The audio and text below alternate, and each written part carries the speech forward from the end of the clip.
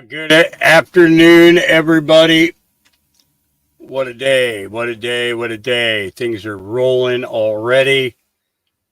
Yes, let the flood begin is kind of accurate. Now, I got a few things that I'm going to share with you today.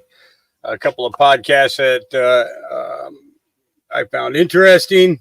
As always, I like to find new talent that's out there and share the new talent with you guys as well. Um, and I've been following this one particular girl, Just Jen Reacts. And she put out a kick butt video, and the thing is these newer podcasters, what I like seeing is the excitement that they have when they find something. It's like explosive in many ways, and it kind of inspires you to you know want to share it. You can tell how excited she is. I'm taking a couple of minutes off the beginning of her podcast and everything though, because I want to get past all the talking and just get to the meat and potatoes of what she's presenting. Um, so that's going to be one of the places that we go today. It's about an hour and 10 minutes. You know, um, and the thing is single mom working her butt off, doing podcasts and everything to raise raise her kids and everything. Like me, she has a couple of dogs that can be extremely annoying, like to start barking and making all kinds of racket while the podcast is going on. Um, I share that with you guys, so I don't have a problem with that. Yeah. So lots of information coming out, lots of things. Slow Country sent me a whole bunch of stuff, and we're going to be going through the Truth Social again today, as well as we'll be hitting Space Shots, Hold the Line with Machiavelli and Lisa B. And then we have some other information that's as well. So we're gonna keep moving along and pushing out information. The thing is I told you guys, as long as I got the fuel, I will be doing podcasts almost every day because of the fact that the information is coming out as fast as it is. More and more people are beginning to really see what is transpiring across our country. Not just across our country, but people are beginning to really see it in their own local areas. With the problems with the Pennsylvania election, as well as other states as well. Polling centers being closed in certain areas, Maricopa and a couple other areas, and things like that. So we're gonna dive into all of that. And I have a special request now. I told you guys I've pretty much been staying away from Nino because I get tired of having to go behind that paywall in order to get information for you guys. There's a couple of interviews on there that I was asked to share, so I'm probably going to do that today. We have Patriot Underground with Jim Willie again. This is the third interview, I think, or third or the fourth interview in their series that's going on. So I got a lot of stuff to run through, and Tennessee Ridge Runner, I have not seen it yet. I just opened up True Social a couple of minutes ago, so I will look to Dan. The only problem I have with Dan is the fact of the music that he uses to make his videos and things, only because of the fact that I can't really share those with you guys without the audio off. But with the audio off, it takes away a good portion of what his message actually is, and all that. It was pretty interesting that there was some information in regards to the Facebook fact checkers being called out in the courtroom and having to admit that that they are in fact not fact checking. They're just putting their opinion over your opinion or whoever's opinion was being presented. So they were forced to do that in court. That's going to be one of the things that we're going to be talking about in a little bit here. But let's go ahead and get started. I want to start off with this Just Jen Reacts. And like I said, she's another YouTuber and a single mom lady who's just trying to do her best and trying to provide information to her friends, family, so on and so forth. Yeah, you can definitely tell by her excitement. Like I said, I clipped a few minutes off the beginning of it because she gets on a roll at the beginning, pretty much like I do. And I want to get to the meat and potatoes of this. So let's go ahead and get this started. Good morning or good afternoon to everybody. I'm sorry I'm not going through all the names and everything else. I'm just kind of, just really just need to get this going. So, because we have a lot of things to cover today. So let's get this. Here we go. It makes me look at the very fiber of America and go, what have you done? What have you done? It's all a plan. So my heritage, I am shocked at. The Italian intelligence, along with the United States sworn testimony confirms that the 2020 U.S. presidential election was, anybody want to guess the word?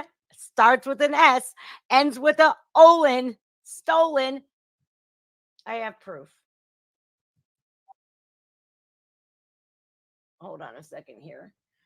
I watched this entire video. I want to bring up I thought I brought it up already, but I did not. Here it is. Good one. All right. Oh, Jennifer got it. Jennifer, you look Italian. Looks like an Italian last name. It was sold. That's a great word. A few more days we'll be celebrating Veterans Day. I want to first and foremost lend my thanks to all servicemen and women who have fought to protect this land. For what? For shit like this to happen? This is a spit in the face of every American, every veteran, every combat veteran. It's a spit in the face to everybody. See, it's like Trump. The election wasn't just stolen from Trump. It was stolen from you. It was stolen from me and everybody who voted for him. Now, what I'm about to show you is remarkably disturbing, to say the least. It is. I wish there were more people here right now to witness this, because what I'm about to show you on this screen is probably the most horrific thing that I have seen in a long time. Yeah. We seem to have been waiting 3 years for proof. We have a lot of proof. They just don't want to hear it. However, this, they better hear it, because every Trump case from Georgia to New York, everyone should be gone.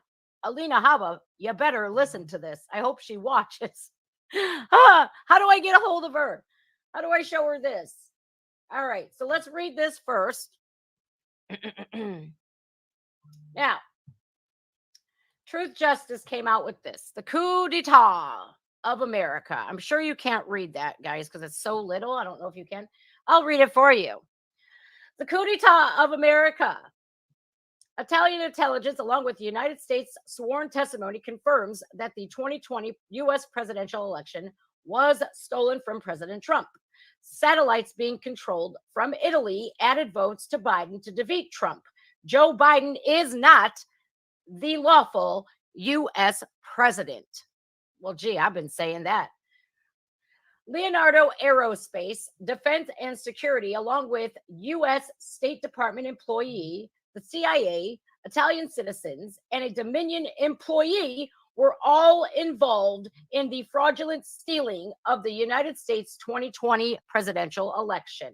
Joe Biden, once installed as the unlawful president of the United States, orders Matteo Renzi, the former prime minister of Italy, to take down the current prime minister of Italy, Giuseppe Conte.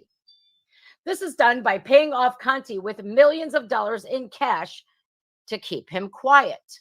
Well, gee, didn't he do that with with what, the courts, to get rid of one Ukrainian prosecutor? Yeah, doesn't seem too far-fetched when he's done shit like that in the open, mind you. U.S. federal prosecutor John Durham has in his possession documents of evidence that shows Barack Obama illegally moved $400 million in cash on pallets through the Dubai embassy with the help of Italians. They stole $400 million from America and put the money into a Merrill Lynch account in Geneva, Switzerland. Those involved in these atrocious crimes have murdered 5 Italian government officials in March alone to cover up their crimes. We cannot let them get away with stealing the presidency of America and murdering innocent people. We must fight for justice and restore the rightful president of the United States of America, being one Donald John Trump. All right, guys, are you ready for it? Because here we go. It's 24 minutes long. We'll go ahead and move on to our presentation from Maria Zack. Maria Zack. Thank you, Maria. And this is talking about the elections. Go ahead. Good morning. I'm Maria Zack from Nations in Action, and we are an organization that's devoted to transparent government, transformative politicians, trustworthy parties, and truthful media. The Italian Secret Service actually received information from Arturo's girlfriend, he considers wife because they've been together so long. Her uncle is part of the Italian intelligence services. Share it now everywhere. She said, Uncle, Arturo came home and said he doesn't understand why we're stealing America's election. They immediately go to Leonardo and investigate. Arturo confesses. The Italian intelligence services reach out to us November 18th. Oh, Maddie J, you're going to want to stay for this one. I hope you can. It's about 20-some minutes long. And, you know, guys, I'm going to do my best to not interrupt this. But you know how they roll. So every time I do stop, I will back things up a smidgen. Okay, so we do not skip a beat. They immediately go to Leonardo and investigate. Arturo confesses. The Italian intelligence services reach out to us November 18th. They said something happened. We're watching a coup d'etat in the United States of America. They were fearful of meeting with anyone. There were 2 affidavits that were delivered into Congress, and they were delivered from Italian citizens that contacted us. Intelligence agencies had been trying to reach out because their country had already fallen. All right, before she gets into this, I want to back it up and I want to describe to you what this is. The election data switch timeline in Italy. I don't know if you can see it on the screen, but here it starts at March 2020, the United States Embassy in Rome. That is what we are right here at the St. Regis Hotel in Graziano. The planning cell, United States Embassy, Leonardo Spa Picara. Now, Leonardo is a company. It's an intelligence company, okay? Now, here's the summer of 2020, November 1st, the CIA arrest, or ARR, I don't know what that is, United States Embassy, Rome from Germany, 2 days, arrive. The CIA arrives in Rome from Frankfurt, Germany, 2 days prior to the election, November 1st. Okay. Here, this is the United States Embassy. Here's Leonardo. Here's where Leonardo comes in. Here's where the company comes in. The 5th of November, the data thrust Leonardo pushes, okay, from the satellites. The Furicino data thrust happens. November 18th is when, well, we already have the election, blah, blah, blah. All of the, she'll tell you how this all goes down. Now, the Biden is declared the winner on while everyone was sleeping, mind you. Okay. They always like to do things in the shroud of darkness under the guise of twilight when we're all asleep. Notice a theme? Biden is declared. Okay, now, when Biden is declared, they have meetings from Rome all the way up until December 5th. The intelligence services reach out on November 18th. This is the guy saying, hey, I have something for you that you probably should look at. The 27th, there's a... Okay, now I want to pause this for a second. Now, a lot of us already knew about Leonardo. Okay, we talked about it about 3 to 3.5 years ago. And about a month before that, Dave and Todd and Cindy had dug in on Leonardo and discovered a whole bunch of information. So basically, so she's a little bit behind the ball in regards to the Leonardo situation. However, this is the first time that this information has been put into a courtroom or a hearing, okay, which means, so I give this girl props, she got the information out to people as quickly as she could, and so on and so forth, and all that. But just because we're ahead of the ball, doesn't mean that we should not compliment her work, okay, and spread the word, because now this stuff is actually is in a courtroom, okay, in comparison to just us guys talking about it online, so that's a huge difference. So here we go. A meeting in Rome. Now, December 5th, there's an IT guy that says, I will agree to testify. That IT guy is no longer with us, just so you know. Now, the Capezzione article comes out here, somewhere within here. Italian government heads change Leonardo arrest Sparkle telecom certification. The CIA retired before this could all happen. Now, here is the event, the event where the shit hits the fan. Here is where this man, the CIA retiree, okay, he retires just 2 days shy of this all coming out so he could collect his pension. Now, Maria is going to describe everything, what I just said, that whole timeline. She's going to discuss the entire timeline, probably better than me, right? Because she has everything. Now, this was all nationinaction.org. This is insane, y'all. All right. Ready? In the United States of America, they were fearful of meeting with anyone. Talking about why There were Italy two involved? affidavits that were delivered into Congress, and they were delivered from Italian citizens that contacted us. Intelligence agencies had been trying to reach out because their country had already fallen. And that is what is happening around the world. The intelligence agencies are It's watching both, corruption Bob. and China come in to their countries and buying off politicians and hiding things and using fraud to do amazing efforts to take over and own property and, in some instances, countries. Go Huckabee, go. So today I'm going to play for you an audio tape that should shock you all. It'll shock America. This is the first place I have chosen to testify in. I could have walked into any state. I know my way around. We've already proven my credentials. I know government affairs. I can walk in, and when I play this for you, and why Kansas? Because Kansas was a pro-Trump victor of electors. But I would argue you don't know. You do not know the real result of your election. You also probably have not been made aware of what was occurring in Italy.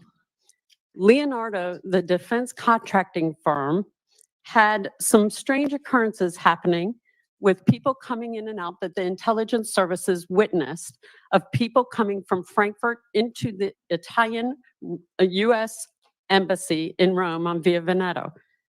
This instance enabled individuals to come forward and supposedly, according to the Italian intelligence services, work with Leonardo to change the results of the United States election. But more frightening is that they claim there were 47 to 52 presidential elections around the world, and they now have telemetry experts, over 200, that speak foreign languages that are all different.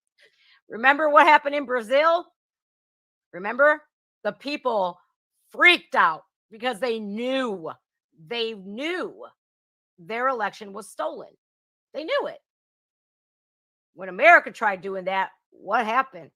Well, ask the people sitting in prison to this day. Ask the grandma who had a flag.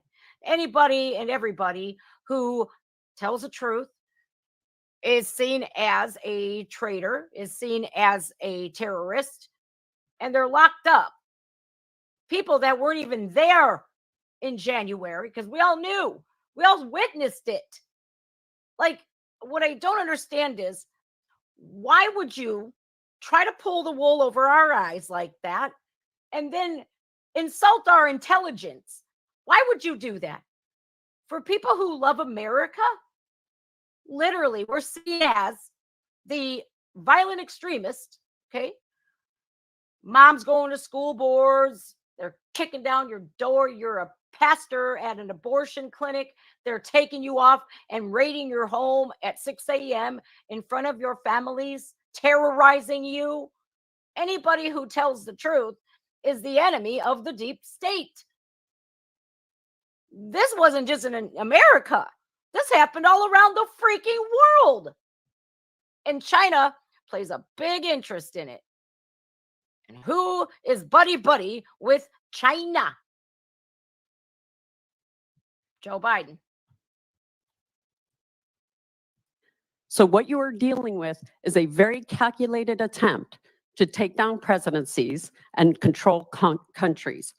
So this audio that I'm about to play for you Joe Biden is from who was a member of the CIA and the State Department. His name was Larry Johnson.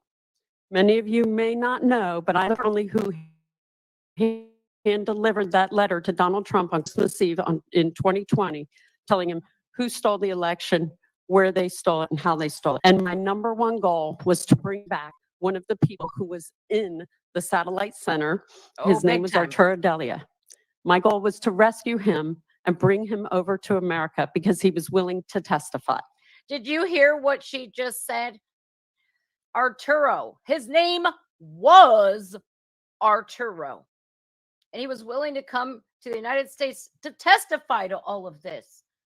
Notice how she said was, as in past tense. When you're speaking about somebody in the past tense, what does that mean? They're no longer with us. 5 people were murdered. Innocent people who were willing to tell the truth. For future reference, I love my life. I love my children. No, I do not wish to unalive myself. And if anything happens, they Epstein my ass. I'm just putting that out there right now for everybody to hear. I am not willing to ever unalive myself. Okay? Got it? Cool. Just documenting that. There were people that would not assist, that I thought would assist.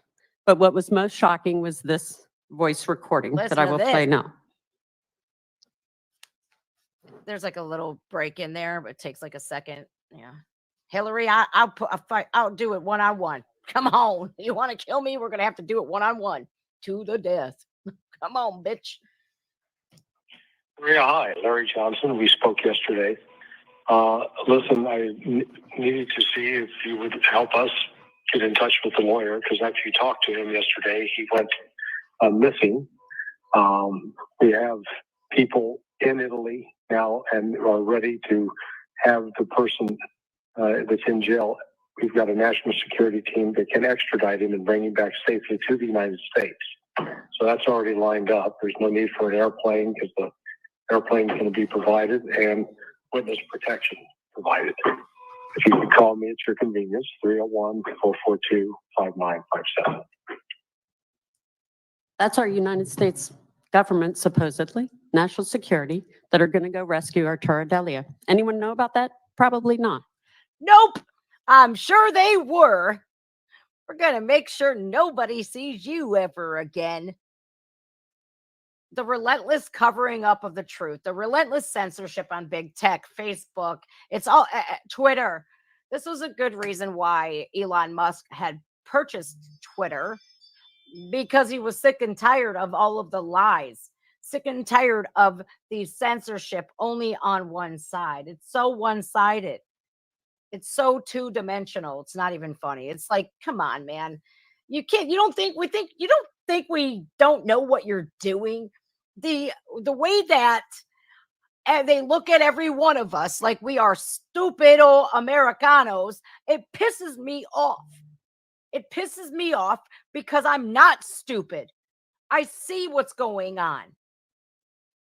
And they are as evil comes. The way that they could do all of this, lie to us, and look at us like we're stupid. Evil, man. And not to mention killing people.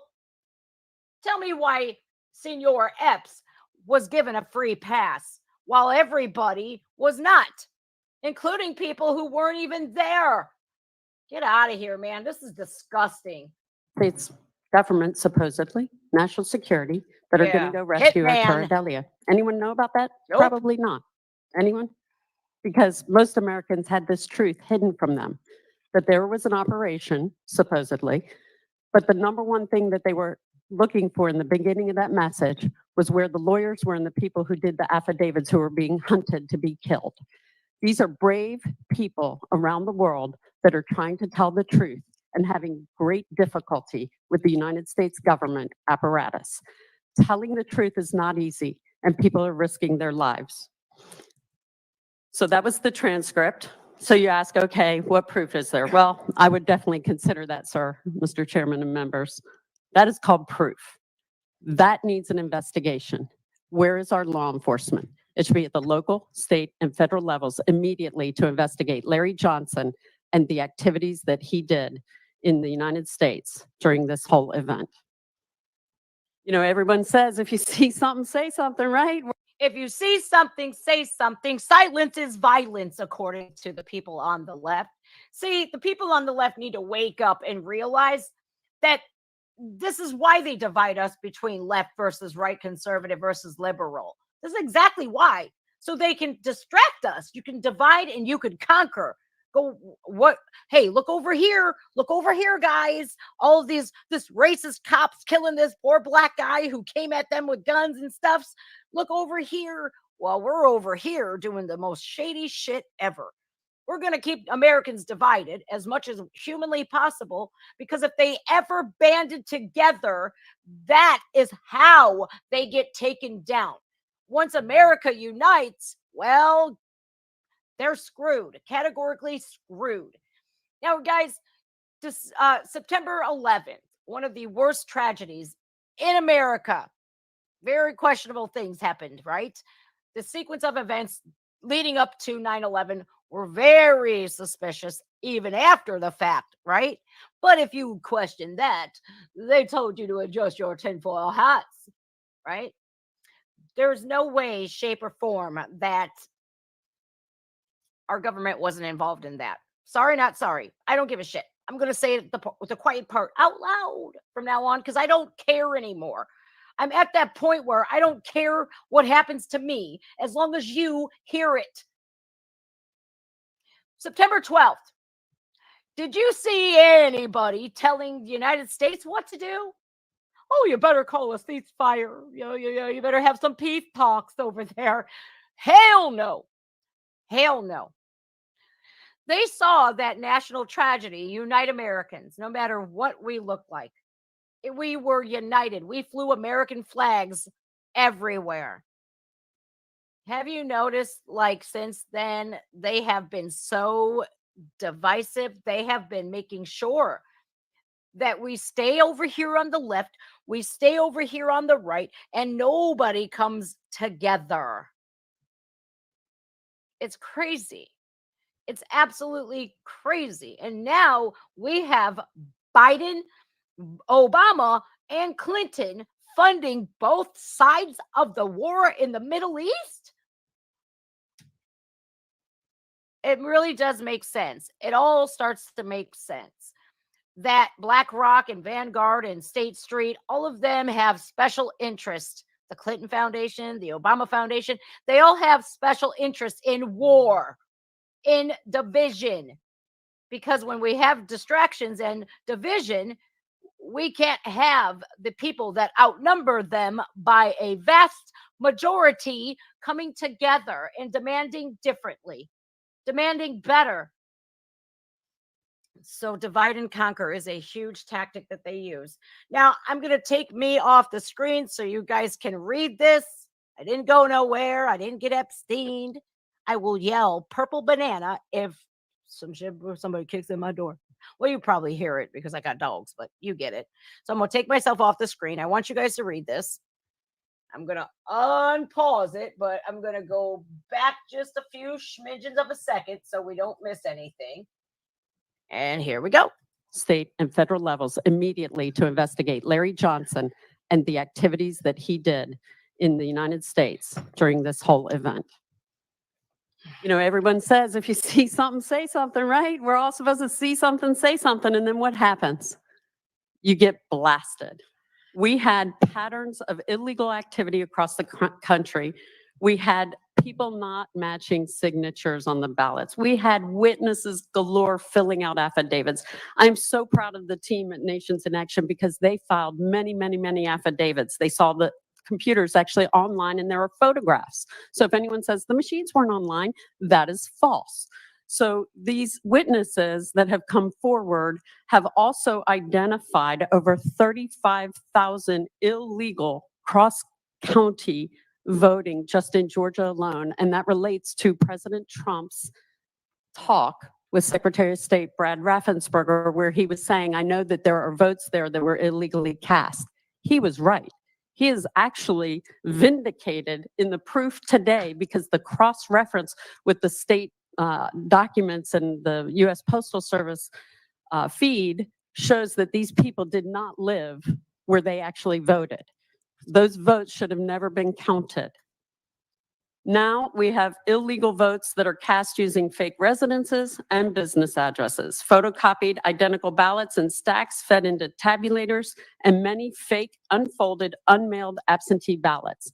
Of the thousands of affidavits just filed in Georgia alone, would you like to know how many arrests were made? Zero. Zero. All those great citizens who we ask to do us a favor and help us do our right to vote, to go and volunteer to work polls, had no assistance at all in having a free and fair election, and they witnessed the failures of America. So what she's speaking about is all of these poll workers who, filed the testimony, the written testimony and all of that. They're like, hey, listen, man, I witnessed all of this going on. Whatever happened with that? Shh, go away. Go away. Hey, I witnessed this poll worker doing this. Shh, go away. We didn't see nothing. Eyes are closed. Ballot stuffing, all of this. Oh, Dinesh D'Souza did a great documentary called 2000 Mules. Please watch it. But it's not real. The video. We have people on video. Come on. Oh, well, no, that's a little grainy. We don't know. What about those pipe bombs? We have facial recognition that could, satellites that can zoom in on a pimple on the tip of your nose. But we can't find people that did that. There's nobody held accountable for the riots of 2020, neither. No special committees. No. What about the people that blatantly put themselves on TikTok, on Facebook, on Instagram, on Twitter, screwing with the ballots, ripping up ballots for Trump? They're switching the ballots. What just happened in Pennsylvania should open your eyes. They had a mix-up, a hiccup, they're calling it. It was a hiccup. Oh, it's only low level, like city council people, mayoral. No big deal. Do not look over here. Their votes were flipped. Oh, those machines were offline. They're offline. No, they weren't. Oh, well, the paper is not the right size. I know it says Carrie Lake, but the one that didn't debate, the one that certified her own election, the one that worked as Secretary of State, she's going to get that one because the letterhead ain't big enough. What the hell is going on here? This isn't America. This is some communism bullshit, world domination bullshit that we really want to control everything. New world order shit. This is what that is. NWO. My God, man. But if you say something, you're labeled as a conspiracy theorist and they're calling you crazy. Here's the video. Oh, well, you're crazy. Here's that guy literally posting a video of him ripping up ballots for Donald Trump. Oh, that's fake. Fake news. Where's our fact checkers at? Don't trust a fact checker, please. Please. Because it's all Politico, Associated Press, Wikipedia. It's all ran by the same people. My God, does this not anger you? Does it? Like, are you pissed? Because you should be. You should be extremely pissed. Now you're seeing what I said in the beginning. It all makes sense. Everything from back then to now, it was a part of a plan. And this is exactly how they executed it. Now that we all know this, and Biden knows that we know this, that's why they tried with the scandemic shit again. Oh, a new variant. Gotta mail in ballots again. They know that gig is done because everybody stood up immediately and said, we will not comply. We're not going to comply. So F your mandates, F your mask mandates, and no, ain't doing it. We ain't doing that shit today. Tomorrow don't look good either. Okay, Satan? Not today, Satan. So what did he do? He opened our border wide open. That's why New Jersey, no voter ID. My God, man, this is tragic. This is an American tragedy. And we're all looked at like we're stupid. We're all looked at like we ain't shit and there ain't nothing we're going to do about it. Well, thank God we can do something about it. Thank God. Do us a favor and help us do our right to vote, to go and volunteer to work polls. Oh, I got have no assistance. I got at some all shit on that. in It has to having be a on free and Rumble. fair election, and they witnessed Can't be on the here. failures of America. I found them. I know where So they're now at. you should be asking me, who are the people in Italy, Maria? They're going to kill me. Who are they that actually coordinated and conspired? Because this is where we really break things down and show you the proof of what occurred. Stefano Serafini on your left is actually a member of our State Department who retired just days before the election. It is said that he, in an intercept, it was picked up that he was retiring so he wouldn't lose his pension should he be caught. He was coordinating with General Claudio Graziano, General Graziano is also at the time, was the EU commander. And they were meeting across the street at the St. Regis Hotel. And it was with Ignacio Moncada, who is the CEO of Fatah, which is Fatah SPA, which is a subsidiary of Leonardo, one of the largest defense contracting firms in the world. They are the largest in Italy, and they Ah. receive numerous United States military and intelligence contracts. That should frighten everybody right now. Now, they were meeting in his hotel, and in March of 2020, they were coordinating this plan. The Italian intelligence services actually provided me with the cell phone number for the go order, Yeah, and it can. goes to General Graziano. Mm. So then you ask, well, they concoct the plan. They have to go get the IT guys. Who's going to do it? Well, they already had a guy. His name is Charles Robinson. He is a telemetry expert. He came in a week prior to the election of November 2020. He uploaded mil-spec software. You're not going to come on here with that free Palestine shit on my shit. You're done. You're out of here. Look at that. Ban user. Goodbye. Don't you dare.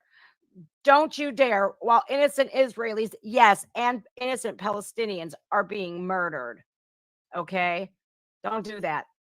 Don't do that. I don't celebrate terrorism. I don't celebrate it here on my homeland, and I certainly don't celebrate terrorism over on somebody else's, on one of our allies, nonetheless. All you people out there, free Palestine, free Palestine. I'm a queer for Palestine. Then go there, see what happens to you.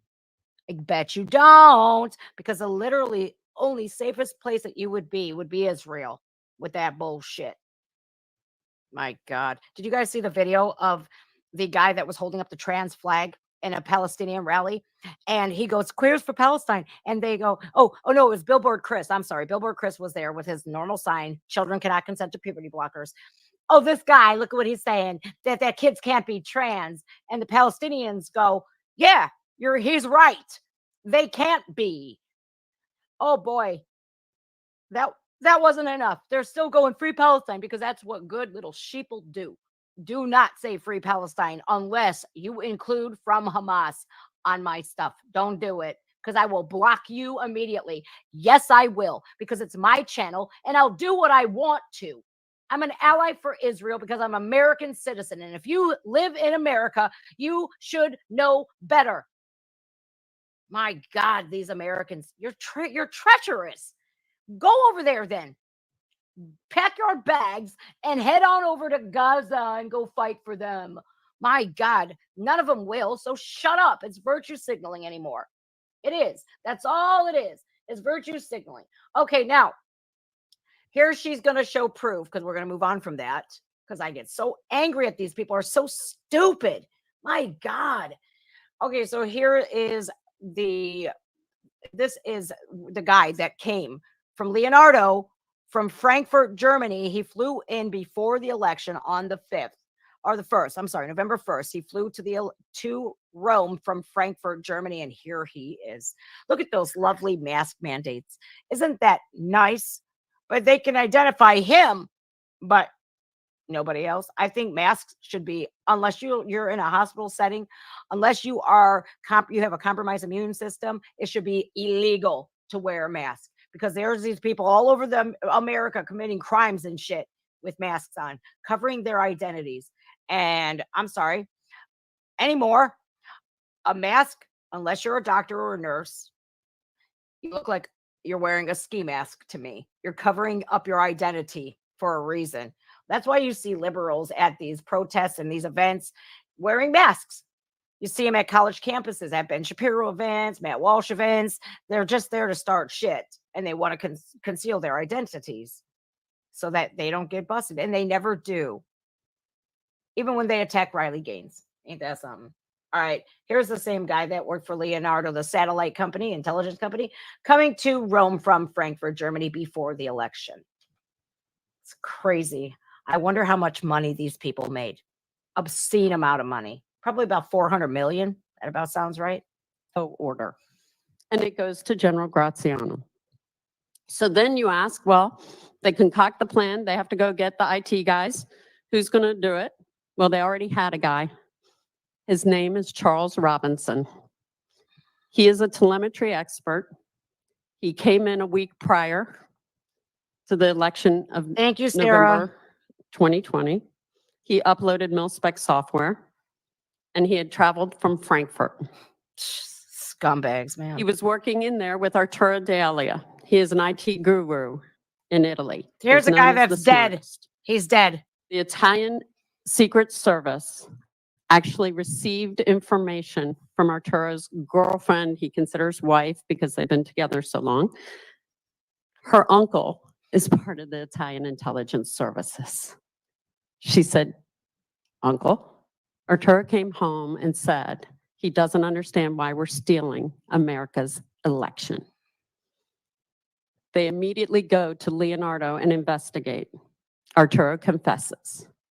Arturo What they disappears. don't know, what Arturo doesn't know, and anyone else, the Italian intelligence services, with the help of the Finanza Guardia, were conducting the investigation, and they said they were there to check for financial fraud. Fact. So they were checking all the other employees saying, hey, you got anything? What's going on around here? Any financial fraud? And one guy was a little nervous and he said, I don't have financial fraud, but something strange happened in the satellite center I'd like to confess. There was actually a second person in his name we had named Beta. You're welcome. Beta confessed to the Italian Secret Service, corroborating the entire story You're welcome. that Arturo D'Elia told to the intelligence services of Italy. This is Arturo. Arturo was hiding in the facility for 18 days. Now you hear Maria getting very choked up because she went to no ends to save him, to protect him. She took money out of her own retirement account to protect Arturo. Did he deserve to die because he told the truth? Really? Is that what we do? Well, yeah, when you expose corruption at an obscene level, of course they're going to knock you off. Look what they did to JFK. Joan Rivers, all of these people have been murdered. There's a lot of them. Celebrities. Yeah. Look at Chris Cornell, Chester Bennington. All of these people who are talking about all of the Hollywood stuff, they ended up dying the same way. The Obama chef, the Clinton chef, gone the same way. They both drowned. Why? I wonder why that is. Because in water, there's no fingerprints. There's no DNA. Great, best way to off somebody. Jeffrey Epstein. He was about to sing like a canary. Man, this is bad. This poor guy. I'm looking at him like, what a warrior. What a warrior. A beacon of truth. I never in a million years, like my dad always told me how crooked the CIA and the FBI and DOJ was, but I never knew it was this bad. I guess that's a little naivety, right? When you're younger, you don't know better. A lot of people don't know better. You know, they don't know better. They don't know what people will do in order to hide the truth. Just look at why they encourage the people on the LGBTQ side, right? The alphabet mafia. They encourage you to fight and to scream and to freak out when somebody simply says you're a biological man or a woman, right? They lose their ever-loving minds. They encourage that. They encourage civil unrest. They encourage rioting. I wonder why they're not going to burn shit down. I would be. They better be in the streets. I'm going to punch Donald Trump right in the face. Right on camera. Like they feed into such anger and hatred. They don't want peace. They want division. They want hate. They make up hate where it doesn't even exist. Because they want people to be dependent upon them. They want to control everything. Digital currency. Excuse me? No. But to literally die and be killed because you knew he knew too much. There is such thing as knowing too much. Now, we're seeing Marie getting choked up here about the Arturo situation. I backed it up a little bit because they have somebody here named Beta. Beta, they ain't letting you know who that is. Thank God, because Beta wouldn't be here no more.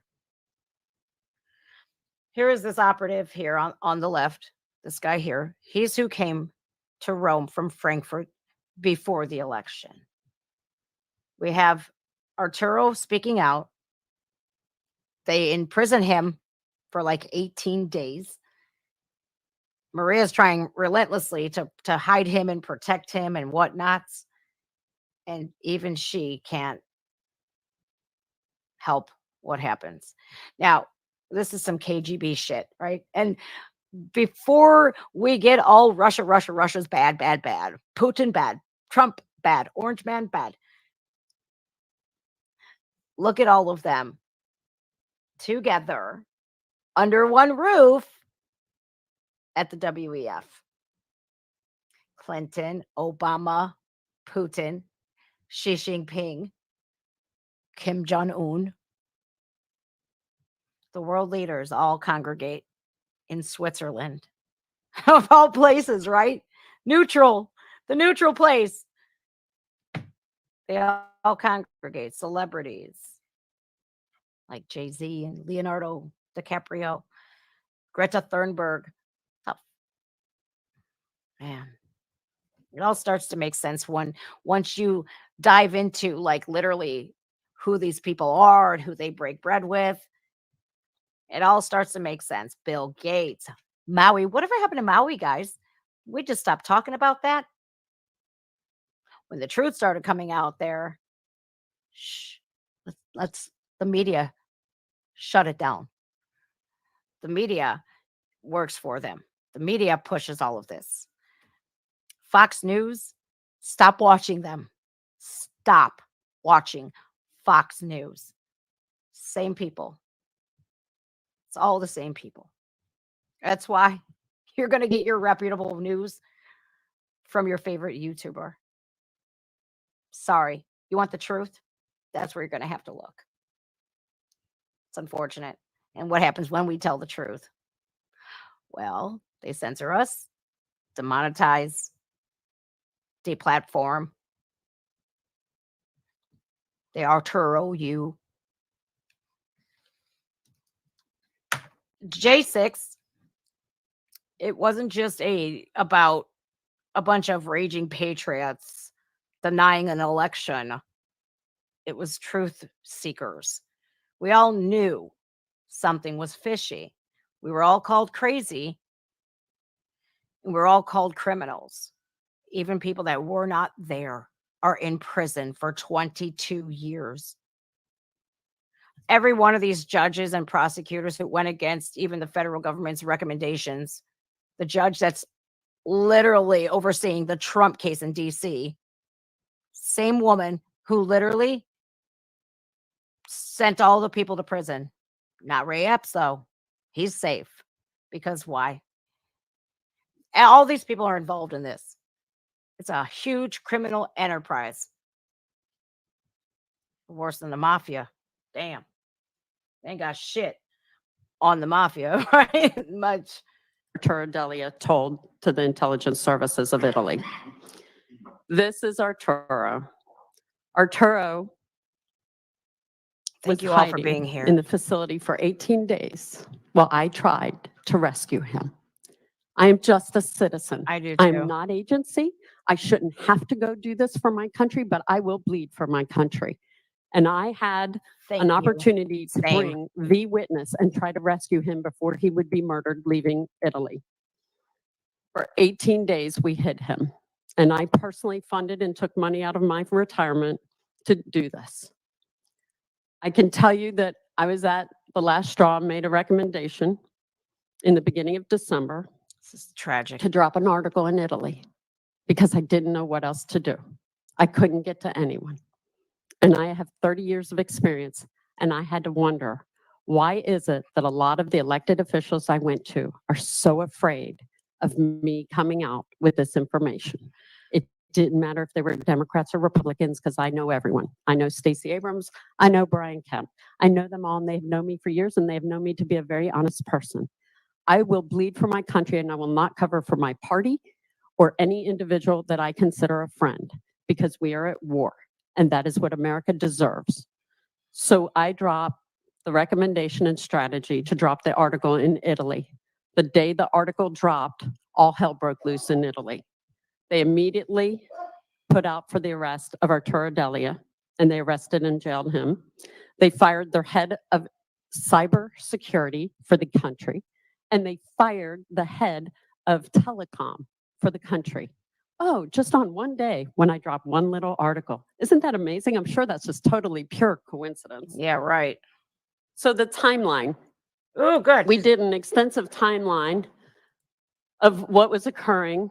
We as went over was this happening. earlier. We knew that the meetings were taking place from March of 2020 and then into the summer. November, the first week in November, the crew arrived to the US Embassy. There were data thrusts during the election because they said they couldn't keep up with all the votes and switching them. It was through the use of the Galileo satellite that was taken offline to load the mil-spec software. And let me make it very clear. I also own an IT company. I have friends who are both SEAL Team 6 former members that are communications and IT specialists. You have a document in your folder that explains how the satellites can be used. There are many methods. Anyone get Dish Network? Anyone get satellite TV? It's the same thing. So I'm going to make it real easy for you, because I tell you, IT can be a bit complex. And so they loaded the software, they used it. Arturo goes home and tells his significant other. The Italian intelligence services reach out to us November 18th. They said something happened. We're watching a coup d'etat in the United States of America. They were fearful of meeting with anyone. The Italian government heads changed and did the arrests of the Sparkle Telecom and CERT. And then the CIA operatives fled immediately from the embassy the same day as the article dropping. That is not coincidence. This is one of the gentlemen, if you notice the sneaker, same guy. That picture is from the United States Rome Embassy. Nobody can get that picture unless you're Italian intelligence services. The camera is super high up. It is a secured facility, secured item. They sent me that photo. They were sending me documents and sending me photos because they knew there was nobody in the United States Rome Embassy that they could trust. And that is a sad, sad, sad day for America to wake up to this reality. It is not partisan, I will remind everyone. This is a whole different operation and a whole different war we are fighting. Told you. These are the other operatives that were fleeing on that day. They told the ticket agent that they were returning back to Frankfurt, which confirmed everything. Leonardo actually had their facility, their secure facility for all of their cloud services in Frankfurt, and they recently moved it. But at the time, it was in Frankfurt. They're also looking at renaming Leonardo and breaking it into pieces as we speak. Sound familiar? Maybe something that used to be called Facebook? So then we have the gentleman in the center. There's a gentleman with a very large bicep. And you would say, why do we care about that gentleman's bicep? We care a lot about that gentleman because that gentleman is out of Canada. He is not an American. In the middle, he is right Canadian. here. In the blue shirt. These gentlemen, this one in particular, we received a tip immediately that this gentleman, Charles Robinson, had confessed to stealing races in Arizona as early 2000, including Janet Napolitano's race for governor. He returned back to Canada with a brand new sports car and confessed to a fellow coworker while he was working at one point for Dominion. Then he was not working for Dominion. Then he went back to Dominion, and then he left and was working for another company. Wow, wow, wow, wow, wow, wow, wow. Oh, no wonder why they scrubbed that video off the internet. You know how long it took me to find the video of Barack Obama saying this? The Dominion system can be easily manipulated by anybody who runs the country at that particular time. He said this 11 years ago. No charges for him. Oh, he's an election denier. What about Hillary Clinton saying the same thing? It's okay for them to say it because the people who are involved in that are allowed to. Donald Trump, though, oh, election denier. Oh, illegitimate president. Arrest him now. Take him off the ballot. Yesterday, before Trump rally, right? Before the rally, Minnesota Supreme Court said no to taking Donald Trump off the ballot. The state of Minnesota was trying so hard to get Donald Trump, Colorado too, get him off the ballot. No. Oh, I bet you they was pissed.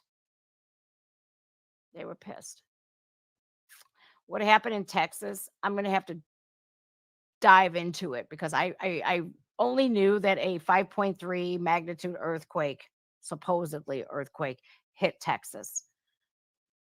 I don't know what happened, so I can't really discuss and get into what had happened because I don't know, and I don't want to give you guys anything if I don't know it. This guy here. What the fuck? This is insane. This is absolute insanity. No. I don't trust the voting system at all. Because I'll tell you what, everybody I spoke to before November 8th was not voting yes on issue 1. Everybody passed overwhelmingly. Late-term abortion is now legal in Ohio. Oh, it's only 26 weeks. There's a limit. Oh, up to 26 weeks. That is a whole baby can survive outside of the womb at 26 weeks. What the hell? I exposed this. I showed people that there was an abortionist who invented the late-term abortion, kicked $100,000 towards the ballot measure. I exposed it. I did what I could and it failed. I don't think it did, though. I don't think it failed. I think we just have people like this that can change that shit. I can't believe in my own state. Are you serious, Ohio? I don't even think it's Ohioans, I think. And then news break today. Oh, look at all these new LGBTQ people who won. I don't care who they sleep with. Are they good for the community? School board, city council, this, that, the other. I'm over here like, what? We don't have enough warriors pushing? We already voted on parental rights and education in Ohio. We don't want that shit in our schools. I don't care who you sleep with. I don't care how many abortions you've had. It's not right. My God, man. I'm questioning everything now. Everything. Rightfully so. Go back to this scumbag. Like, I don't know how you can live with yourself doing shit like this. I couldn't. But you know what? Greed makes people do a lot of things that they normally wouldn't. And confessed to a fellow coworker while he was working at one point for Dominion. Then he was not working for Dominion. Then he went back to Dominion, and then he left and was working for another company. This gentleman has an extraordinary large bicep. He's very well known by this source. This source worked with Canadian law Fucking enforcement who weirdo. seem to be a lot more willing than our federal agencies. You know why? Like, I'm going to crack a joke here because I need to. I need to laugh.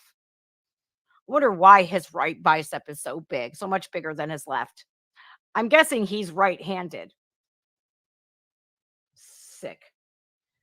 And they started tracking the gentleman. The What sources to do claim anymore. that this is the guy who is so brilliant as a telemetry expert that he was able to load the software and change the votes. He now has 3 women, and there are people hunting him because people have followed my work. And sadly, some of them have done things that are, in my opinion, treasonous. They have gone to Italy under the guise of collecting money to go do an investigation on Italy. And they've taken this information and gone and gotten massages, rented villas, and they've also gotten people inspired to go hunt this guy down, as well as Stefano Serafini from the U.S. Embassy. Serafini is still in Italy. He does not return to his McLean, Lots of Virginia mail-in home ballots. because he knows there are Americans looking for him. In my opinion, that was very wrong to incite Americans to go after and hunt these people. But Americans are desperate for politicians and law enforcement to do something. So I beg of you to work with law enforcement Listen and to make this. something happen after this presentation, because there's too much proof to not have it happen. We have to do that on a state-to-state level. You have to do this. You have to go to your local law enforcement. You have to light a fire under their asses. That is how we do things at the city level, then the state level, and then the federal level. Because sitting here doing absolutely nothing, look at how far that's gotten us. They've already proved what they will do to us if we march. Okay. If we march in solidarity and all come together and congregate, they will send us to prison and hold us there for many, many, many years without charges. And a lot of us, like myself, have children. I'm not willing to risk that, but I do know a lot of local police officers whom I will be talking to about this, whom are extremely patriotic. I just can't risk getting thrown in prison again. I have kids, and I think that is what scares so many of us. Literally, they know that we're not willing to risk being separated from our families. And it sucks because we're supposed to always put our country, and this may sound messed up to some of you guys, but for a lot of us, it makes a lot of sense. We're supposed to put our country in front of our families. Being a single parent, I can't. If I had a husband, bet your ass I'd be there. They scare us all into submission by what they did to the people in January 6th. They scared us all into submission. But we can go and talk to people on that local level. There are conservatives everywhere. And the Republicans, look, guys, seriously, be a conservative. Don't be a Republican, because there were 70 Republicans that just voted to ship a whole bunch of money somewhere. I don't remember exactly where, but like $800 million somewhere. I don't remember where. I tweeted it. There are more than just 20 rogue rhinos in the House. It's a lot more. They're all that uniparty. They're all partisan, as much as they want to say it's bipartisan. No, it's not. They're working for the same people. And those same people don't want any of this out. Those same people don't want us doing stuff on that local level. They want us to shut up and just sit there and look pretty. Well, we can't do that. We can't do that, especially with what's going on in Maui, what's going on in Texas, East Palestine, Ohio. Oh, and David, I wanted to bring this up. I say that I'm in Cleveland, Ohio. I don't give my precise location. And I've noticed you've done that on a few of my posts. Okay. For my personal safety and that of my children, please do not post where I am. Okay.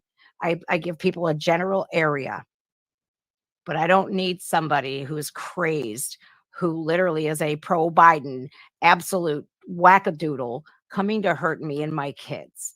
So please, I just let's keep it general. Ohio is cool. Okay. I'm not scolding you or trying to be an asshole or anything. But when I have kids, and when you're on the internet, unfortunately, there are people that will do very harmful things to you simply because they don't agree with you. And that is encouraged by people who are in the New World Order who want total domination. They encourage that shit. They encourage people to attack people who are speaking out against them. Believe me, there's a target right here. And they started by taking away everything from me. Literally $30,000 gone. Yeah. Believe me, guys, in July, when I got that email, that demonetization email, it was hurtful to say the very least. That was like, holy shit, this is not good. Hopes and dreams gone that fast. So if you're ever like looking at a YouTuber who puts their all into everything and wants only but to give you the truth, and they are just wiped out completely, have a little sympathy, a little empathy, because they put their blood, sweat, and tears into channels. It's their everything. It's like a baby. It's very dangerous to tell the truth these days. Well, I'll bleed for my country, just like she will. But I'm not going to put myself out there for a Looney Tune to freak out because I'm not going to fall in line with your pronouns for the day or week. Okay. All right. We're on to this guy here, Alexander Nix. I really hope they find this guy here. I really do. I hope they find him, and I hope they put him in prison, underneath the prison, preferably, for a long, long time. I beg of you to work with law enforcement and make something happen after this presentation, because there's too much proof to not have it happen. Now for Alexander Nix. That name should be familiar to all of you. He was very involved in races in 2016 and prior. He was involved in the Cruz campaign. He was involved in the Trump campaign. And he was fined and part of the use of people's data from Facebook, a huge, massive fine that Mark Zuckerberg had to pay.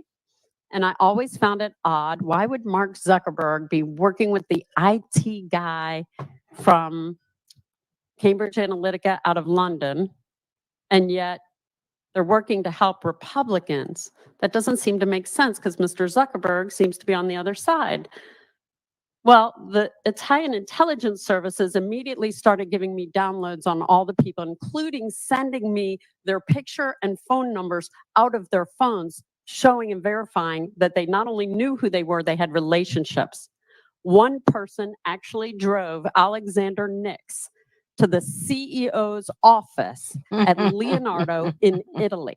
Ooh. Now, you must ask yourself, why would an IT guy who has a voter technology actually be going to a defense contracting firm in Italy? Doesn't make sense, does it? No, it doesn't. And so you have to ask, okay, Sorry, bud. so Alexander Nix, is he MI6 like the Italian intelligence services says? Was he in meetings in America with CISA, the Security Association that was ensuring our elections? I am told that he was actually given permission and attendance of our election integrity and security meetings in the United States federal government as late as October of 2020. And he is a British citizen. He is not American, and he ran an IT company as his cover called Cambridge Analytica, where there are movies by Brittany Kaiser and others, Chris Wiley, who are two very liberal Democrats who came out, they saw something and they said something. Ooh. And these people know something is wrong, and they have written books, and I highly recommend reading those. So I'm going to back that up because I want to write these down. Now, good. You saw something, you said something. You put aside your political views and your social views to do the right thing. Those people are like unicorns these days, especially on the left, because you can't be woke enough for them. And if you go against anything that they're spewing, you are a traitor. Oh boy, they literally like eat their own time and time again. So it's really great to see a couple of people willing to go against the grain and say, you know what? This ain't right. And Zuckerberg, coincidentally, who does he run with?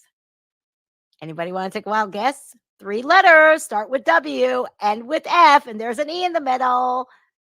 He's a part of the World Economic Forum. Those people are why everything happens. The Great Reset, somebody brought that up earlier. Klaus Schwab. This was all a plan. Everything.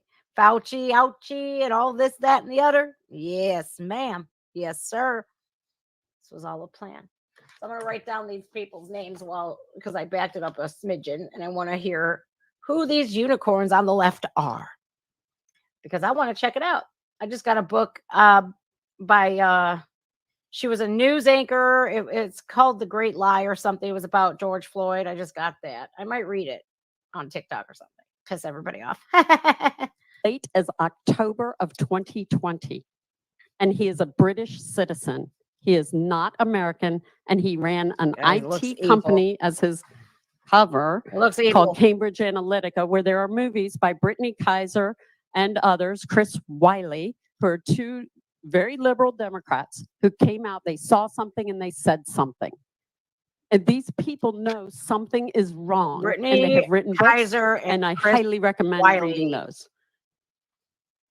So while this was going on, the Italian intelligence services started telling me how things were breaking down in Italy, and the Italian government was going to collapse. It's their books. I am not one who's ever received an intelligence briefing in my life. I was a lobbyist, state lobbyist. You know many of people just like me. And so all of a sudden I'm being told that Joe Biden called Matteo Renzi, who was the former prime minister prior to the collapse of the government, and he said, I need you to take down Has to be ended. Giuseppe Conte as the prime minister. Within 3 weeks, Giuseppe Conte was down and Italy was in total chaos. That is proof that the intel intercepts that I was receiving were factual. Now, Conte was not real happy about going down, but he was given millions of dollars, we were told, in a California bank. These are banking issues as well. There were movements and pallets of cash, including the information that I supplied to Special Counsel John Durham. Well, welcome, You're Lisa. the first government agency that Welcome. I am making this very clear to everyone. John Durham is in possession of documents from me that include the moving of pallets of cash by Barack Obama through the Dubai embassy. Our United States government CIA agent was present. $400 million were moved from there with the help of Italians, and the Finanza Guardia in Italy knows. And they supplied the names of the people in the room. And now we need you to get your United States senators and your congressional delegation. And I don't care what party Aw. they are. Hi, And they need to Monica. work together, because stealing from the American families in Kansas is wrong. And they stole $400 million and put it in the Merrill Lynch in Geneva, Switzerland. That is evidence that is sitting before us today. Nice. This story gets worse and more horrifying for the citizens of Kansas and America. Oh shit. Here we So go. we knew that the plot was going to continue. They were going to try to kill Arturo Delia. We knew that they were chasing the Italians that were helping us. They have been threatened. They have been in car chases. They have had their cars roll over and people injured. And there have been many Italians who have been murdered. 5 government officials in March alone were murdered, including an ambassador. Wow. A brand new appointment to the cabinet was murdered the very day he was appointed. Wow. With that, Mr. Chairman, I yield the floor for questions. Okay, do we have questions? You gave us a lot. It's awful hard to grasp everything all you're saying, and a lot of it's very new for us. Yes, sir. Going to Italy and the Leonardo, if I understanding what you're saying, is that satellite there can send the codes and they can affect and change elections, not only United States, but around the world. Did I understand that correctly? Yes. Yes, sir. Damn. Now, the great question, the $1 million question is, what is going to be done about this? I don't know. I think we have to start on a state level, like she said, and get all of your people involved. Get people talking. Share this video. Share it on Twitter, on Facebook, especially. You better tag Mark Zuckerberg. He blocked me. And so he threw me in Facebook jail time and time again for exposing the truth, for going against his agendas that he loves to push. So I got sick of it. I said, F it, I'm done with Facebook. Plus, somebody made a fake profile of me and was starting all kinds of bullshit on Twitter. So I got rid of it. Well, you can't make a fake profile of me if I'm not there, can you? And I let everybody be known. I'm not on Facebook, and it sucks because big tech had to pay a lot of money. Facebook had to pay a lot of money. But guess where he still sits? In his mansions. He's got one in Maui. His mansion wasn't touched. Oprah's mansion wasn't touched. I have a video that I'm going to be doing today on Rumble, guys. It is I got it from BitChute. Somebody actually tagged me on Twitter. I'm going to pull it up, just the thumbnail of it. I'm just going to pull up the thumbnail of it, okay? I'm going to show you. It cannot be shown here, unfortunately. But it can be shown on Rumble. Because when I show you, oh, here it is, Matt Gaetz. Matt Gaetz just tweeted this, okay? $300 million. I'm sorry, I have to correct myself. $300 million. 70 Republicans, literally, this is what Matt Gaetz tweeted. 70 Republicans just voted to reward the weaponized FBI with a new $300 million headquarters, even larger than the Pentagon. After everything that's come out, 70 Republicans. 70. That's sick. Every Democrat said yes. There was 0 Democrats that said no. Well, 11 of them didn't vote. 9 Republicans didn't vote. But 273 to 145, that seems a little partisan if you ask me. It does. Seems like they came together on that after all the FBI, come out. Here's what I'll be. Did you guys hear that?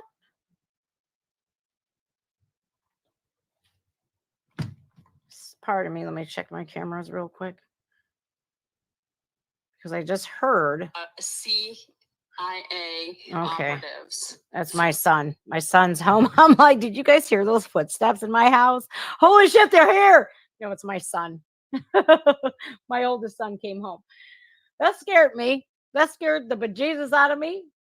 He's heavy. He must be heavy footed. All right, here's what I'm going to be sharing Oh, where did I see it? Where did I send it at here? I sent it on to my email, actually. Where is it at here? Here it is. This is the video that I'll be doing on Rumble because I cannot do it on here. Let me. Okay, ready? Here is the thumbnail that cannot be shown here. Of course, you know why. We're all wondering what happened to those 85,000 children, migrant children that have gone missing. Well, remember Ann Vandersteel coming on my podcast, you guys? It seems like she was telling the truth.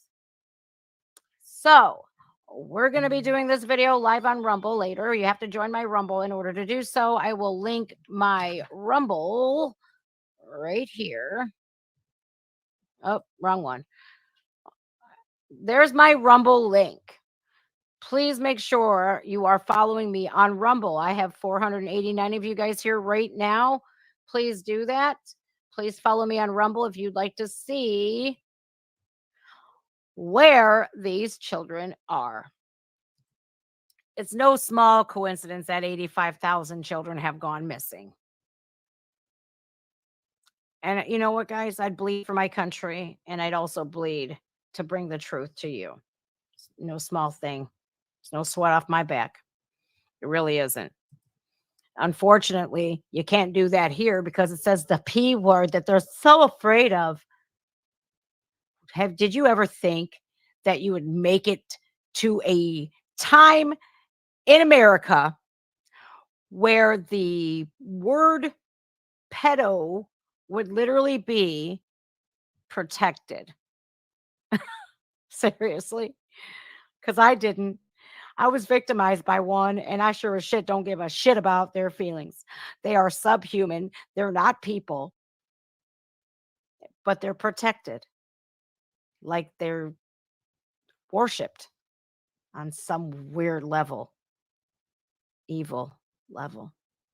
So that will be on Rumble. All right, guys. Again, what do? Take it to the state level. Talk to people in your community. Band together. And, you know, a lot of you guys in the comments were saying something about the Second Amendment. The Second Amendment was created not to keep us in line, to keep the government in line. They know we're too scared. There's people out there that aren't. But again, we need, if we even mention coming together, you know damn well they're going to be shipping people in from the FBI to infiltrate that. They're going to hire people, third party, so they're not, their hands are clean of that. They're going to hire in informants and operatives to come in so they could stir shit up and ramp up crowds. I think people, if we could say, hey, listen, I've learned our lesson, like we will not act a fool, and we're promising no violence, none of this hooey. I think it could be done. I think we could congregate, but they're going to try their best to make every conservative look like the evil, violent extremist that they claim that we are. Sorry, you're not going to call me a tyrant. You're not going to call me an extremist. You're not going to call me violent because I love my country and my people. So we have to find out how we organize something. But we have to start on the small level in our communities, because I guarantee you there's a lot of people in your community who feel the same way, who feel like the government got a little too big for their britches. Yeah. All right, guys. I love you all. Thank you for joining me. I hope with this, I don't know. I hope it's like a domino effect. I hope it's all up from here. I hope there's no hurdles, no speed bumps, but I can't guarantee that. All right, y'all. I love you. Thank you for tuning in today. I really appreciate you guys joining me. I really do. You could have been anywhere else, and instead, you chose to be here. That means the world to me. It does. All right, y'all. Thank you again. I love you all. Let's say the Pledge of Allegiance really quickly before we go. Ready? Do I have I have a flag over here. Ready? Guys, put your hand over your heart and repeat after me. I pledge allegiance to the flag of the United States of America and to the republic for which it stands, one nation, under God, indivisible, with liberty and justice for all. A freaking men. When my little boy told me, he recited the Pledge of Allegiance, I was doing laundry and I heard him saying the Pledge of Allegiance. Do you know how excited I got? I was like, and he said it, under God, indivisible, with liberty and it sounded a bit like under God, indivisible, with liberty and justice for all. I dropped my shit and I was like, oh, it was music to I'm getting chills right now as I say this.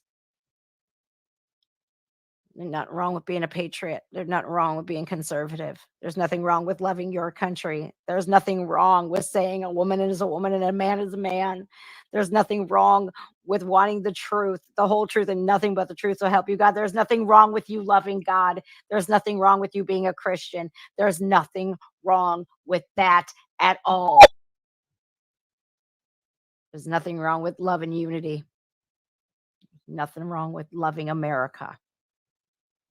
All right, Patriots. I'll see you guys later. Bye now. All right, that was Just Jen Reacts. And like I said, I've been following her for quite a while now. I don't get in her chat or anything like that. I just sit back and listen. I like watching these new YouTubers come out with info. And her excitement this morning in this podcast really set it up for a nice hang on one second. Remember that encounter that we had with the police outside the secret Act Blue conference in Boston? I was watching from a distance as Patterson, the security official with Act Blue, summoned police officers, presumably to arrest me. So, AC Blue is grouping it, and they're trying to, for whatever reason, they don't like that group. Well, now we've obtained the Act Blue body cam footage from the police officer's own chest. Yeah, he's gonna run the whole journalist thing on you, and whatever reason his hair is irrelevant. That's all smoke and mirrors. Pesky First Amendment. Yeah, I'm not doing anything towards you. Again, I'm retired actually. Right. Wait. Did you notice that? Off camera, you can actually hear Lang brushing the front of himself off. You know what I mean? Again, I'm retired actually from the job that I work. Private. This is all private property right here. Yes. How old of it? All this, yeah. Where they're standing. Yes, where they're staying is private property. Yes. Well, the only problem with that is we're standing next to the subway entrance on a public sidewalk. So where they're standing is private property. It looks like there's a T-stop right there. Right where they're standing is private property. Technically, that's not like, it's right up front of it. Most business owner, private businesses own a lot of terminals. So in this case, we do. We're all for free press, but they were being aggressive with We're it. all for the free press, but we were being too aggressive with it. He's sitting in the hotel causing a disturbance. Technically, he should be subject to arrest, but I get it. You weren't notified. How can I get you to arrest these people? I'm on a public street. I know my rights, and I have a right to be here. Well, I hope you explain it to the police when they come. What's that? I hope you explain it to the police when they come. Well, they can record anywhere they want. Yeah, I get They have that. the right. I get that. Whatever he's saying, I'd love to be a fly on that wall, by the way.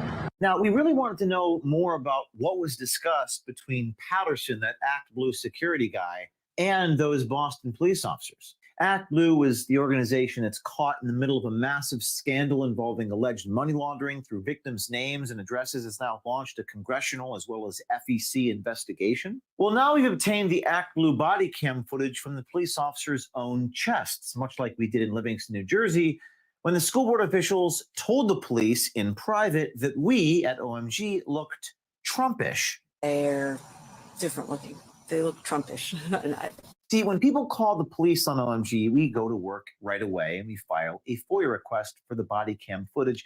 And this is a great lesson for all of you who can do the same thing. Jerome T. Patterson, or simply Mr. Patterson as he calls himself, is the one who kicked us out of the Act Blue event in Boston and called the police. Now, first, the hotel employee introduces the officers to Patterson, a security official. We're going to take you through this tape and watch it together. Director, yeah, this is Patterson, one of the security officers.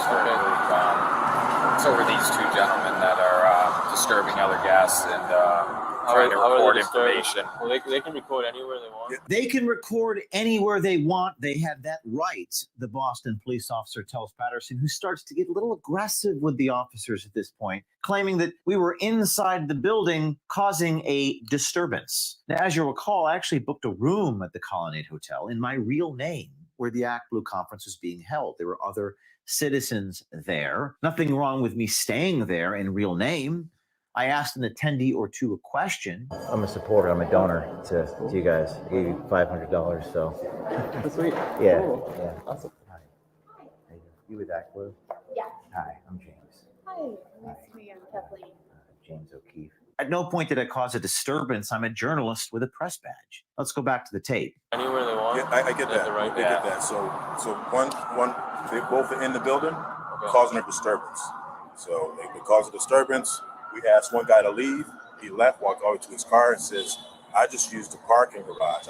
I'm not staying in the hotel. But he's sitting in the hotel causing a disturbance. So when he left, he says, I'll never come back. And he comes back to the hotel.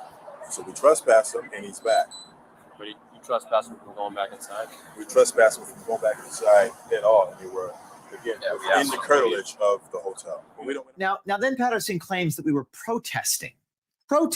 Practicing journalism is not a protest. Talking to people in real name and gently asking them questions is not a protest, nor is it a disturbance. Let's keep going. No, that's just irrelevant. Okay. Yeah. I'm not doing anything towards you. You know what I mean? No, I got you. Again, I'm retired actually from a job. Wait. Did you notice that? Notice when Patterson touches Officer Lang. Now you can't see this. Right after he touches him, off camera, you can actually hear Lang brushing the front of himself off after Patterson touches him. Let's listen to that using Officer Lang's second angle. Yeah, I'm not doing anything towards you. You know what I mean? Again, I'm retired actually from a job, and I work in private security. So I do subcontracting work for other companies. Now, if you're hiding something, a journalist showing up is disturbing you. That's why Patterson is having the psychological breakdown that he's having. Let's keep going. Trespass, and they don't want the second guy back in, so they changed his room key, and he's not allowed back in the building. The first guy was trespassed, and the second guy is being trespassed. The second guy with the microphone? With the mic. Yeah, he's gonna run the whole journalist thing on you, and whatever reason he's here, it's irrelevant. It's all smoke and mirrors. He's going to run the whole journalist thing on you, Mr. Officer. That whole Bill of Rights thingy. Pesky First Amendment. And whatever reason he had for disturbing others, well, that's all smoke and mirrors, that First Amendment journalistic thing that we do. What it is, cut and dry, is that's what it is. One guy was trespassed. Technically, he should be subject to arrest, but I get it.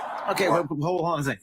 Technically, I should be subject to arrest. First of all, that's not technically true, because even if it were true, which it wasn't, that I was asked to leave, when someone asks you to leave and you do, you don't just immediately arrest them. Not in a hotel where you have a room in your real name. You don't do that. This is really fascinating. Let's keep going. Weren't notified, so technically he should be trespassed by you all on camera, on body cam, so they know not to come back. And they don't have a room right here now.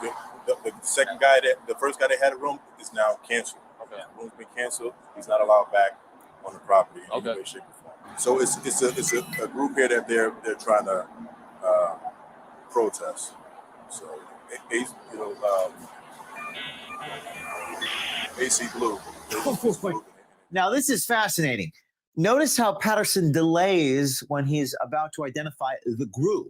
ACT, no T, no consonant, just AC Blue. Patterson makes up an organization called AC Blue because he doesn't want anybody to know about Act Blue, who he's working with, having their secret conference in the hotel. In other words, Patterson is lying to the police. He's doing precisely what he accuses me of. AC Blue is a group, and they're trying to, for whatever reason, they don't like that group.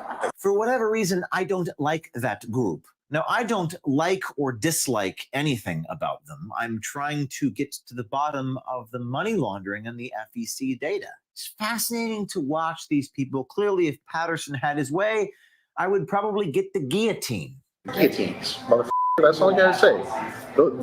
Option A, what I'm proposing. Option 2, slicey boys. That's the line that separates us from freedom and tyranny. Let's keep going. As a private business, they can trespass anyone at any time.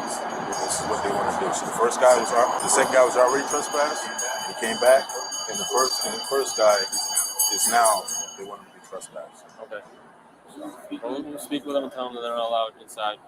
Okay. That you guys trespass. Yeah. If they do go back inside, they are subject to arrest. Where's the property line? What are you saying? Sorry, curtilage property line. Property line. What do you mean?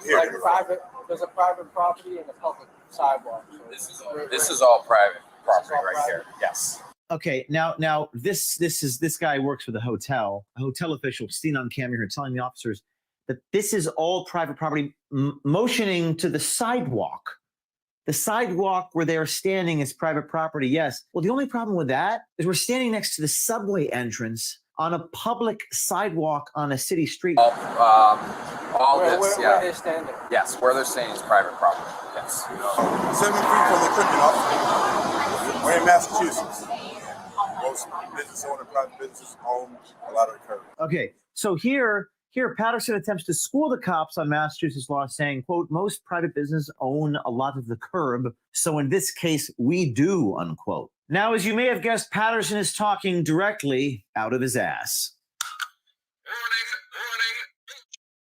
The city of Boston's Public Works Department owns all the curbs and sidewalks in the city, and no one has a right to kick anybody off of a city sidewalk. Neither the Act Blue security official Patterson nor the fine Boston police officers seem to understand the law requiring public access. Now then Patterson attempts again to get the officers to pursue some kind of criminal charges, saying he's not satisfied that we are even allowed to film even in the street. We do.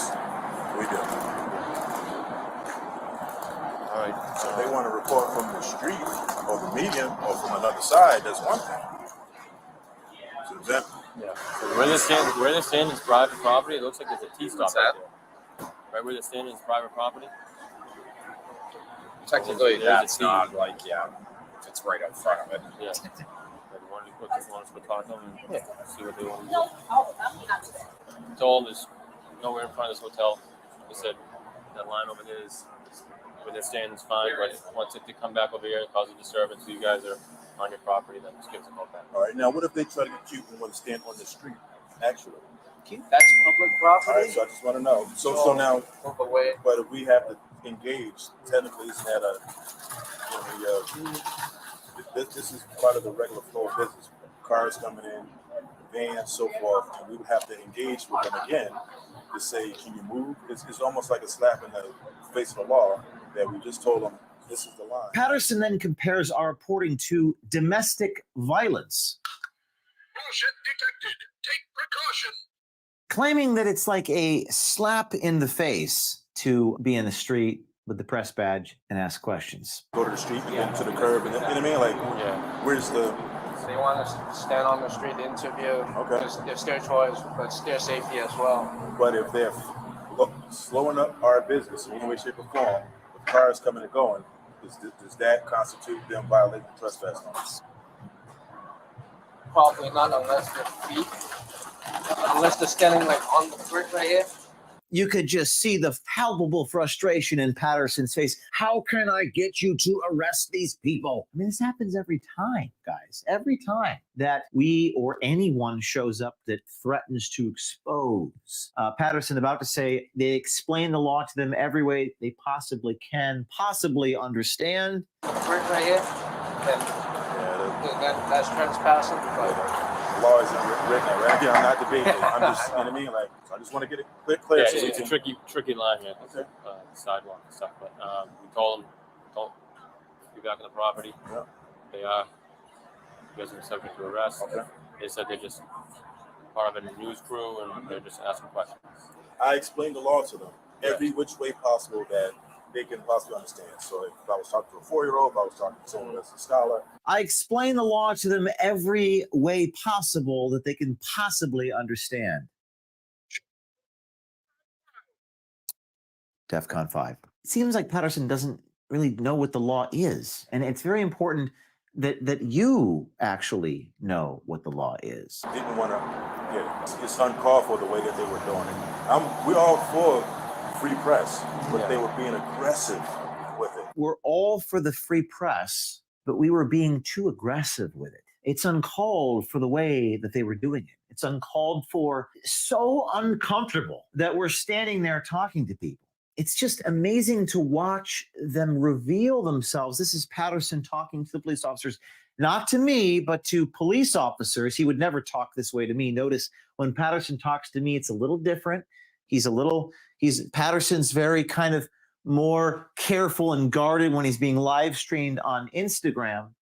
And obviously it's become quite personal for Patterson, who's projecting that on to me, claiming that it's a personal thing for me, when actually it's become quite personal for him. With it being sketchy and then harassing people inside, like you can't. There's too much mixed into that. Right. So now it's a personal thing. And to me, if we stayed within the confines of the law of the press, then it would have been different. We'd have been fine. But they weren't. They were blocking people. They were saying stuff out of character. Enough's enough. Okay. Inside the confines of press freedom is precisely where we were. Now, the whole point is to exercise our rights and to ask questions. But again, you can see in his eyes the tyranny. And if he was in power, he would not have allowed me to even get out of there without being in a jail cell. You have to ask yourself, if this was Fox 29 Boston or NBC News or New York Times reporter roaming around with a press badge, which, by the way, those guys do that all the time at conferences. Would Patterson think that that was too aggressive? Would he be calling the police? Speaking of sketchy, Mr. Patterson supposedly runs a number of businesses. He's an executive security guard. He runs a party planning business. He's an event promoter. Here he is in a newspaper talking about his business, which I think failed. He runs an art gallery, hosts medical marijuana events, does custom framing, and he moonlights for Act Blue as their rent-a-cop. In 2019, he apparently did a children's musical recital. He also tried his hand as a modeling and talent agent at one point. His website boasts that he is skilled in law enforcement, security, risk management, investigations, and hospitality. That's an interesting focus. We wonder why he didn't show us any hospitality. And also, you also told me false information. That's not true. I gave you my real ID. I gave you my real information. Yeah. Did you? You took a picture of my ID. Did you actually book the room? Yes, I did. Okay. All right. Yeah. Now, at the end of this video, I meet up with these police officers. We stood our ground. Now, standing your ground is not an easy thing to do. Those press badges you see me wearing, we want to give you an OMG press badge. You go through our coursework at the O'Keefe Academy, sign up for our webinars, and very soon we're going to be sending those out to you. Once you graduate, that's O'KeefeMediaGroup.com, O'KeefeWebinar.com. Learn the tricks, the tools, the techniques. Do this work. We will send you a press badge. Stay tuned for more reporting on Act Blue. There's much more to this story. And if you have any information at all, go to our website, O'KeefeMediaGroup.com, submit a tip, sign up to be a citizen journalist on our website. We'll see you soon.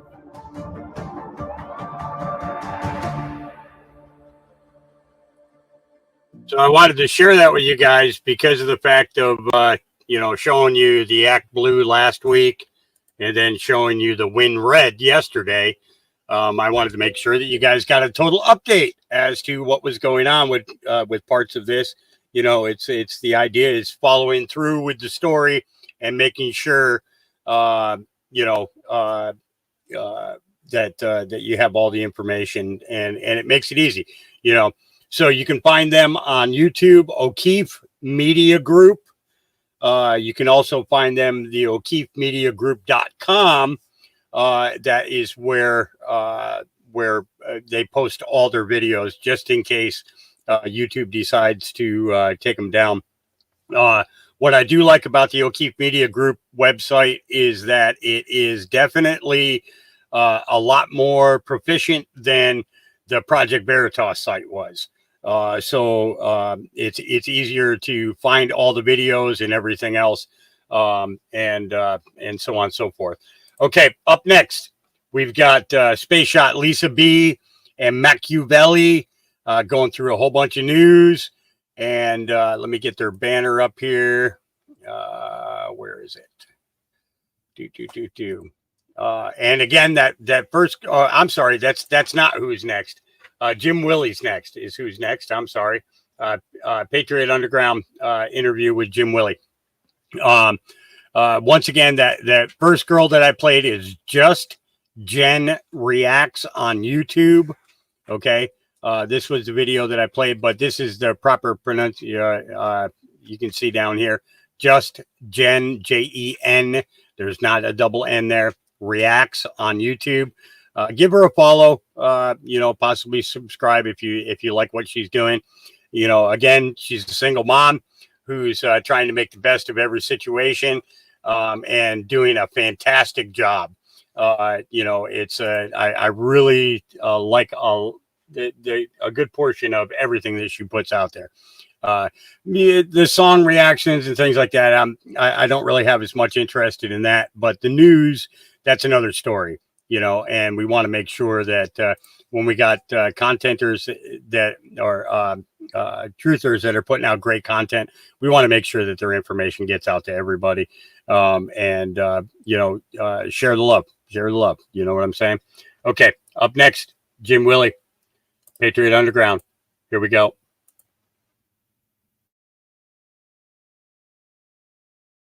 And hello, everyone. This is Patriot Underground here. Now, before we start the show, I just want to say a quick word on behalf of Patriot Underground Gold and Patriot Underground Silver.com. You folks have heard me talk a lot about rolling over your 401k and your IRA into precious metals. We all know that the dollar is on its way out.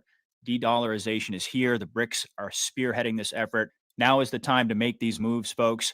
Click the link in the description and my team will contact you and explain how easy it is, and this will be the best financial decision you've ever made.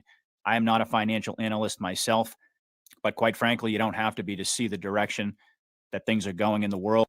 We have a narrow opportunity to protect and secure the wealth that we've earned our entire lives. It's time to de-dollarize yourself and put your savings into precious metals. It's a no-brainer, folks. Click the link in the description, like I said, and you will be happy you did. All right, everybody, enjoy the show. Patriot out.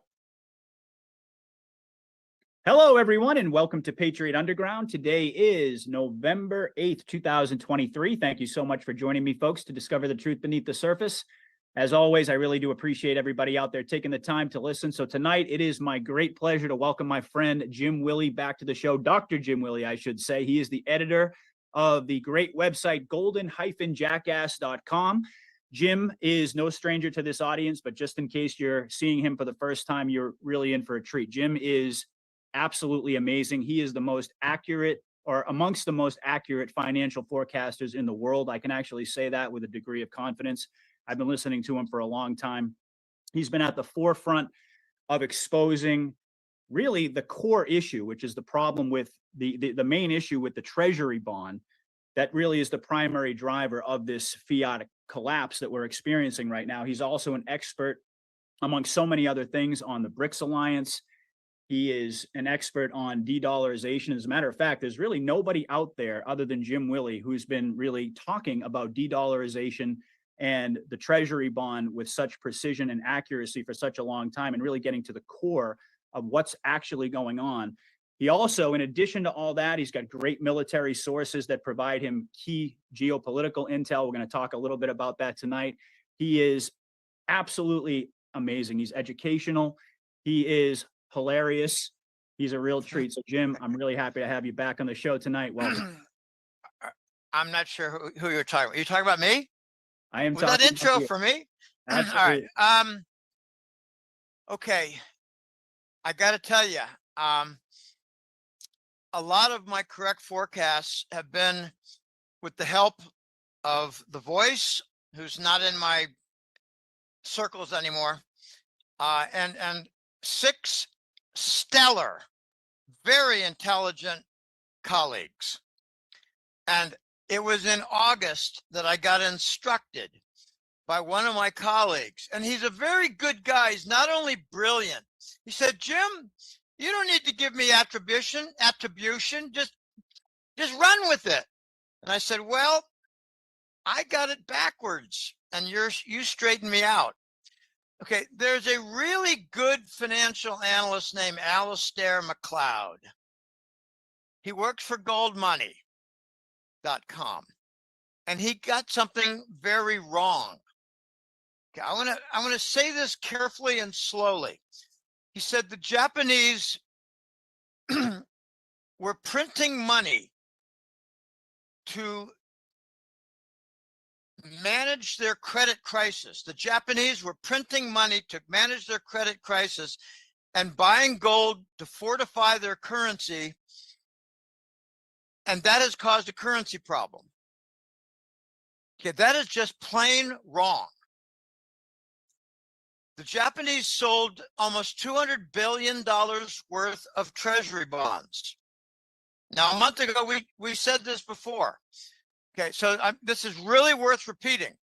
The Japanese sold almost $200 billion worth of treasury bonds, and the immediate effect, there wasn't an indirect follow-on effect lagged by 4 months. It was an immediate 23% decline in their currency, when a big move over a course of a year is about 3%. They had 7 times that. And I'm telling you, Patrick, they have not fixed this yet. They've not gotten out of their big swamp of shit. They are in a credit crisis, and now they're about to get like a downgrade for the Japanese government debt. Now, when your currency goes down like 20%, then foreign holders of your debt, they realize that loss. So they were dumping the Japanese government debt. And that's why their currency problems are accelerating. To manage their currency decline, they had to manage their debt, their government debt decline, that crisis. So they printed money to buy their own debt, and that caused a further decline in their currency. You see how this gathers momentum? They sold. Sorry, I was muted. So, and this is also that they can load up on gold. I mean, that's really what's happening. They sold treasury. Yes, yes. They're loading up on gold in order to get rid of the dollar as the foundation for their system. Okay, so the Japanese sold treasury bonds. They did harm to their government debt. They did tremendous damage in a decline to their currency. And in response, they printed more money to manage the monetization of their debt, which caused further decline in their currency. And Alistair McLeod and a few others out there, McLeod I regard as a very fine analyst, but he got it wrong. He didn't realize that the currency decline was from selling treasury bonds. Now here's the lesson, and this is paradoxical.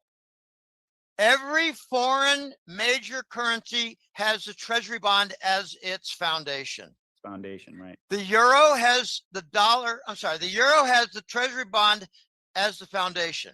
So if France or Germany sell a bunch of treasury bonds, the euro is going to go down. Right. Okay. The British pound has the treasury bond as the foundation. If the Bank of England sells a lot of treasury bonds, the pound is going to go down. So all foreign central bank sales of treasury bond are going to lift up the dollar. Right. That's the paradox. Everybody is saying foreign central banks are going to dump the dollar. It's going to get trashed. They are dead wrong. So this, And I think, go ahead, go ahead. and I thank my colleague for straightening me out because in August I asked about this because I noticed in July, holy shit, what is going on? The Japanese yen, it's going up. And then I realized, no, it's the dollar in yen terms. The dollar yen is going over 150. Now, I don't know if you comprehend that well. A lot of people don't. The dollar yen is what is the dollar worth? How many yen? So if it goes above 150, it's really losing value. The yen is losing value. But The it's yen all is in relation reported- to the dollar. It's all because of the Treasury Bond Foundation. They're selling treasury bonds, doing harm with the yen. And that is resulting in the dollar yen going over 150. The dollar is going up, not down. Okay. If Britain sells a lot of treasury bonds, they're going to do harm to the pound. The Chinese right now are in a credit crisis, and what they're doing is they're selling treasury bonds and buying gold. Mhm. This is very, very nettlesome. I do not have a good answer for what happens to the dollar when the Chinese central bank is selling treasury bonds because they are not an official Forex currency, but they are in the IMF basket, you know, the special drawing rights. Okay, I don't want to get too confusing with all this. Here's the point. When foreign central banks sell the treasury bond, the dollar is going to go up. And as the dollar goes up, we're also seeing the crude oil price go up. As the crude oil price goes up, it makes it easier to liquidate the petrodollar derivatives. And they need more dollars to do that. So the dollar will go up even more. Everything is pushing the dollar up, not down, up. I made a point 2 months ago. Look for the dollar index, USDX, it's called. I said, watch the dollar index. I think it's going to go over 105 real soon because it was dancing in the 104s. It's now over 105. It's pushing 106. Can I ask you something? Sure. Okay, so if this is what's happening, this paradoxical effect is happening because every one of these Forex currencies have the treasury bond as its foundation. So they dump their treasury bonds in order to acquire gold. But in the process, they do massive damage to their own currency. They're printing money to be able to monetize their own debt, which causes massive inflation, causes a whole bunch of different problems. The USDX keeps going on this upward trajectory. What is the strategy here? I mean, how long does this go on before it breaks? Because it seems on the surface like this is all benefiting the dollar, but we know that there's got to be some sort of a strategic game plan here. They're dumping all of these treasury bonds. This is not benefiting the dollar. Okay, go ahead. It's increasing the dollar valuation. Now, that's a subtle difference from benefiting the U.S. The U.S., as a result, is going to have a harder time selling exports. The dollar is higher. Selling IBM computers or whatever is going to be harder because the dollar is going up. They're dumping the treasury bonds. So the United States is not going to have a willing set of partners to support our debt. Okay. So we're going to have to print money to cover our own debt. So we're going to have a rising dollar and price inflation and rising treasury bond yields. This is what's called a crack up boom. We're likely also to see the stock market go up because foreigners are going to dump their treasuries and say, what should we do with the money? And some of the money will come into the U.S. stock market because it is a rising currency. Investors chase a rising currency and the country which produces that currency or runs off that currency. This is going to be a disaster for the United States. No funding of the debt. It's going to be all monetization. And I think tax money is being stolen by the Rockefellers, and you can quote me. Okay, the Rockefeller Institute. I think they're stealing the tax money. I don't think it goes into the till, the federal till. The U.S. government and the economy, they're going to have no buyers or very few buyers of treasury bonds. We're going to have a higher currency and make it difficult to export. At the same time, we're going to have higher interest rates and more price inflation. As we monetize our own debt, we're going to get even more price inflation. So we're going to have a disaster in the economy. Unemployment like it has never been seen before, like 30%. That's what I think we're going to see. Now, let me twist something. It's a little tangent. We're seeing the United Auto Workers strike. And we're seeing the Long Beach Union of they're called longshoremen, but they're dock workers. I call it the dock worker union. They're called, you know, something blah, blah, blah, longshoremen. It's just a fancy, unusual name for dock worker. Okay. My point here, Patrick, is that these are fallacious strikes. Can you hear me okay? Yeah, I got you. Okay. Imagine the United Auto Workers not having enough work because the big three car companies are having a supply problem, component problem. I'll just make up some stuff. Their alternators, their electrical systems, and their tires, they're all imported. And their suppliers don't want treasury bonds. They don't want treasury bills. Right. They don't want the 3-month treasury bill. They don't want anything to do with the U.S. treasury market. So the U.S. automaking companies are having a big problem with their supply and component.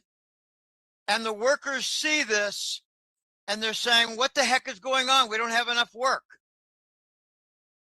And they're told, Patrick, the government tells the union, go on strike. That's a better story than your suppliers are rejecting treasury bills.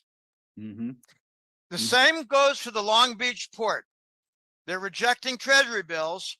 They're going on strike, but I am actually told by someone who works at the logistics office in Los Angeles at Long Beach.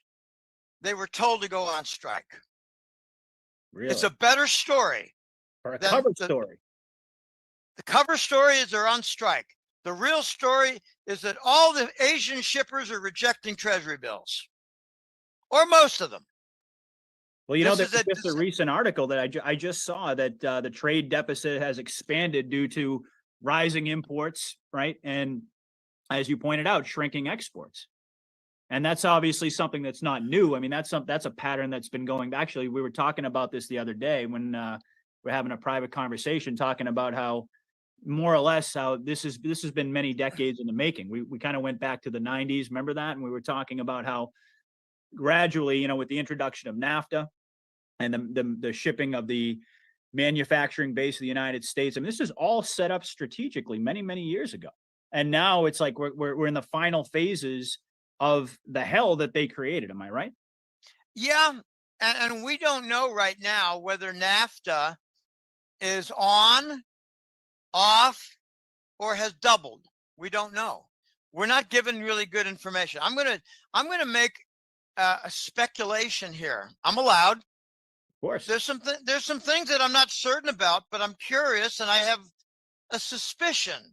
It's like a suspicious speculation that the Asian shippers are shipping some product on the container vessels and elsewhere, and they're not being paid in treasury bills.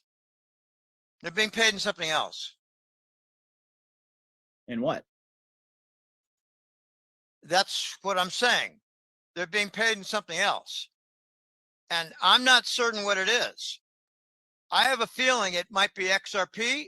It might be Bitcoin. It might be Chinese yuan. And I'm just going to throw it out there. It could be they're being paid in a gold equivalent. And I don't know what the equivalent is. But I'm on it. I'm trying to find out. And information is hard to find.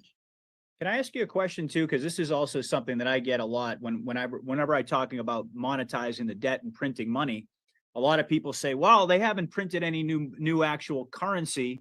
They're saying that the you know, the mints basically they're minting new coins, but there are no new bills after 2017. Do you know anything about that, or can you I've heard the substantiate that at same all? thing. I've heard the same thing, and I don't know how they're managing that. In fact, I've got a bunch of bills right here. They're 20s. Let me just check the dates on them. They're all 20s, and they're all pulled out in the last few days.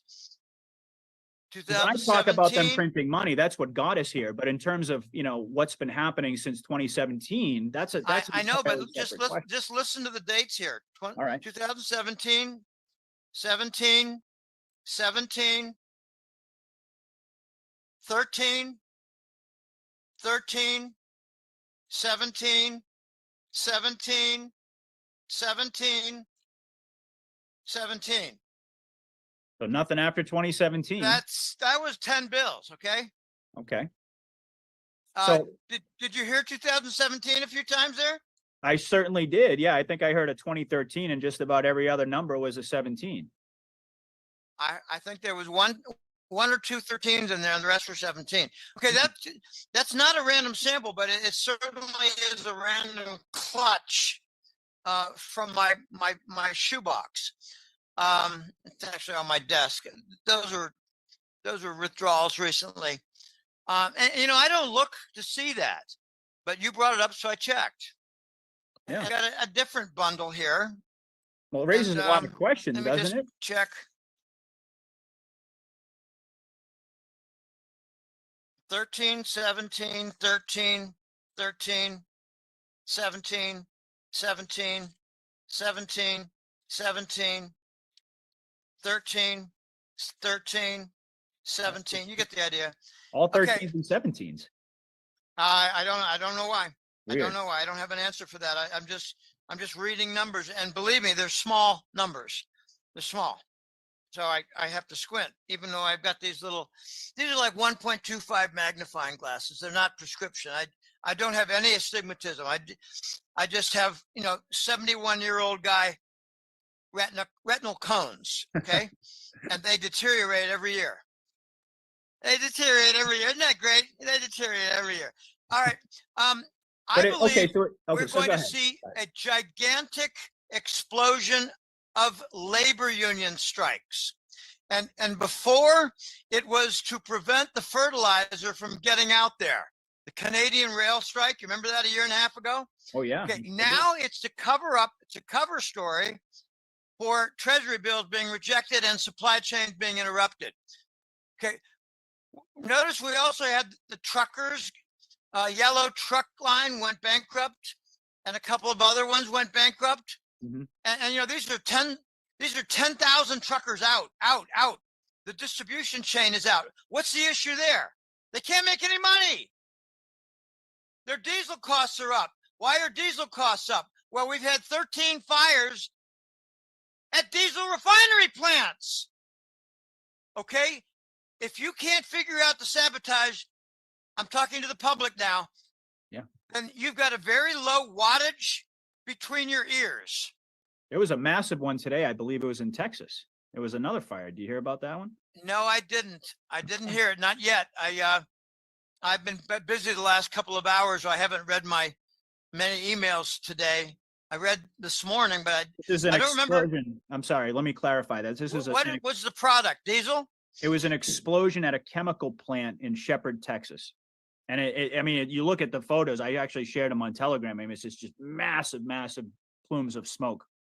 I haven't looked into it much myself, but I mean, it is, and it's clearly another 5th gen type sabotage attack. They're They're not. hitting with us nonstop.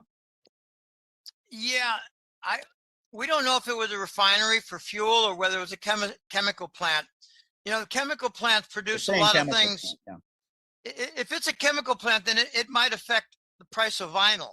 You know, the Yeah. price of certain textiles, artificial textiles. I don't know. I don't know. But there have been numerous, and it was a string. It started about 8 or 9, 10 months ago, and it was like one every 2 weeks that Yep. a diesel refinery plant blew up. And then the diesel price, I think it went up about 50 or 70 or 80%. and then suddenly the truckers can't make any money. If you can't figure this out as sabotage of the supply chain, you got a very low wattage between your ears.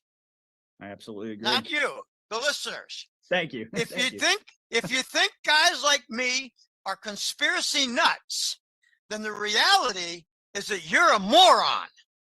I'm talking to your crowd. Oh, that's no. My audience is very, very. They're smart. Okay, very then awake. it's the neighbors and colleagues for your crowd. Well, yeah. Okay, I know what you're saying. Part of the problem is that we're preaching to the choir, but you attract more people, and I attract more people. I can't tell you how many times I've gotten this email from somebody. I just signed up for your newsletter. I learned about you from a friend of mine about 1.5 years or 2 ago. I've been listening a little bit. I thought maybe it was a little difficult to follow what you're doing, but I listened to a couple of interviews, and now I'm going to subscribe to your newsletter because I think I've been lied to for a long time. Well, good. That Yeah, means we're I headed know. in the right direction. I've had that email about, I think, 10 times in the last 1.5 years. I don't do a little marketing research. Maybe I should, but I don't. And it would go like this if I did. Thanks for subscribing to the newsletter on Golden Jackass.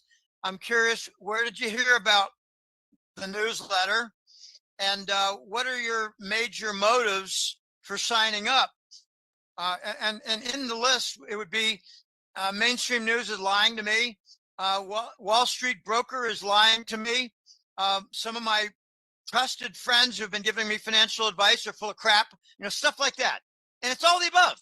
Oh, I have a lady in New York, and she said, I want to get this right. She said, I still like my broker, but I think he's acting in the best interest of his own firm.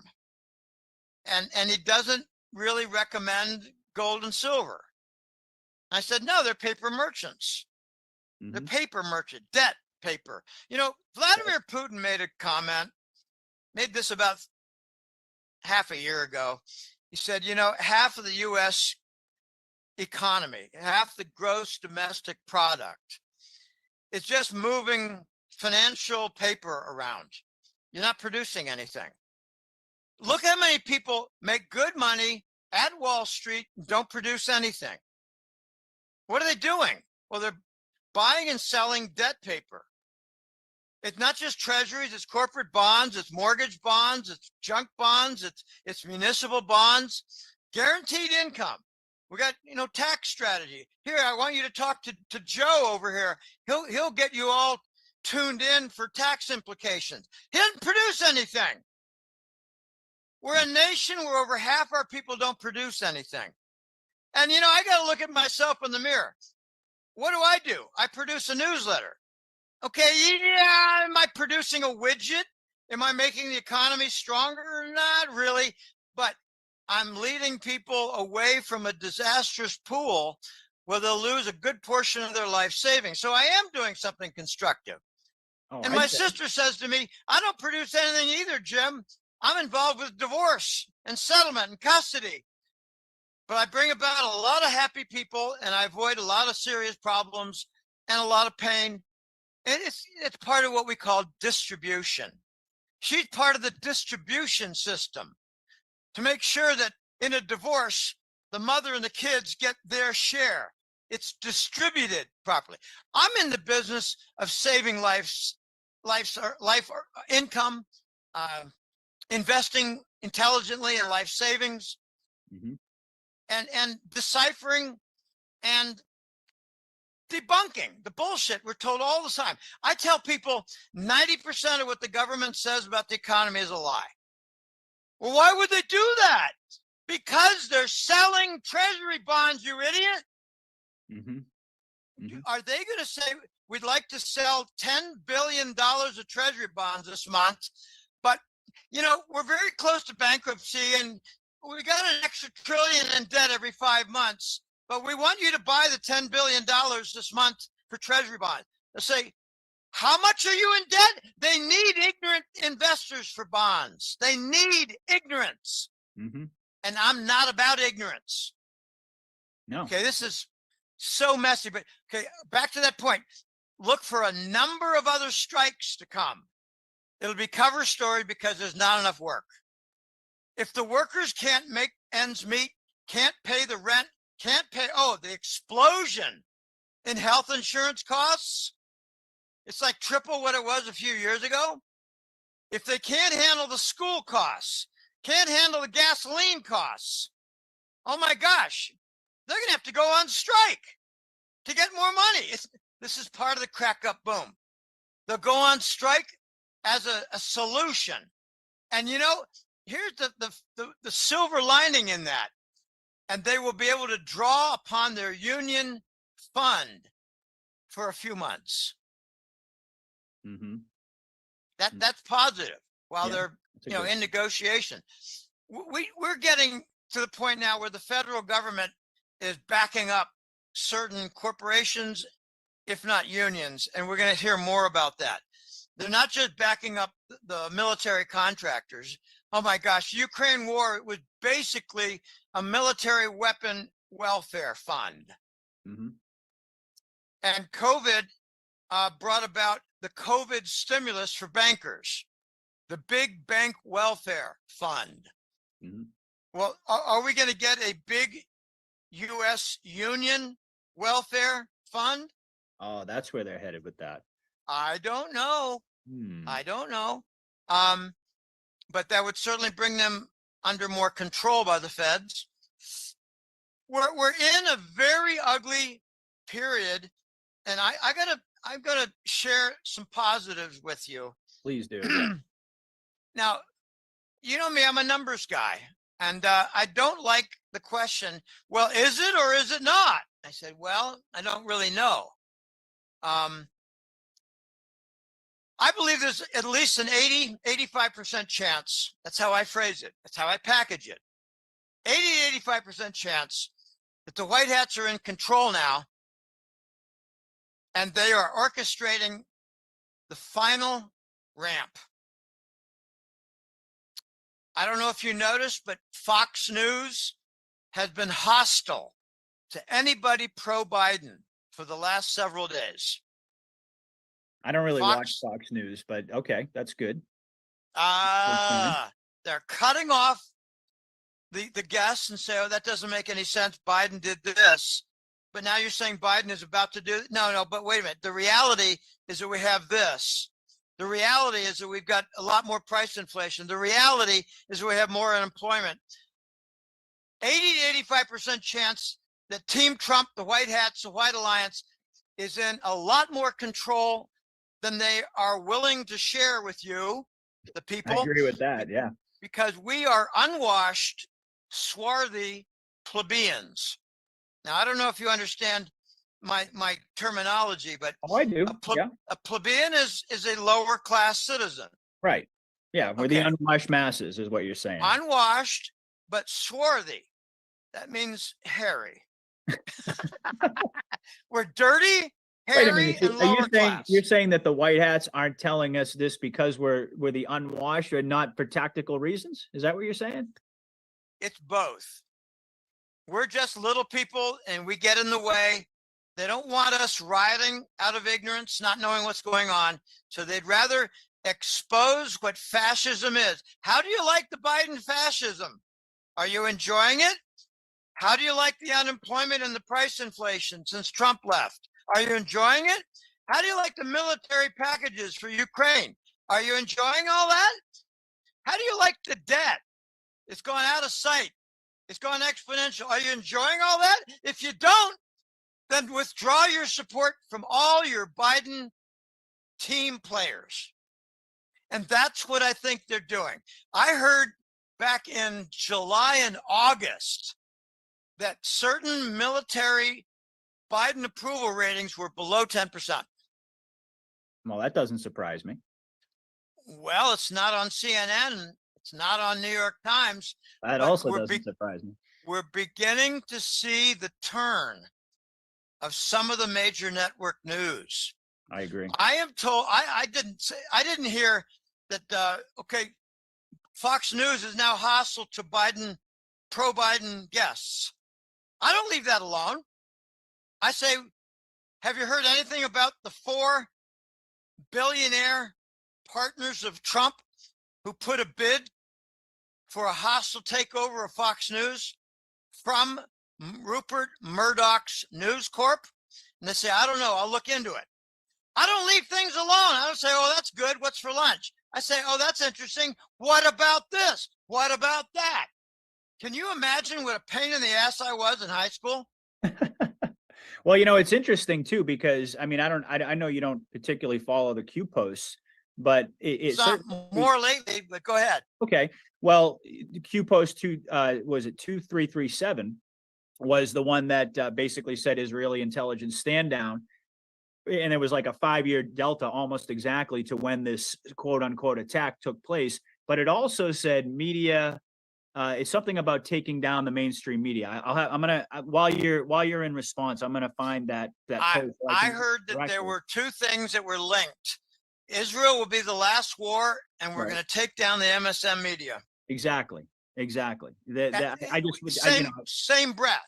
Paraphrasing, yeah. Israel is the last war, and the MSM will turn. Yeah, well, isn't that interesting? And we're seeing this radical shift that you're talking about, even in the mainstream media. I think it's been happening gradually, but I didn't realize that over the past few days it had become much more obvious. Watch CNN now. I think they're next. I have heard that a few vice presidents have been captured and flipped at CNN, and not all of them. So occasionally you get a story and you go, wow, that was on CNN and it was critical of the Biden show. I don't call it administration. I call it a show. And it's going to get canceled because right now I believe that several of the actors in the Biden show are no longer showing up on stage. They're losing their actors. The cast for the Biden show is being depleted. They're on the run. Okay. And when Blinken goes to Saudi Arabia or he goes to China, sometimes he doesn't come back. Let that sink in. Sometimes when Blinken, the fake Secretary of State, goes to a foreign country like Saudi Arabia or China, he doesn't come back. Guys, twice I repeated it. Twice I stated it. Okay. I don't know who these people are. Okay, so you're saying that the individual that's coming back is not the same guy. I don't think the one that's showing up in public again is not. This is something we've been talking about for quite some time now. But let me. I have a client who's very bright, and he's not alone in this opinion. But he shocked me. He put me on the spot about 3 or 4 months ago and said, "Jim, would it surprise you to hear that out of 540 people in the Congress, which is the Senate 100, and the House, which is like 440, would it surprise you to learn that 100 of them have been replaced?" Wouldn't surprise me. I said, it would surprise me, but it would shake me up. It would not surprise me, but it would shake me up. And I know about the technology. And let me just give you the name of a movie that came out in 2010. And not a whole lot of people paid close attention to the consequences. It's called Avatar. Oh, I remember that one. Yeah. I saw it several times. I mean, I paid at the theater several times. It was on for about 6 weeks here. And I went to it several times. Popcorn, you name it. Several times. I'm told that Klaus Schwab is an avatar. You can't kill an avatar. Then it bring out another. It takes a while to create. But remember in the movie Avatar, they said, we got to grow this. And it's in water. And they got, umbilical tubes. And fascinating concept. So I have some clients who say to me, "Jim, don't mention Avatar, don't mention cyborg, don't mention clones." And I say, why don't you start your own newsletter? Exactly. If you have a good idea on how to run it, because I am now pushing the edge. I'm told that we're fighting a war in the tunnels under the New York and Vermont and Ontario, Quebec border, we're fighting a war. Yep. And under Los Angeles, we're fighting another war. And it's the U.S. Special Forces and Marines. And I ask a basic question. I don't say, well, that's interesting. What's for lunch? I say, what about this? What about that? Here are my questions. Who are we fighting? We're fighting the Mexican drug cartel, mercenaries, and we're fighting the Chinese military. And side by side with the Chinese military are cyborg soldiers. Yeah, we talked Okay. about this. Yeah, If, I remember. if you don't like it, listener, then I don't really care. I'm not really concerned about people's ignorance about technology and what's the word, prejudices about what's real. I talked to a number of people who don't even believe that the U.S. has a gigantic tunnel system under the ground. We got probably 50,000 miles of tunnel systems. There are videos that have come out that truckers have taken that, you know, when they go underground, and that's just the tip of the iceberg. But even with that, I mean, this stuff has emerged on social media and people still think it's a conspiracy theory. But I will say, though, tying this back together with what we were talking about with mainstream media, don't you think it's interesting that, I mean, one thing I have seen on CNN is they've been very heavily covering the underground elements of the war. They've been talking a lot about the tunnels underneath Israel, the tunnels that Hamas uses, subterranean warfare. I think that that's something very telling. That they're Not about Ukraine, though. Not about tunnels in not Ukraine. about Ukraine. No. Why are they talking about the tunnels of Israel, but not the tunnels of Ukraine? Okay, I'll tell That's a you good my. question. That's a good I'll tell you my belief. I believe that with the Israeli war, there has been a conversion and a bit of a takeover for the U.S. mainstream media. At the same time, okay, Yeah. we're done with Ukraine. We're done. That's just one of the most devastating military losses in the history of mankind. I'm not exaggerating. You No, I- need hyperbole to describe how devastating and one-sided it was, because part of it was Zelensky setting up his own newly recruited soldiers. They were dead in 1 week. 10,000 new soldiers, they're dead in 1 week. No military hardware, weapon experience, put on a uniform, go march out. Zelensky gives the GPS codes for the Russians. The Russians do artillery, they kill them all. Zelensky is wiping out his own country. And next, they're going to wipe him out.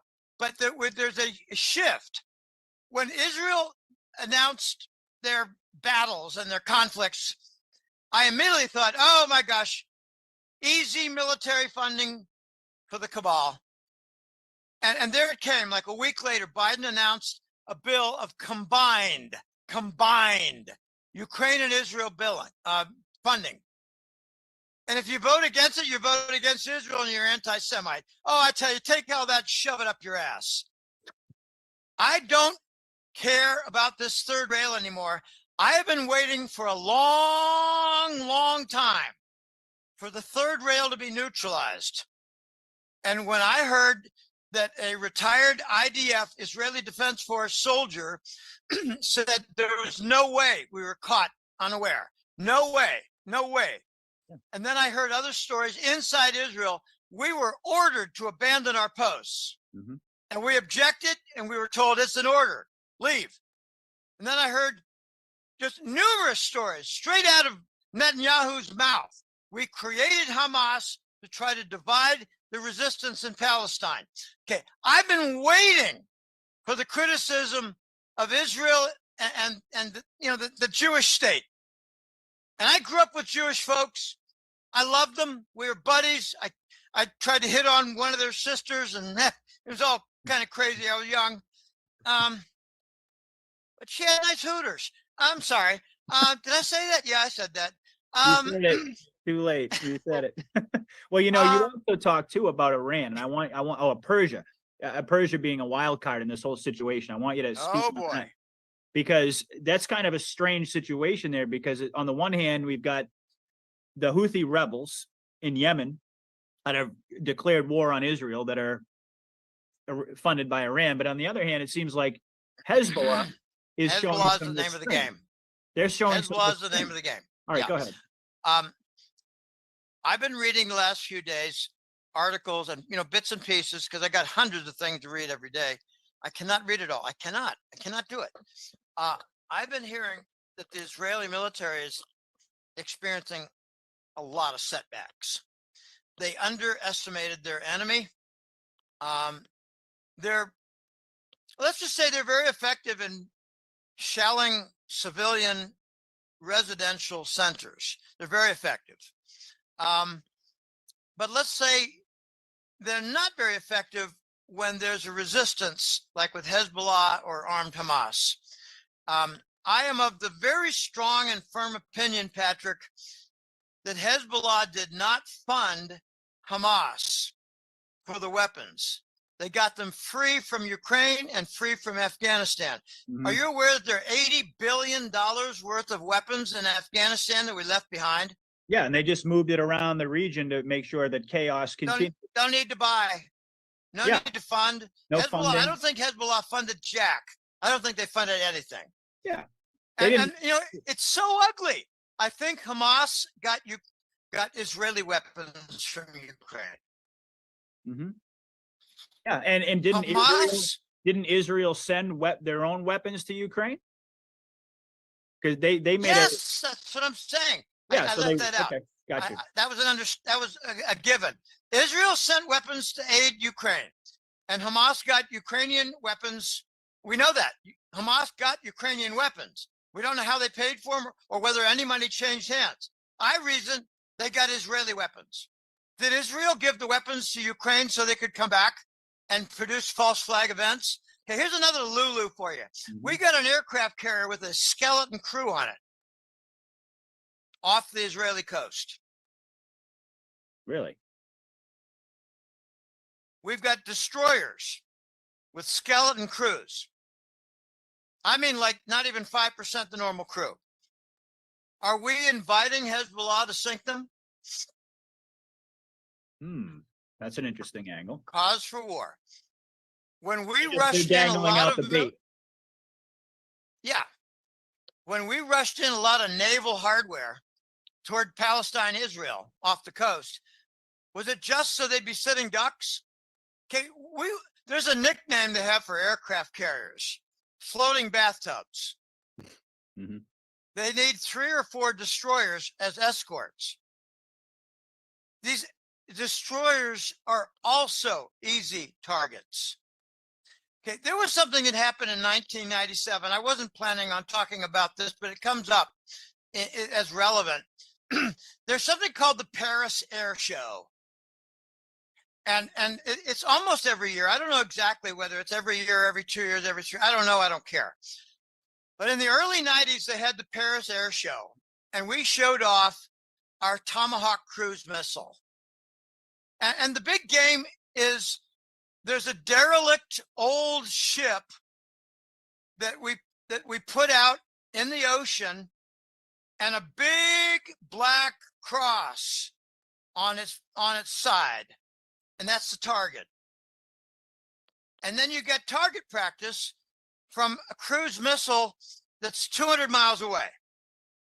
And the cruise missile typically was about 50, 80 feet off the crosshairs. And in 1997, the Russians introduced the Sunburn missile. Okay. And it was only like 5 meters off the cross. And the US military panicked. The Russians have something that eclipses the Tomahawk missile, and it has a longer range. And then 2 years later, the Russians eclipsed their own Sunburn with the Onyx, ONYX. And it was even more accurate at close to 1,000 miles. This was in the 90s, in the late 90s. Late 90s. Now, when was the Syria conflict? I think that was 2017 and 18, 16, 17, and 18. Yeah. And we got to see how ineffective the cruise was, how ineffective the Patriot defense missile was, and how incredibly effective the Su Russian was. The Russian defense. Right. That's the reason why we got out of there, right? We got out of there, but we left the Israelis with full support to operate at the ground level, operate at the guerrilla level so you don't know who's who, and steal as much oil as you can and do lateral drilling. You know what I mean by lateral drilling? No. Okay, normally when you look at an old movie or old clips of the oil drilling industry, it's straight down. You drill straight down or at a 10, 15 degree angle, and you just drill pretty much straight down. Well, Israel has been drilling on the border of Syria and not straight down at like a 45-degree angle. And if you go down 3 miles, that means you're 1.5 miles into Syria. And if you go down 10 miles, it means you're 5 miles into Syria. Now, I learned about lateral drilling 20 years ago, and I got schooled by a petroleum engineer about 10 years ago. He said, Jim, now lateral drilling is really lateral. They take a 90-degree turn. They drill down and they drill out and go straight into Syria and steal their oil. They did the same thing in Yemen, where the Iranians and the Yemenis were going in there with full Shiite support and doing lateral drilling inside Saudi Arabia, stealing Saudi oil. The Saudis knew about it. They couldn't stop it. All they could do was bomb the shit out of them. Okay, we have had peace for 1.5 years or more in Yemen, and that is now called off. But they're not fighting Saudis. They're targeting Israel. We're about to see, I'm going to make a forecast here. I like to make my forecast now and again in context. I think we're going to see increasing and problematic dissension within the Israeli military because they know that they killed their own soldiers. Not only that, but the military gave orders, if there is a Palestinian or Hamas captor who's got 10 Israeli citizens hostage, kill them all, including the Israelis. So the Israeli military has been killing Israeli citizens, and there's going to be a backlash. Well, they were already on the verge of civil war. I mean, they were before this whole situation started, all the drama with Netanyahu trying to unilaterally take the power away from the judiciary to derail his own investigations, and then all of the stuff with the jab that we talked about last time, right? So like 9 out of 10 people in Israel hate the guy. There's massive division in the IDF that's only going to expand as more and more of the truth comes out. Not only that, there's another layer to this, Jim. They're arming their own citizens. And I kind of wonder what's that all about? Because, all of a sudden in Israel, they're basically giving all the citizens firearms under the, the auspices of self-defense. But you kind of have to wonder, how is that going to play out? Because I personally think that seeing some sort of an internal coup would be far better than getting Iran involved in this. And Are they providing weapons to the citizens so they can march on the parliament? I wonder. Okay. I have a couple notes here. There have been a number of demonstrations in Israeli cities of over 100,000 people. That's right. And they're all against Bibi. They're all against Benjamin Netanyahu. His nickname is Bibi, B-I-B-I. I've got some other notes. Let me just quickly say that McGregor, the U.S. military colonel, he's turning out to be one of the biggest and most widely celebrated and respected spokesmen regarding warfare globally. He says the Israelis are suffering many, many defeats on the battlefield. And I just wrote Yuma here. You were talking about the tunnels and trucks going in. It was about 5 years ago. I had a picture of Yuma, Arizona. It was a portal like 200 yards off an interstate highway. It was a portal for the underground system, and it was 35 feet high. Okay, that would mean you could stack 4 trucks on top of each other and drive through. Wow. Yeah. Okay, these underground systems are giant boulevards with high ceilings. You drive trucks through. You can actually drive with a nuclear device, that kind of a large truck. You can put that in. They're finding nuclear devices in the tunnel system. And that's where some alien tribes are helping out. Okay, I'm told not to mention clones, not to mention cyborgs, not to mention avatars, not to mention aliens.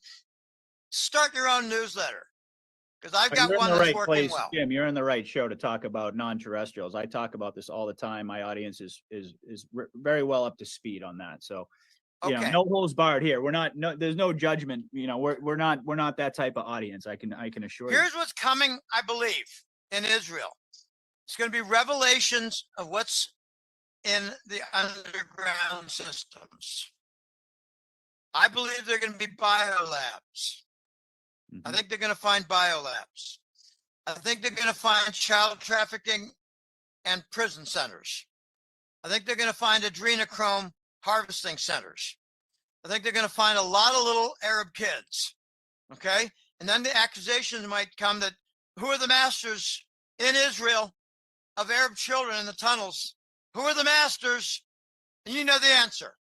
Of course. Okay. Of This course. third rail is going away and it's being neutralized. I was going to say de-electrolyzed. No, neutralized. They're Defanged. removing, Oh, defanged. defanged, but no longer supercharged. I got into a big argument. I don't mind saying this with Kunstler 7 years ago. He accused me of being anti-Semitic. I told him to go stick it where the sun don't shine. A week later, 10 days later, he retracted his accusation when I made my point 16 ways to Sunday. I'm sick of this third rail. No, it's total BS. It really is. I mean, but okay, so let's go back to what's underneath Israel, because it sounds to me like a carbon copy of what's underneath Kiev, and that one way or another is going to have to be dealt with, right? And so that kind of raises some questions here. How are we going to? I think it's very similar. Yeah, right. Absolutely. So I mean, you know, So what's the question? Where are we going from here?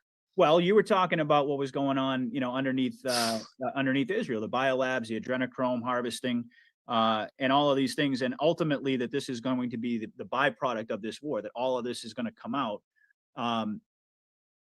How do we get there? Any idea? I mean, do you have any clue about, you know, how are the white hats going to reveal all of this evil to the public? And you know, and this really kind of connects to another question I was going to ask you about the emergency broadcast and how it, you know, coincides with the upcoming election and all this other stuff. But ultimately, we've always, I think most of us have associated the emergency broadcast with this massive flood of disclosure. I mean, they're priming the pump. Like I said, they're, you know, the mainstream media is talking about tunnels. They're talking about all of these things. They're preparing people. But do you think it's going to take that pivotal moment where we finally get to the emergency broadcast where all this stuff is going to come out? Because it doesn't seem likely to me that the mainstream media is going to start reporting on adrenochrome harvesting farms underneath Israel, right? Or underneath Kiev, for that. I'll answer your question in an unexpected way.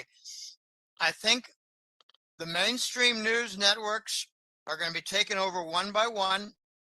I believe Fox and CNN are the prime candidates. CNN will go from last and deserted. They've got nowhere to go but a complete flip toward the truth. they're shutting down certain Atlanta facilities of CNN right now from lack of marketing funding, lack of funding. I think what we're going to see is not reported to us, but behind the scenes, the White Alliance, White Hats are going to tell the mainstream news, you got a competition going. We want you to report on the tunnel wars and the tunnel discoveries. We want you to report on it in a responsible way, do it bit by bit, and the climax, we're going to take the military, the climax of all your, let's just say here we are 5 months from now, 4 months from now, we're in February, we're in March, and there's more and more about what they're discovering in the tunnels, and they're blowing them up. They're blowing them up. The U.S. military is in there. The White Hat military is in there. They're blowing them up. And they might not have arrived by ship.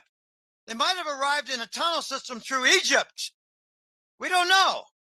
And they're still rescuing kids through those tunnels, by the way. Yes, and they're blowing them up afterwards.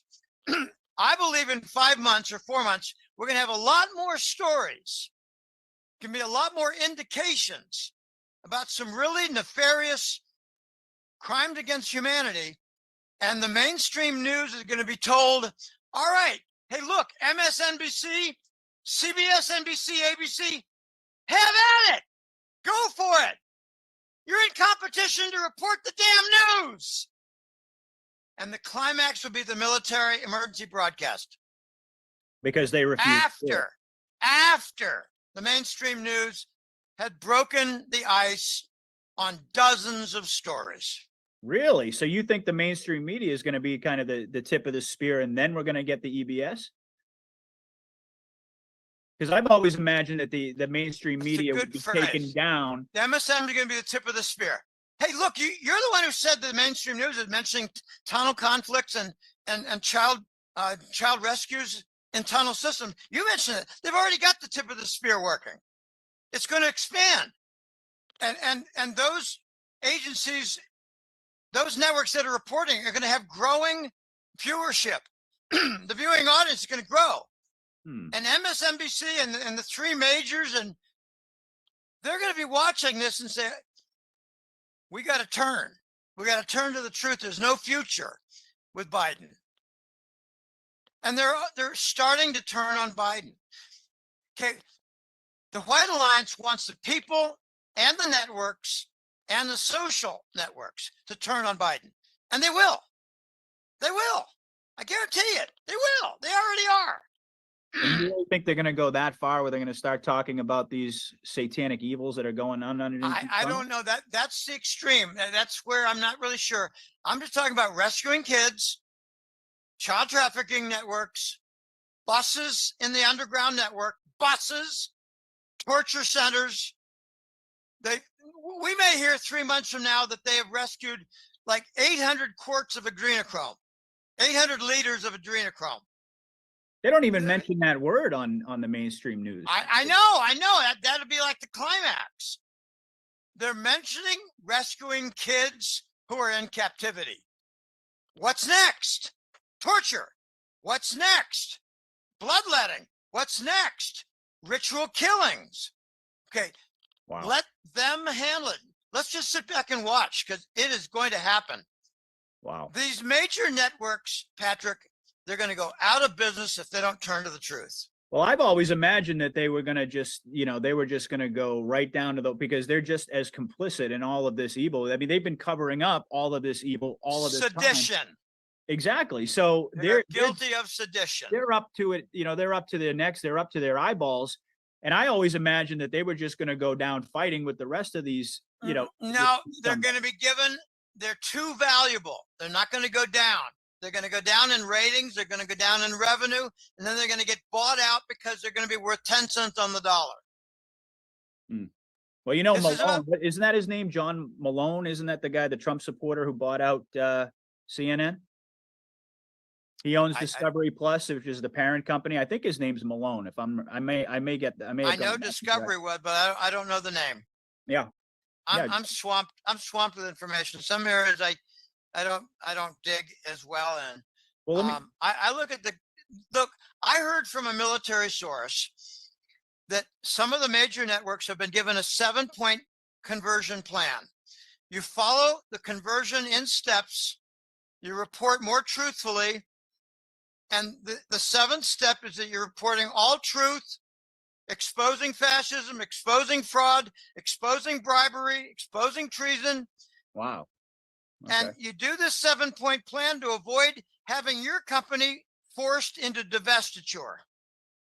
But Wow, I think they're going to be getting the forced divestiture also, even if they follow, because they're under threat of very serious tribunal charges of treason, or what I call treason light sedition. Sedition is a form of treason. It's kind of like aiding and abetting, accessory after the fact. It's not the murder, but it's harboring the killer. It's Well, protecting. sedition during a time of war is punishable by death. I know, but it's not high treason. It's not stealing military secrets and schematics for weapons and raiding warehouses for munitions. Right. Sedition is aiding and abetting the enemy. Mm-hmm. So Or maybe they aiding- have that sword hanging over their head. I wonder though. I think sedition and treason light is all over the place as a threat for many corporations right now. And they are precisely the ones that we're protecting in the fraudulent election. Precisely.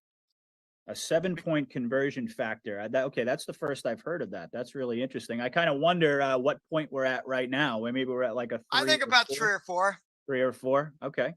All right. Well, we're not at 1. And not everybody, not all the different news networks are participating. But just watch something like Gates's bullshit MSNBC. Watch that. Watch that and look to see if they're critical of someone who's pro-Biden. See if they cut off a Biden guest. See if they cut off and shorten an interview for some official on the Biden show. Someone in the cast, some of the cast of characters in the Biden show. Oh my gosh, this is how we avoid civil war, Patrick. It's a 7-point conversion to defuse and have the public not react like, oh my gosh, Trump wants to come back as the imperial president. We want to avoid that kind of nonsense. And So I it think we sounds to will. me like you're saying. I think we're at 80 Sorry. Go ahead. Finish your side. to 85% in control. That's what I'm thinking. All right. So White it's- hats are 80 to 85% in control.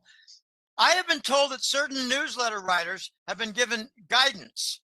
I can't mention their names. I'm trying, but I can't. They've been given guidance. Here's what we want you to talk about in the future. And these are like Wall Street research houses, okay? Not good guys. So they're going to talk more about the debt. They're going to talk about the treasury bonds being rejected. Talk about a default of treasury bonds. The foundation to the dollar is treasury bond. That is the key part. Let me share with you. I don't know if I'm repeating, but there was something called Project Sandman, and it called for like a 1 or 2 day period where like 24 countries sold $2 trillion worth of treasury bonds. Yep. 2 days, 20 countries, 2 trillion. Not going to happen. It would kill their currencies. It'll kill their own currency, cause financial crisis in their own country, bring about tremendous economic problems, banking problems. Why? Because they're watching Japan. So here's my jackass Project Sandman call. 2 years, 40 countries, 4 trillion. They're going to take the long and winding road. They're going to do this, but they're not going to do it all at The once. long and winding road. I haven't heard that in a long time. They can take the long, scenic route,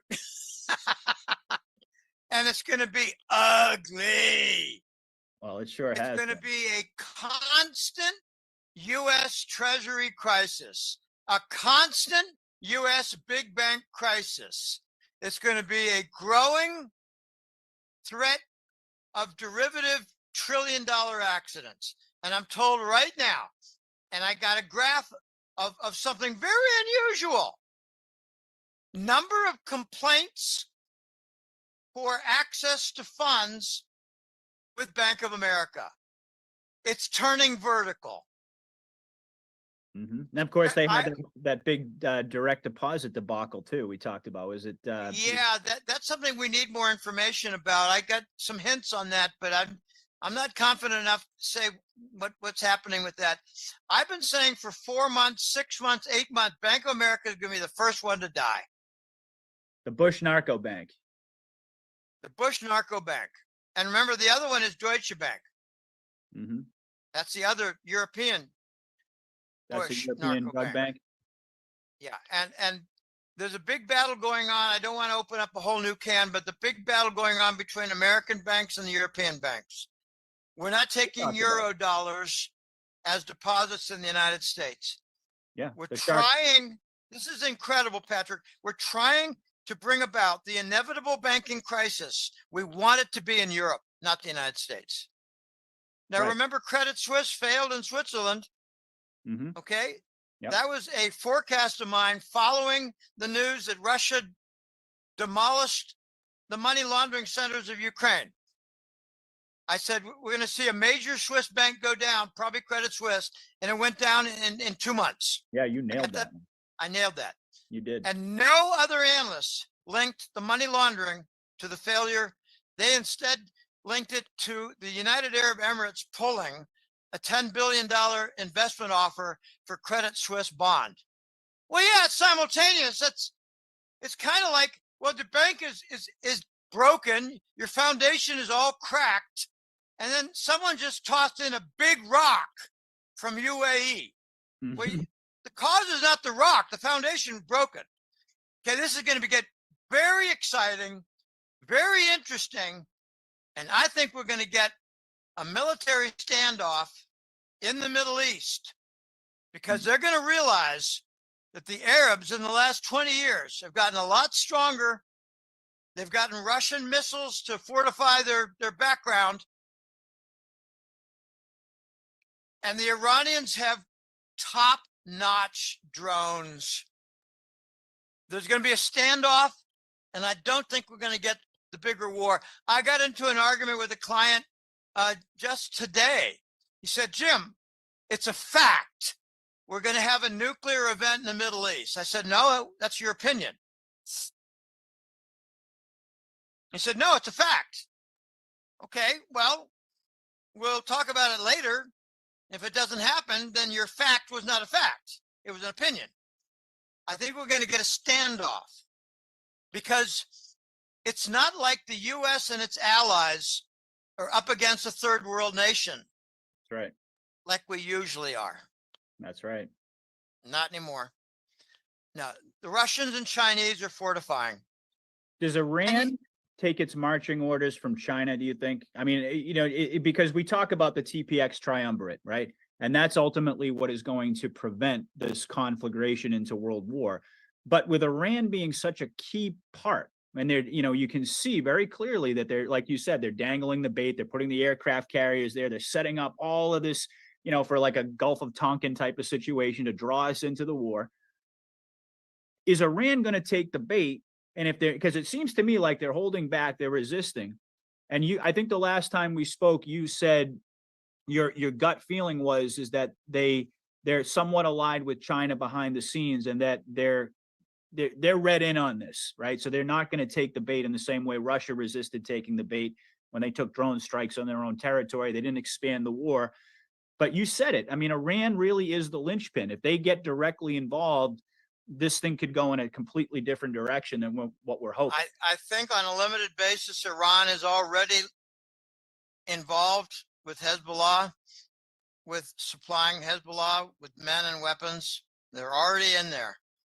So it's a matter of how bad is it going to get, how to what extent, what is the volume of the conflict, how many fronts are there going to be.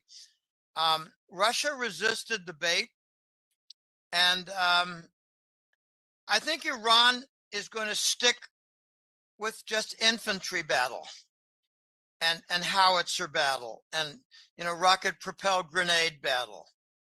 They're not going to sink a ship. They're not going to do that. I just don't think they're going to do that. What I'm afraid.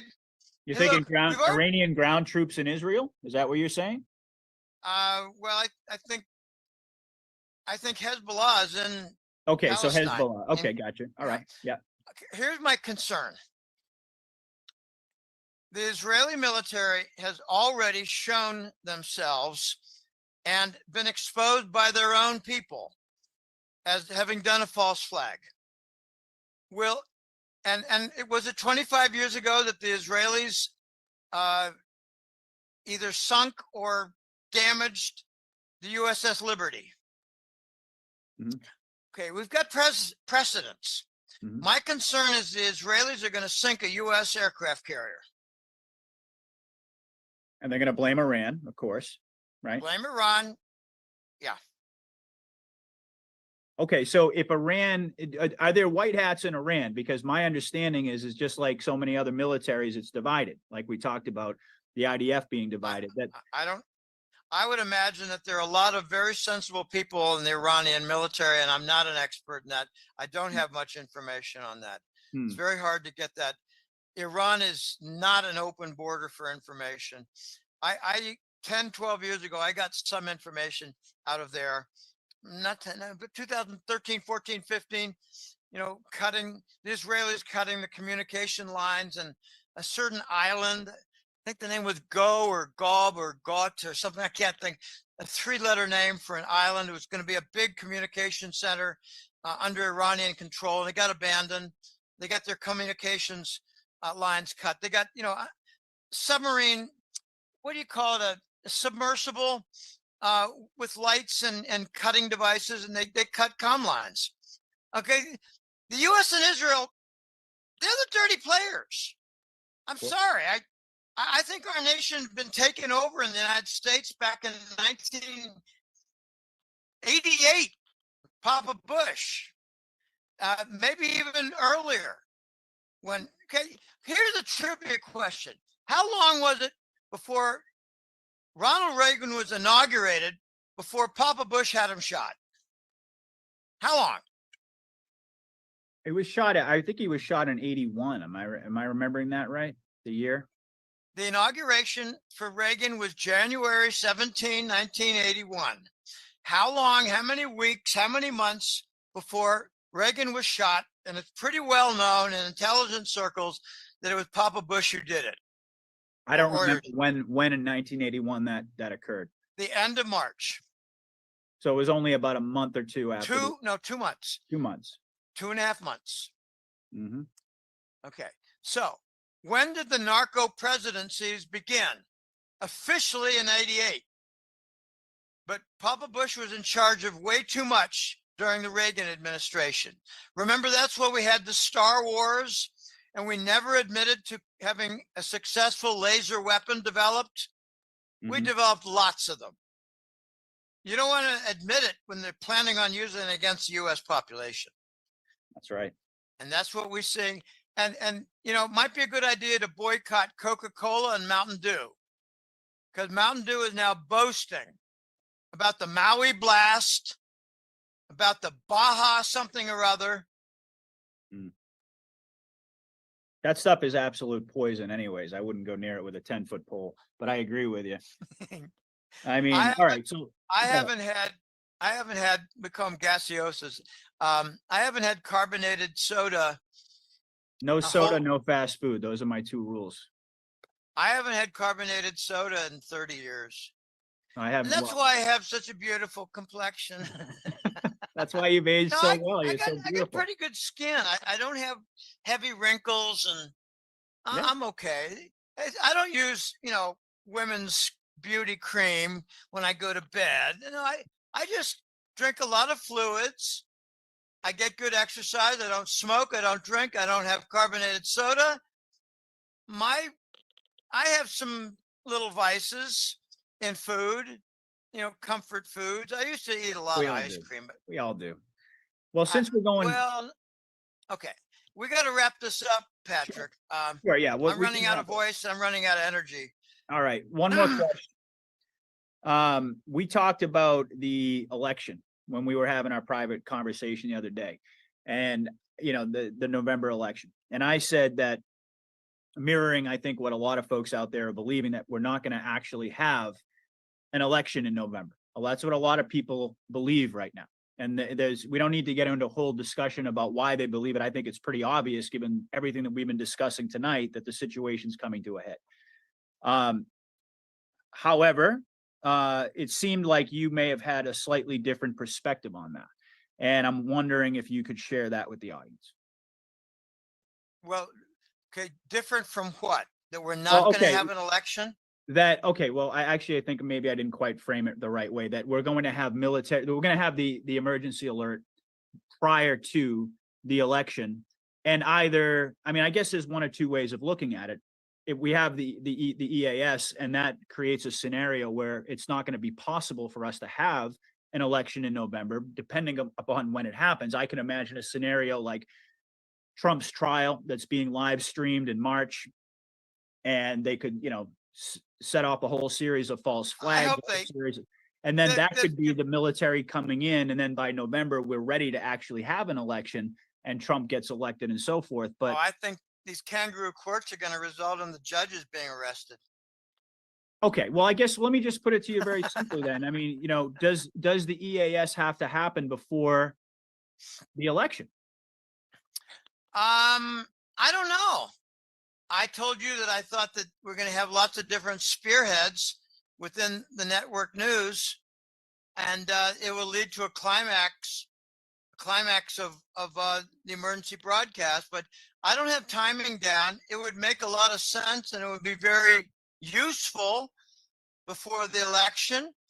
But I want to see the progress with the mainstream news. I want to see more than Fox turn against Biden. Mm-hmm. I want to have CNN turn. I want to have one or two of the other ones. I want to have, I've read that the Washington Post had an article about what a disaster. No, New York Times had an article about what a disaster Ukraine war was, and it was a lot worse than what we thought. New York Times. Okay, are they part of the flip too? Okay, I think we're going to have an election in 2024. It's a year from now. I think we're going to have that election. And I think, and I've been told, but I don't know for sure, but I think we're going to see Dominion subdued. The fraudulent element of changing votes, their logo Prior says, to the election, you mean, so that everybody knows. yeah, so that but so that Dominion is not rooted and not ready and not installed. Dominion has a logo that says we change the way you vote. And that you can take that two ways: the manner in which you vote, or the actual vote that you submitted. And it's really both.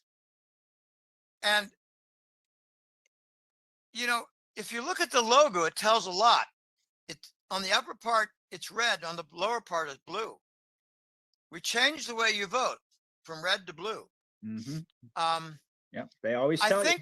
I think we're going to see a rather impressive election, because a lot of preliminary work will have been done.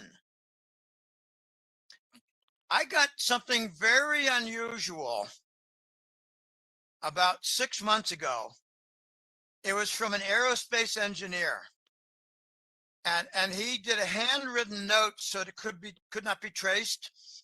And he had a short list of people that he wanted to receive the note, and I was on the list, so I got it, and I transcribed it, into letters on a computer file, so I could email it as an attachment. And one of the items is that there is a 2024 election. Trump wins, and it's like an overwhelming victory. They're working toward that civilian event. They don't want a military event. They want the people to wake up. They want the people to realize that the vaccine was to kill. They want the people to wake up to the fascism that is all through the Biden policies. They want people to wake up. And in the background, Dominion's going to be taken out of the equation. The people are going to vote, and Trump will win like 46 states. The big question to me is, what stupid states are going to vote for Trump's opponent? Don't they still need the military to come in and arrest all these people? I think we're going to see the military doing a lot of arrests and the military managing the election counting rooms. Oh, okay. All right. I got to go. I really got to go. I got things to do and I'm tired. I'm really tired. Well, we I mean, were talking for about an hour before we started recording, and I think we've been on now for about an hour and a half. So yeah, it's about that time. Well, thank you, Jim, so much. Anything you want to share with the audience about your website, your newsletter, or Well, just it's going great guns. I'm getting a lot of compliments. It's the only newsletter on golden-jackass.com. We're getting a lot of things right, and we're straightening some things out that a number of financial analysts don't have right. The dollar's going to go up when it's rejected. It's not that simple. The dollar value will rise when the treasury bonds are dumped en masse. Okay, we've gotten a lot of things right, and I'm really glad. It's like kind of like a positive Pied Piper. I'm creating a wagon train, a caravan, and every once in a while someone else joins and said, I got something to contribute. I want you to know about this and this and this. I've had about 10 different consult calls where they didn't have any questions. It was just to add some information to my arsenal. Integrate this, Jim, into your work. So you don't have any questions? No, I just wanted to, talk, meet you and help you out. Well, you're a fun guy to talk to, I can tell you. Well, I try. My parents thought I was a real nuisance. I can't imagine why. I didn't let sit still anything. I was a prankster. I pulled a false. Oh, it looks like you froze up on us. Fire alarm when I was 14. Oh, am I back? You're kind of getting spotty there, but that's all right. We're getting towards the end anyways. Maybe the All right, computer's getting tired too. Okay. Go to the website, golden-jackass.com, sign up for the newsletter, do a consult payment. We'll do a call, get to know you. I'll help you out as much as I can. If you're very wealthy and you can help me out in a big way, hit the sponsor button, because I'm under constant pressure. And I got other people telling me, don't mention your troubles. Well, go start your own newsletter. I'm suffering. I'm under pressure. I'm saving lives. I'm supporting 8 kids. And the oldest is now 21 years old. So they're almost adults. I can't call them a kid anymore. I'm supporting 6 kids and 2 very young adults. I'm under pressure all the time. This is really rough. This is a very rough time. And while we were talking, I got a request for money for not so much a black hole, but to do something prudent with, in a small business interest. I'm telling you, this is a very difficult time. I hope my heart holds out. I want to see this to the end. I'm now 71 and a half years old. I started this when I was 54. No, I'm 52. What am I saying? 52, right? 2004, 52. And I was a middle-aged guy then. I'm not middle-aged anymore. I tell my sweetheart, no estoy joven jamás. I'm not young anymore. No estoy joven jamás. Well, I'll tell you what, you got more energy than a lot of people that are half your age. I suppose, but I need to lie down when I hang up, and they may not. All right, well, I'll let you go. I need to get a dinner. I'm tired. I got to do an errand. All right, well, listen, folks, the link's going to be in the description, golden-jackass. Jim is the man. I think he's proven it yet again tonight. I mean, there's really nobody else out there who can break it down the way you can. It's an honor to have you on, Jim. It really is. And I do appreciate it. So everybody out there, make sure you check out Jim's website, support his work. Check out the links in the description. I'll be back soon with another report. And until then, God bless and Godspeed. Patriot Thanks out. very much. All right. That was Patriot Underground with Jim Willie. Always a great interview when these two get together. Always a great one. All right, up next, we've got the Space Shot, Machiavelli, and Lisa B. Here we go.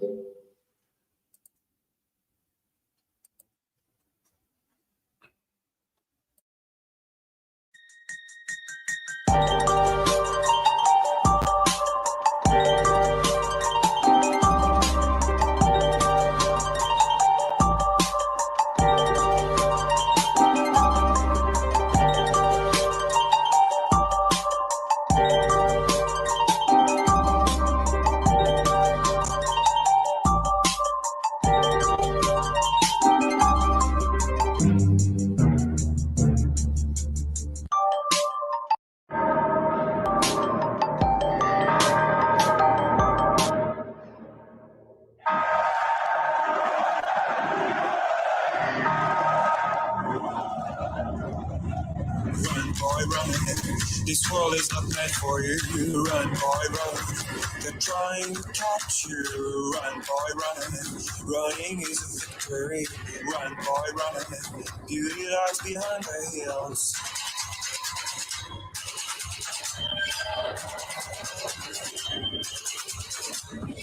Run, boy, run. The sun will be guiding you.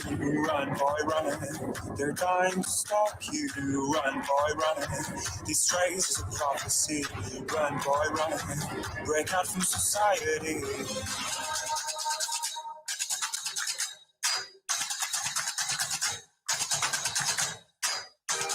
We are one movement, one people, one family, and one glorious nation under God. So with American pride swelling in our hearts and American courage stirring in our souls, I say these words to you tonight. We will make America powerful again. We will make America wealthy again. We will make America strong again. We will make America proud again. We will make America safe again. And we will make America great again.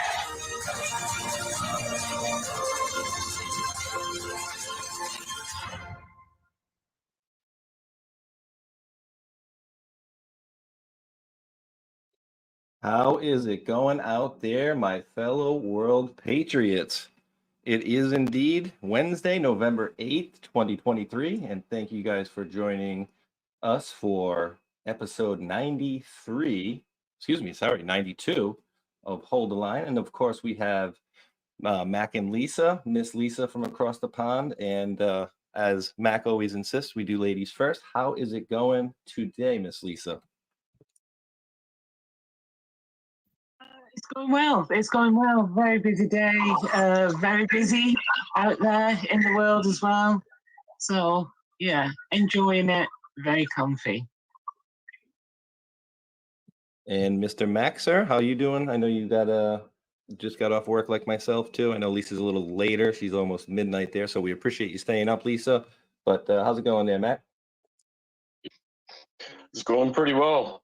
Busy with information, busy in real life, and looking forward to our discussion. Thank you for having us, Space Shot, as always. Lisa, always a pleasure, and thank you to everybody that tunes in, and thanks to the mods. So let's get this rolling, see where we go. Let's get this party started right here. So big hat tip to one of 18 always sends me over such great info, and I'm sorry about being late, everybody. That's through Mac, Lisa, and of course all of you guys tuning in.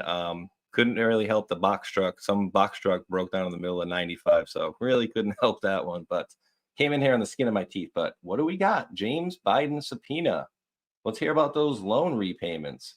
So basically, I had also tweeted out yesterday, there's not really necessity to go into it. It's like a 3 or 4 minute video, but here it was last night. And we're going to go through some of this stuff too.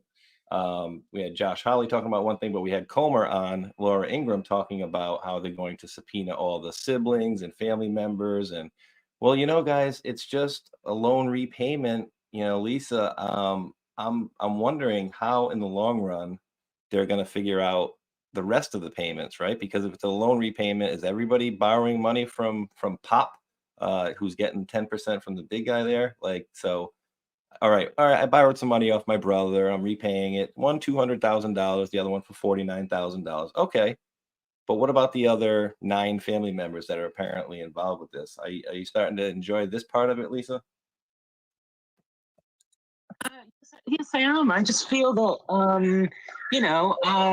Joe Biden I think he's central to all of this. We're all talking about Hunter Biden. I think that's a deflection from Joe Biden. I think Hunter Biden's working for his dad. And, he's the one who does the deals. And his brother is basically what I call the bagman, as in he collects the money. And then all of the family monies, the family's members actually divert their money or the share to Joe Biden. But I think that the family members are just used as, routes to Joe Biden, if that makes sense. They're all involved, but I think Joe Biden is absolutely central. I think they're just useful appendages, I think that makes sense too. And with that, Mac, I'm always thinking too, like, what about the part of it where, and you can take this wherever you like, of course, but in the back of my mind, I'm thinking about the interesting air quotes that you guys can't see coincidences of all these, laptops and hard drives of Hunter Biden coming out right along the same time where his sister there, who took probably inappropriate showers, to quote her diary comes missing right along the same time frame. In the grand scheme of time, they were pretty damn close together too. So I always think of that, like, are they trying to like get out of this life? Maybe Hunter is just, because you almost feel bad for the guy, right? Because you see what he does and the dude is just completely deprived. And like I said, you almost feel bad for him. Yeah, this is all getting really interesting. I just sent it in the chat, starts at like 17 seconds. Tony Bobulinski's response to basically Hunter saying that he lied, that his dad, really was involved in any of this. And then I think it was a certain news organization, fake news organization, maybe NBC, basically admitted to the fact that, I'm actually getting ahead of myself. So Bobulinski comes back into the picture here. We're talking about how 10% for the big guy. And what was revealed recently in NBC was that, Obama's in the background helping out President Biden with the AI. And so that almost was like an admission that Obama's running a shadow presidency. Biden's been over 40% in the tanker. Like, he hasn't worked for the American people. He's been on the beach and so forth. So I wonder what extent Obama's going to also be involved in this, possibly in the money trail. But I definitely agree with Lisa and yourself on, especially Lisa, that Joe Biden is the one that's ultimately behind this. And he's got, decades of experience in doing this stuff. So this might be just the surface, or he's perfected his corruption to try to get away with this. But I think the truth will set us all free, and we'll see this all play out and connect. Yeah, it's like maybe he's playing the stupid Columbo routine, like being the stupid old man. Because then you have to think there has to be people behind him, like Obama and whatnot. So let's play this video quick, and then we'll real quick pull up an article. Remember, Bobulinski was the one that said, the Bidens were like, it's deniable plausibility is what they were going to complain or claim in their if they were ever questioned about this. So if anybody wants to explain that, but let's watch the video. Biden's lawyer asking the U.S. Attorney for the District of Columbia to investigate Hunter's former associate, Tony Bobulinski, claiming he lied to the FBI about the nature of his business relationship with the president's son. Fox News Digital has exclusively obtained Bobulinski's response through his attorney. The statement denies Bobulinski lied. It calls on President Biden, Hunter, and the president's brother, Joe, to testify, Jim rather, to testify publicly with him before Congress. It's going to be interesting. I mean, he's already testified, I think, a couple times too. So like I said, though, you're going to have the brother coming in. I don't even know if I got a date on that, to be honest with you guys. I was looking at that. If the date was on there, let me see for you. When's he coming in? He's coming in on 12/6, so one day after D5. That's going to be interesting. So you're going to be able to maybe, perhaps, maybe a loan payment or whatever. But how many more of these payments are there? There's so many different bank accounts, so many shell companies. And the irony of all this, guys, too, it's just so glaringly obvious. We have President Trump is just like, if the guy, jaywalks, he's getting a ticket, anything that they can find on this guy, they're going to just load on. But meanwhile, we got this dude just raking in the dough on the other side, all sorts of corruption, all sorts of proof of it. And no big deal. We're not going to worry about that much. So let me pull up this graphic Lisa had. And I think Lisa wanted to say something as well. Go ahead, Lisa. But a similar situation going on as we had before. We have, Tony Bobulinski apparently told the FBI that he had a lot of information and he also had evidence. He was the one that said he was in business with the Bidens. So not just Hunter, with Joe as well. I also believe that in the very beginning, didn't Tony Bobulinski say that he had something like Q clearance? Do you remember that, Mac? That he had Q clearance, what they call Q clearance? I do. So what we've got is the FBI sat on his information. So obviously they're going to attack him, a bit like, just like you said, just like the laptop. And then, Bobulinski actually talked about the details and, Hunter and Joe are denying it. And then he came up with the evidence, and I think that's where we're getting, it's partly the reason why they've both been subpoenaed very recently. So it's all getting very interesting. Joe's definitely central. And then if you think about it, he received so much money, and he was, like the vice president. He was utilizing that position. He was utilizing his office, just like Hillary Clinton and the Clinton Foundation. So, given the way things go, and you've got a DNI there who gathers all the intelligence, signals intelligence and stuff like that, it's like they all must have known. There's no way that he could do that much business and people not know that are around him. But I think they were possibly doing a similar thing like Hillary Clinton. Very interesting. Very interesting. So I got a couple more connections to this, and I'm going to try to keep it really quick. I don't know if you can look up harvest in brackets, but to me, in a long ago decode, Bohai Harvest RST. So Bohai Harvest and RST. RST is Rosemont Seneca Thornton. In 2009, Hunter Biden formed an investment firm called Rosemont Seneca, along with Chris Hines, who's a Skull and Bones, the stepson of future Secretary of State John Kerry and their friend Devin Archer. 2013, Rosemont Seneca formed a business partnership with a Chinese investment fund called Bohai Capital, resulting Bohai Harvest RST. So I'm just pointing out like how they always talk about these different shells of companies. This is just like a portion of it. And remember, Chris Hines and Hunter Biden were also part of Burisma, right? The energy company in the Ukraine, and they were on the board with several other family members that were politicians or powerful people, including Nancy Pelosi's son. Nancy Pelosi's son was connected to a number of companies that were, you know, they've done some interesting things, let's say. So we've got a lot of sons involved. You know, I'd say they're SOBs, but you know, a lot of sons involved of politicians. So why wouldn't they all know what's going on? And then remember Meta Biota as well, you know, involved in the labs. It's very deep. It's very, very deep, and it's obvious.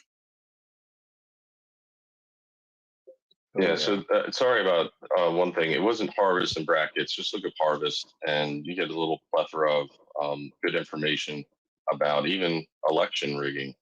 And I haven't looked at it yet, so just wanted to share that part. That's an interesting Q post there. Special.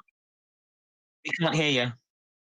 Yeah, no, it wasn't saying anything. Which one? Because I had basically energy ones up here, but yeah, this is the other one. It's haven't you figured it out yet? It's not about Trump's corruption. It's about making sure you don't find about their corruption. So focus. You got a little. Just too hard. I tried the bracket parentheses or. No, just do Harvest. Yeah, I was wrong about brackets, but Harvest worked. If you want to pull this up and discuss this, let's do this first. You know which one? No, I haven't gotten a chance to look at it. The top one though mentions ballot harvesting, I believe. Oh yeah, ballot harvesting right there. Ballot harvesting. Yeah, you got both. I don't know. Are you looking for bow by harvest or are you looking for? No, I mean it. Go ahead, Lisa. Just whilst you're doing that, it's like, you know, you've got harvest, the word harvest there up on the search on the Q post, and it's like let's not forget that basically the election 2020 was rigged so that Joe Biden would win. That's why the fraud was committed. Remember the swing states, you know, like there's no way that he could have really won those swing states, but he did. So remember, you know, the whole of the election fraud and all of the rigging was all done to put Joe Biden in office, and also again to cover up their corruption. You know, he's central to a lot of what's been going on throughout the Obama years, throughout his 40-year political career. So why wouldn't they want to put him in a position or make it look like, you know, he's untouchable? Think about that. Why is everything weaponized against Donald Trump? Biden. He's the most corrupt president in history, so President Trump says. I think there's a reason that he says that. You know, apparently he's worse than Hillary. And Obama? Or Obama was a Manchurian candidate, right? Or is Obama also considered a Manchurian candidate? Yeah, that's the one. Excuse me, Biden. Oops. Yeah, that was the one that I found interesting. Yeah.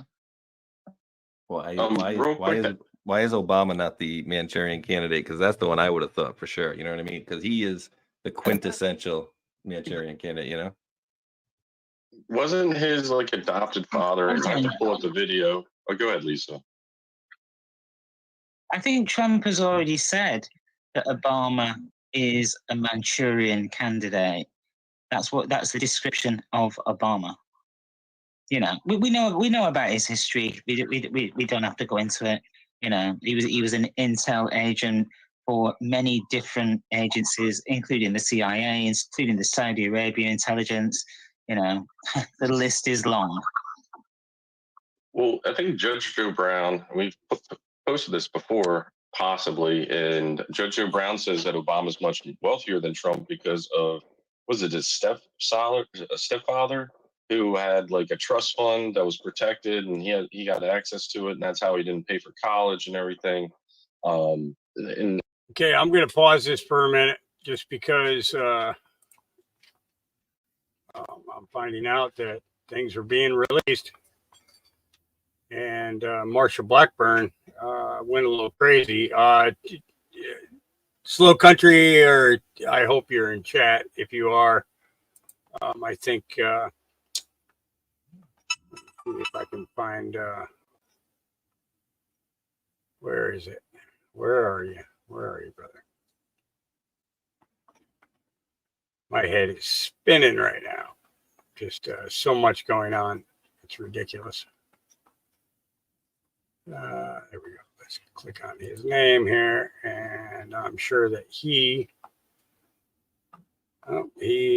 did not post a video of it. Okay, so we got a couple of things here that he wanted me to tell you guys about. Actually, a few things.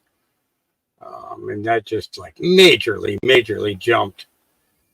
Marjorie Taylor Greene has introduced articles of impeachment against Alejandro Mayorkas. All right, we got that one.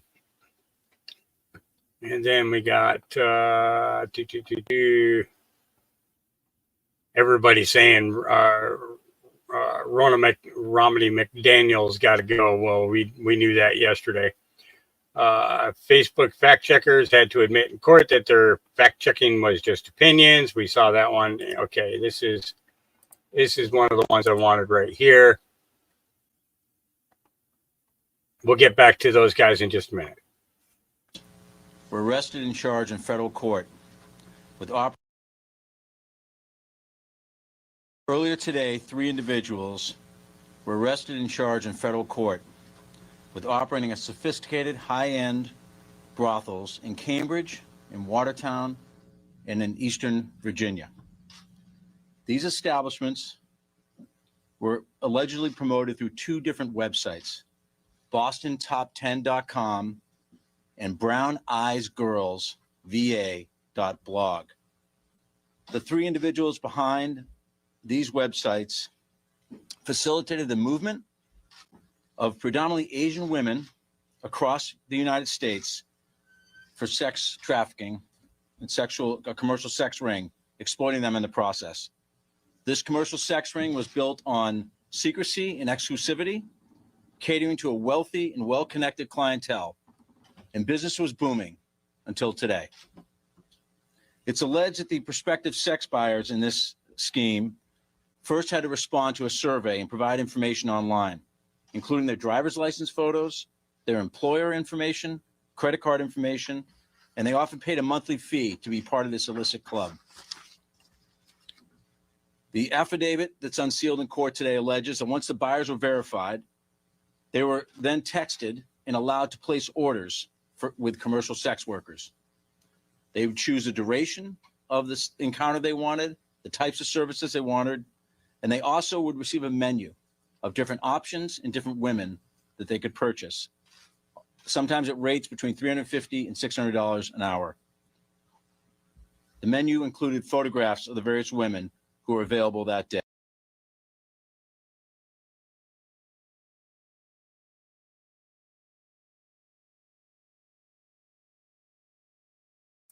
All right. Okay. So that's one of them. Now I got to, this is the one I want right here. Up, and it did open it up on the other dang window. I figured if I moved it over to this window, it wouldn't do that. Okay. Subpoenas now. Here are a few more that I. And since we're in the business of issuing subpoenas now, here are a few more that I filed. A subpoena to Jeffrey Epstein's estate to provide the flight logs for his private plane, given the numerous allegations of human trafficking and sexual abuse surrounding Mr. Epstein. I think it is very important that we identify everybody that was on that plane and how many trips they took on that plane and the destinations to which they arrived. And since so the cool thing about that is remember last week the kid that got up at Hillary's speaking event and said, Hillary, how come Bill went to Epstein Island 26 times? Okay. Yeah. Okay. So here's another one here. This is out of the District of Massachusetts. Navy vet sent this to me earlier today. 3 arrested for operating high-end brothel network. 3 individuals have been arrested in connection with operating sophisticated high-end brothels in greater Boston and Eastern Virginia.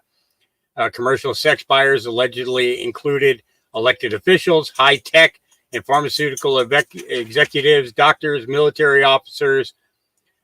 Well, now we know why the military is not doing much of anything. Wonder what that could be about. The defendants have been charged with conspiracy to coerce and entice to travel to engage in illegal sexual activity. Han Lee, James Lee, and Jun Myung Lee. So they're out of Cambridge, Mass, Torrance, California, and Dedham, Massachusetts. Now, see, for some reason, Dedham sounds familiar to me because I lived up in Waltham for a little while. Yeah, interesting, isn't it?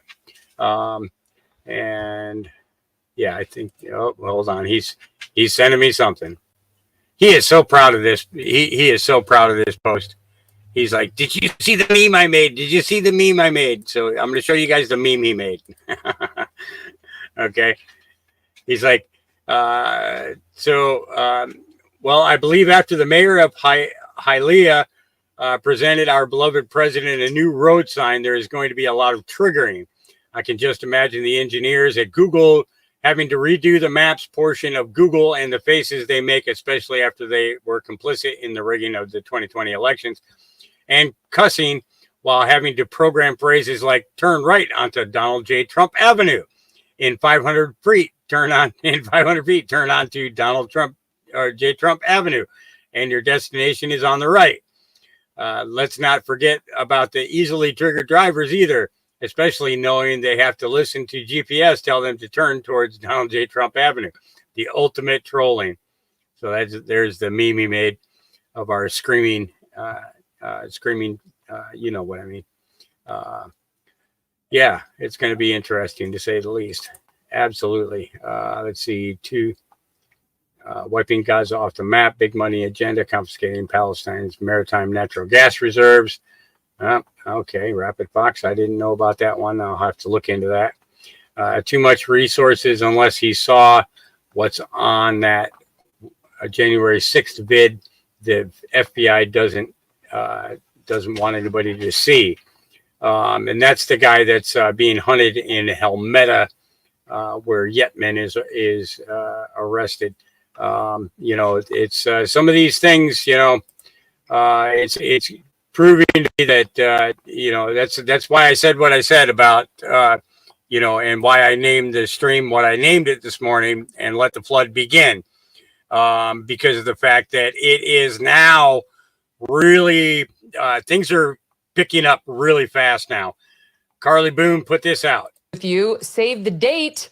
December 6th is the next GOP presidential debate, and I'm happy to tell you that I will be returning to the debate moderator's chair that evening, alongside News Nation's Elizabeth Vargas and a name you also know, the Washington Free Beacon's Eliana Johnson, our pal, who you know from the Free Beacon and hopefully from this show as well, where the three of us together will take on these candidates and try to shed some light on what differentiates them. News Nation is the host of the debate, and you can catch the debate live on News Nation as well as here on SiriusXM.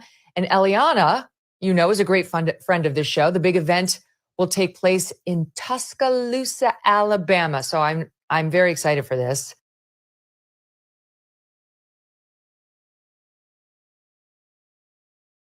So I don't really know how much I trust Megyn Kelly. You know, I really don't. But there is a Donald Trump interview tonight. Watch a Univision special interview with me, your all-time favorite president, tonight at 10 p.m. Eastern time. Enjoy. So that must have been a good interview.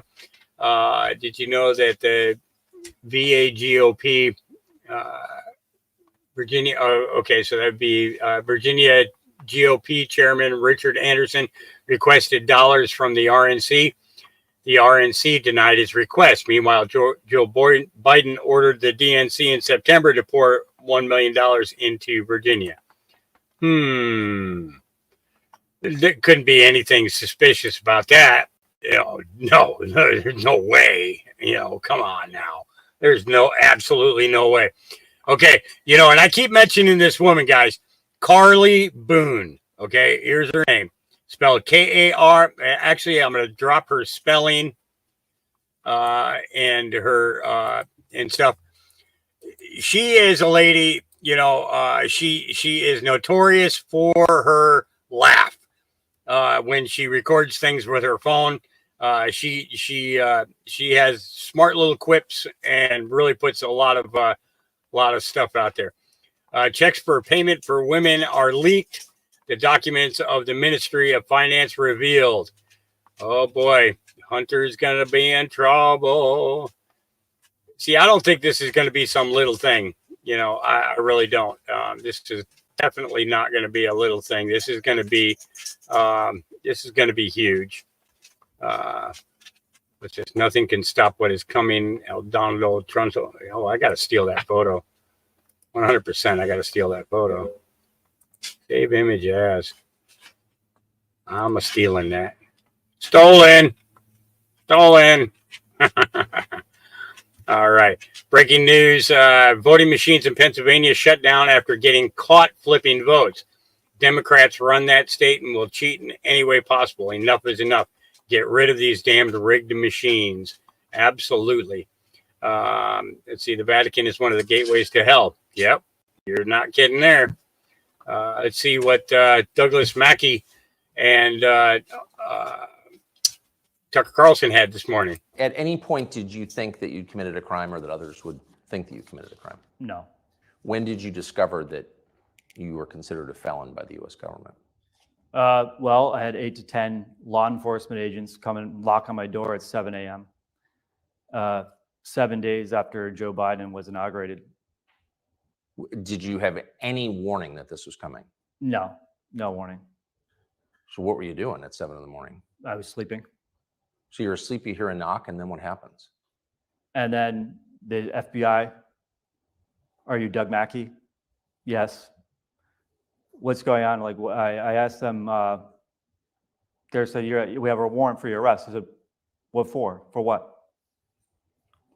They didn't tell me until I got to the courthouse. Did they cuff you?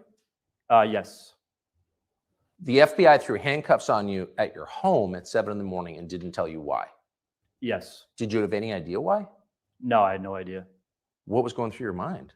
I knew that politicians could be vindictive and the federal government sometimes could be influenced by those politicians,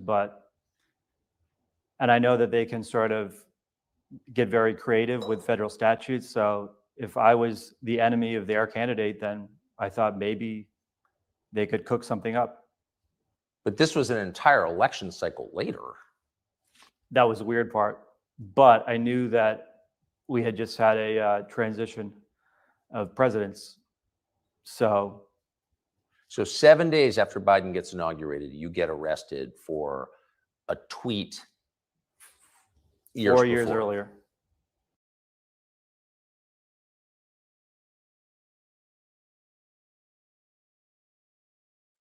Dang.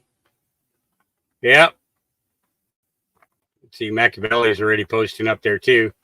What's this here?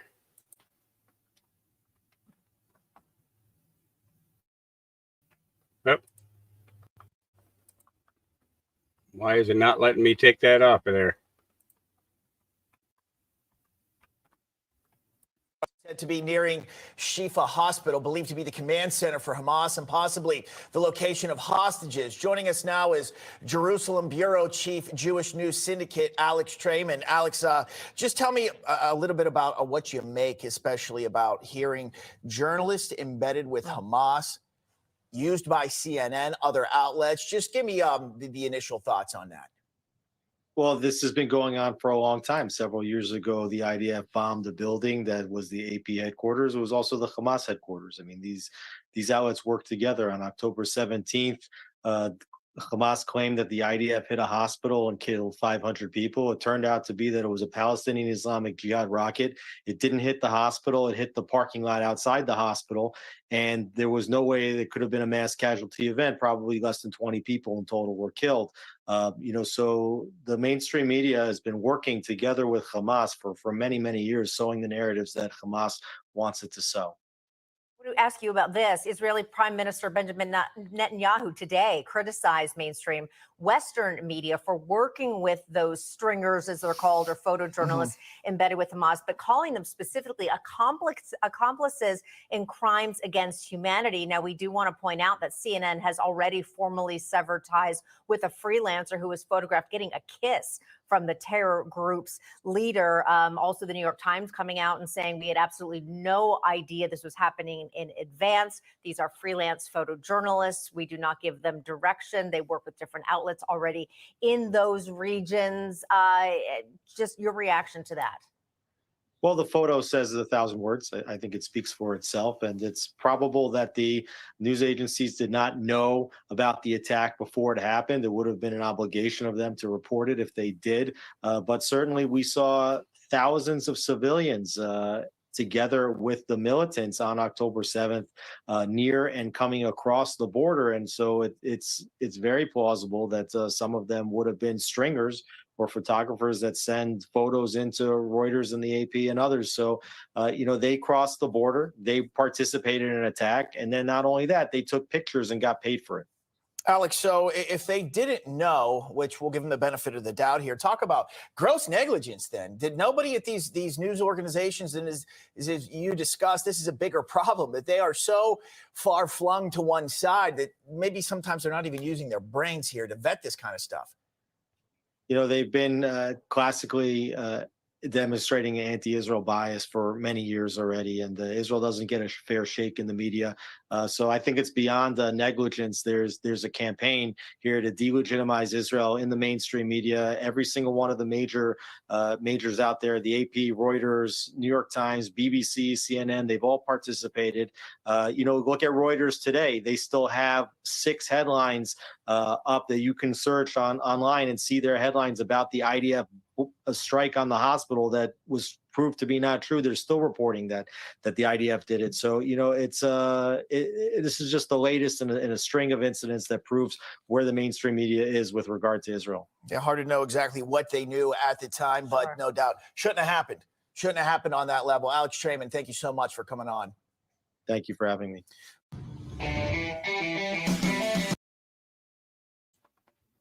Yeah. And it's nice. It's funny when when we start seeing these updates coming in and that whole narrative that mainstream media has been pushing this whole time comes out, then, here's another one. Got that one too. Dang nabbit. Stop putting good memes up there. All of you, knock it off. I'll take them. I don't care. Because I'll drop them every place else. So FBI offers $10,000 reward for information on January 6th protester and retired Army Sergeant Gregory Yetman as they hunt him like a dog in New Jersey woods. Yeah. Something going on. Something's going on. He's got more information than just what we're hearing. We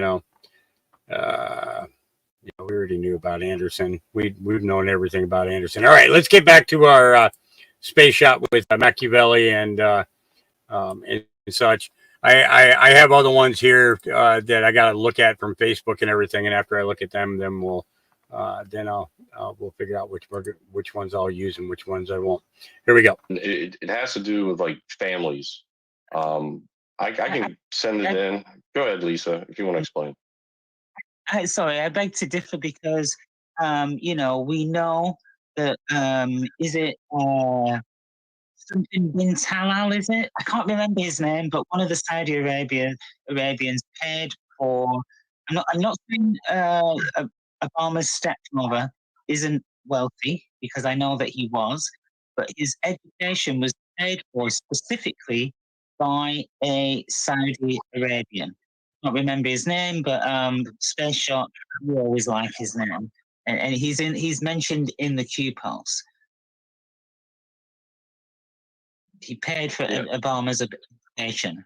Oh yeah. It was Bin Talal, if I remember, because I That's remember, it. That's yeah, because Percy Harvin, who was the lawyer to Malcolm X, I believe. I did a whole thing on this one, and I got super lucky when I put these connections together. There was some really, really crazy old connections with them. That guy Percy Sutton called Donald Warden, he was born Donald Warden, but he became Dr. Khalid Mansour. Okay. And this guy was a lawyer. And he made the phone call to him and he said, "Oh, hey, can you make a phone call, to Harvard and get Obama in here? This guy's going to be great." And da da da da da. So before the election of Obama, this story came out and they asked this guy, Dr. Khalid Muhammad, I think that's whatever his name is there. I'm just going to say Dr. Khalid because I don't want to, Dr. Mansour. So they said, "Oh yeah, Percy Sutton said, you had asked to make a phone call to get Obama into Harvard." "Oh, no. I think Mr. Sutton must be mistaken because, I didn't have anything to do with that. And I don't want to speak badly about because he's, older." And the guy took about 15 minutes to do about a 30-second conversation. But it was super, super crazy because after Obama was elected, wouldn't you know, I showed in my video that, oh, now this guy is using the thing that, oh, I am the advisor, the monetary advisor to Bin Talal, and I was instrumental into getting Obama into Harvard. So he admitted as much. And a really interesting connection for you guys if you want to go back and maybe even find some more stuff. 1978 called "Will Arabs Back Blacks with Cash?" Right? And it has this whole story and it goes into OPEC and whatnot. Long story short, too late. There was two lawyers that were fighting in an OPEC thing, and a friend of the court brief is somebody that, quote, doesn't have really a fight in the matter, but they're just going to give their legal opinion on it, wink, winks. And it means they generally always do have a side, right? Well, the two lawyers were Donald Warden, Dr. Khalid Mansour, aka Dr. Khalid Mansour, on the OPEC side, a friend of the court brief for OPEC side. And guess who the other young lawyer at the time, soon to be Supreme Court Justice, who also did a brief for OPEC side? None other than who did Obama used to fight with in the White House, that they say? Antonin Scalia. Interesting, right? That these guys are all connected back then together. Donald Warden, Dr. Khalid Mansour, and perhaps Bin Talal as well. And by the way, if I didn't mention it already, that article was written by a guy named, I think it was Vernon Jarrett. And yes, it is a stepfather to Valerie Jarrett. Figure that one out, guys. Craziness, all this stuff. So I don't know where we started with this, but I'm sorry I went off into the weeds there. But I think those connections are pertinent. But where are we going now? That was great. That's really interesting because we know that Valerie Jarrett. A lot of people thought that she was black, but she is actually Iranian. We know Obama's connections with Iran, the money that he gave to Iran. Remember that, the money that he flew in on the plane, and then you've got Joe Biden giving money to Iran as well. And then you've also got John Kerry's daughter, who I think the best man, the best man, or somebody that presided over the wedding is like something like the head of security for Iran. And then we also had the tapes of John Kerry leaking information to Iran as well. So big connections there to Iran with the Obama administration. All right. So many, Mac, right? I mean, there was tons of them. Yeah, it just keeps on going, like the amount of connections and everything. Valerie Jarrett's like best friend, I forget her name. Before we get into that real quick, I wanted to go back to the harvest comment, and it correlates to President Trump's speeches when he keeps going to Iowa. And I'm like, he keeps going. I know it's a really important thing as far as voting, but he keeps reiterating how much he got for the farmers. And when you talk about crop that's in brackets and corn, Iowa's number one in the United States in producing corn. That's why he always mentions ethanol. And it's starting to evolve that it actually matching up to a lot of the stuff in the Q post about corn and harvest ballots, where they're harvesting ballots in Iowa. Is that what he's hinting at? So I'm starting to think about that a little bit more, and I think what we'll see is some exposure. You know, the Q post that says trust Grassley, trust Pompeo. I mean, do we really feel like we've been able to trust them so far, since they haven't really backed President Trump at all along the way? So the multiple meanings are like just blowing my mind. And I do want to come back to Valerie Jarrett. Lisa? Go ahead, Lisa. We got a little bit of a delay from across the pond, but go ahead, Lisa. Yeah, I was just going to say, you know, you mentioned the word farmers, and straight away my brain went to farm, as in the CIA farm, where they train their operatives. So I was just, for some reason, that little connection came in. And then we know that, you know, the CIA, they've been all involved in trying to frame President Trump, you know, with the Russia hoax and all of that. We know the CIA and their involvement in crime. We know their involvement in like the BCCI Bank, you know, the way that, and you know, like all of the social media platforms as well. You know, we know that the CIA, their issue is the fact that they believe that they don't have enough funding, so they have these other activities that they run in order to generate funding for their black ops. So I wondered about that connection. Yeah, and can we keep it going here on Valerie Jarrett? And just like you're saying, who was the woman that was really good friends with Valerie Jarrett that ran a black ops torture site? Do you remember that?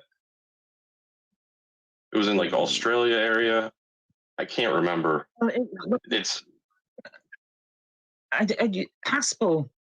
Yes, she was an expert in all of that, and Durham back in the day did an investigation into the CIA torture sites, and I think something like 90 tapes got destroyed.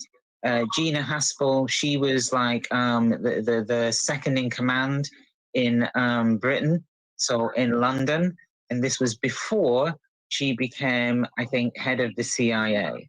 So there are umpteen connections there, you know.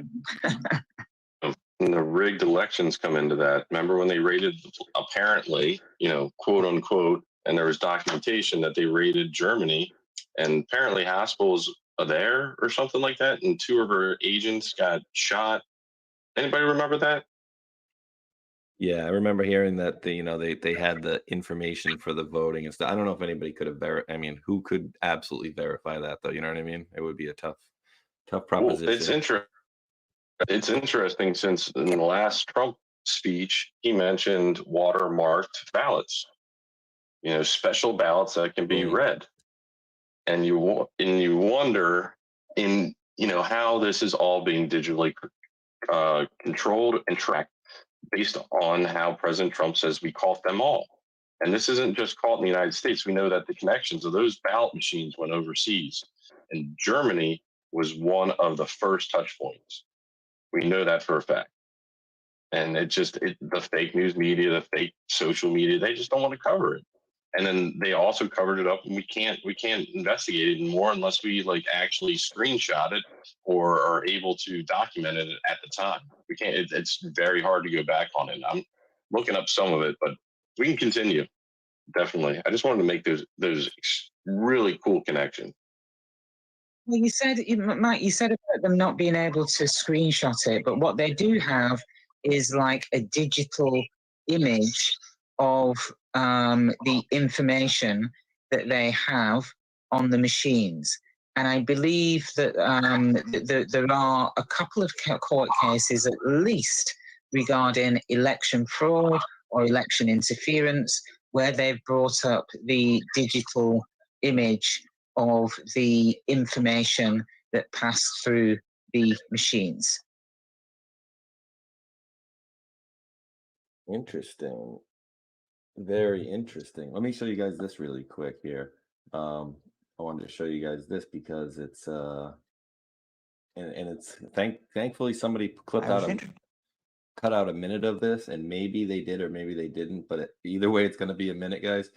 But you'll see what I mean about this guy and how he talks. And he was elderly, of course. I was introduced to him by a friend who's raising money for him. The friend's name is Dr. Khalid Al-Mansour from Texas. He is the principal advisor to one of the world's richest men. He told me about Obama. He wrote to me about him. And his introduction was, there's a young man that has applied to Harvard. I know that you have a few friends left there because you used to go up there to speak. Would you please write a letter in support of him? That's because. So you guys, The fastest way to increase the length. you guys see what I mean about how long that conversation could get out of control. But to just back up what I was storing, and I'm just kind of going off my head here. There we go. Obama camp denied it. Dr. Khalid Mansour denied it. But if you go and find anything current on Dr. Khalid Mansour, go look up his website. We could probably even do it. Khalid Al-Mansour. If we do it like right now, let's do it live. Let's search Google for him right now. Dr. Khalid Mansour. Let's see if he's got any like major website for himself. If not, we'll just move this on LinkedIn. I don't know. Would that say something like that in LinkedIn? Yeah. John James. Yeah. No, I don't want to join up to John James. No. Sorry, not John James. Not Straight Shot anymore either. No, it won't let me look. Let's see. But yeah, this guy, President Trump, always talking about Dopey. When I'm president, Bin Talal's Dopey's not going to be able to use Daddy's money to do the things that he wants to do. But yeah, I just found that story to be interesting. And if you guys recall, the whole thing about how Antonin Scalia died, right? He was found at that ranch in bed with the bed not made. Okay. We might have had a little bump in the service there, guys. It said we disconnected for about 3 seconds. So hopefully everything's back there. So where was I going? Oh, so, and I'm sure it's also a coincidence that John Podesta, I don't know if you guys remember this one, but pretty early on, John Podesta, I think it was part of the WikiLeaks files, there was an email within there, and he was writing a script about a movie. And in the movie, it's somebody shoots somebody or whatever in Texas, and the arrow to where he put the map on there was pretty damn close to where that, and I'm not even saying like it was like, north, like, 200 miles. It was damn close where he put the mark on that map. Was right where they found Scalia dead. If you guys remember the wet work post, I think we had some Q wet work posts, if I'm not mistaken. So really interesting. Who took him out and why did they take him out? That's what I'm wondering. Because remember, there were allegations of him and Obama, throwing papers around the White House at times. So interesting little bit of history back there, guys. So anything else you guys want to touch on about Obama and these guys at all? Just Gina Haspel was run with John Brennan on Crossfire Hurricane as well. So I'll leave it there. Yep, absolutely. And I think Trump put some of these people in places of power, knowing who they were and that they were going to. And I also do believe that certain people in his inner circle gave him people that were bad to put in his position as well. So I think there were obviously maneuvers that were done. I think there were also mistakes that were done, and those weren't, President Trump's, you have to fill so many positions there when you become president. So, all right, what are we moving along to? Lisa, did you ever do that image, by the way, or did we kind of do it as we went here? The one that I got on the screen here. I've got the image. Let me see if I can find it. Look at your screen. Oh yeah, that was just a really interesting one. You know, it was a decode. It was a delta, a 3-year delta, and you know the QPO said, you know, this is not going away. Corruption at highest levels of gov, and it says DOJ _ FBI _ MSDNC political elite protection struggles during bright sunny day, and it all links with Tony Bobulinski, and he announced that he would turn in his electronic devices and records, and he said he would do that to the FBI, and then they were regarding business dealings with Hunter and Jim Biden. Now that was from, I think, something like, I can't see there. Can you see the date on that tweet there by John Roberts? Can you see the date, the year? Where is it? You just have to move it up a little bit. It's October 22nd, 2020 at 10:32 p.m. Yeah, so you know that's a good few years ago. You know, 3 years ago, and that's how long the FBI had this supplemental information prior to having the laptop information. Wait a minute, yeah, and they had the laptop information, so you can see that it seems like they purposely suppressed it. And then, you know, you've got the definition of what a bagman is, you know, someone who collects or delivers illegal payments and illegally earned money for someone else. And then you have the $200,000 check there from was it Joe giving to Jim or Jim giving it to Joe? Whichever way around it is, it's suspect, and Congress are looking in the Oversight Committee are looking into that. And I believe that they've now got access to the bank accounts. That was the issue, you know, so they had lists of the transactions, but then they needed to look at the bank accounts. And I believe that they've got access to those now, so they can now prove where these monies were coming from. It's not just, it's gone way past suspicion. Quick addition, which could lead to some incredible things. Remember how President Trump always mentions about the 1,850 boxes in Delaware, and I looked into that, and they're being privately held. So the University of Delaware is saying, you know, we can't give it unless there's an investigation. Well, guess what's about to happen? Are they going to move the boxes? They're going to keep them there, and are we going to be able to see what those boxes are? And this dates back to when he was a senator or congressman. You know, very interesting seeing this play out. Very interesting. And we got some breaking news here. I just see it right here, so I have to grab you a link here. So make sure I share, because always give credit, guys, right? It takes 2 seconds to say the person's name where you're getting it. And I told you guys yesterday, I found a couple really good accounts that these guys are sharing out some good information, but it's already giving us some juice here. So Josh Reed, guys, this guy puts out some good info too here. I gave him a follow yesterday. But breaking: Minnesota Supreme Court dismisses insurrection clause challenge, allowing Trump to remain on the 2024 primary ballot. Isn't that sweet, guys? Dismissed the insurrection clause. What do you think? Yeah, haven't we still got aren't we waiting on a result from Colorado? Colorado are also trying to make sure that Trump, look at how far they're going, what lengths they're going to, you know, which smacks of their desperation. But Colorado are also trying to sure Trump's name does not go on the ballot. You know, to me, I can't see what evidence they've got for doing that. But isn't this the second time this has been dismissed by a court, taking Trump's name off the ballot? It's not the first, I don't think.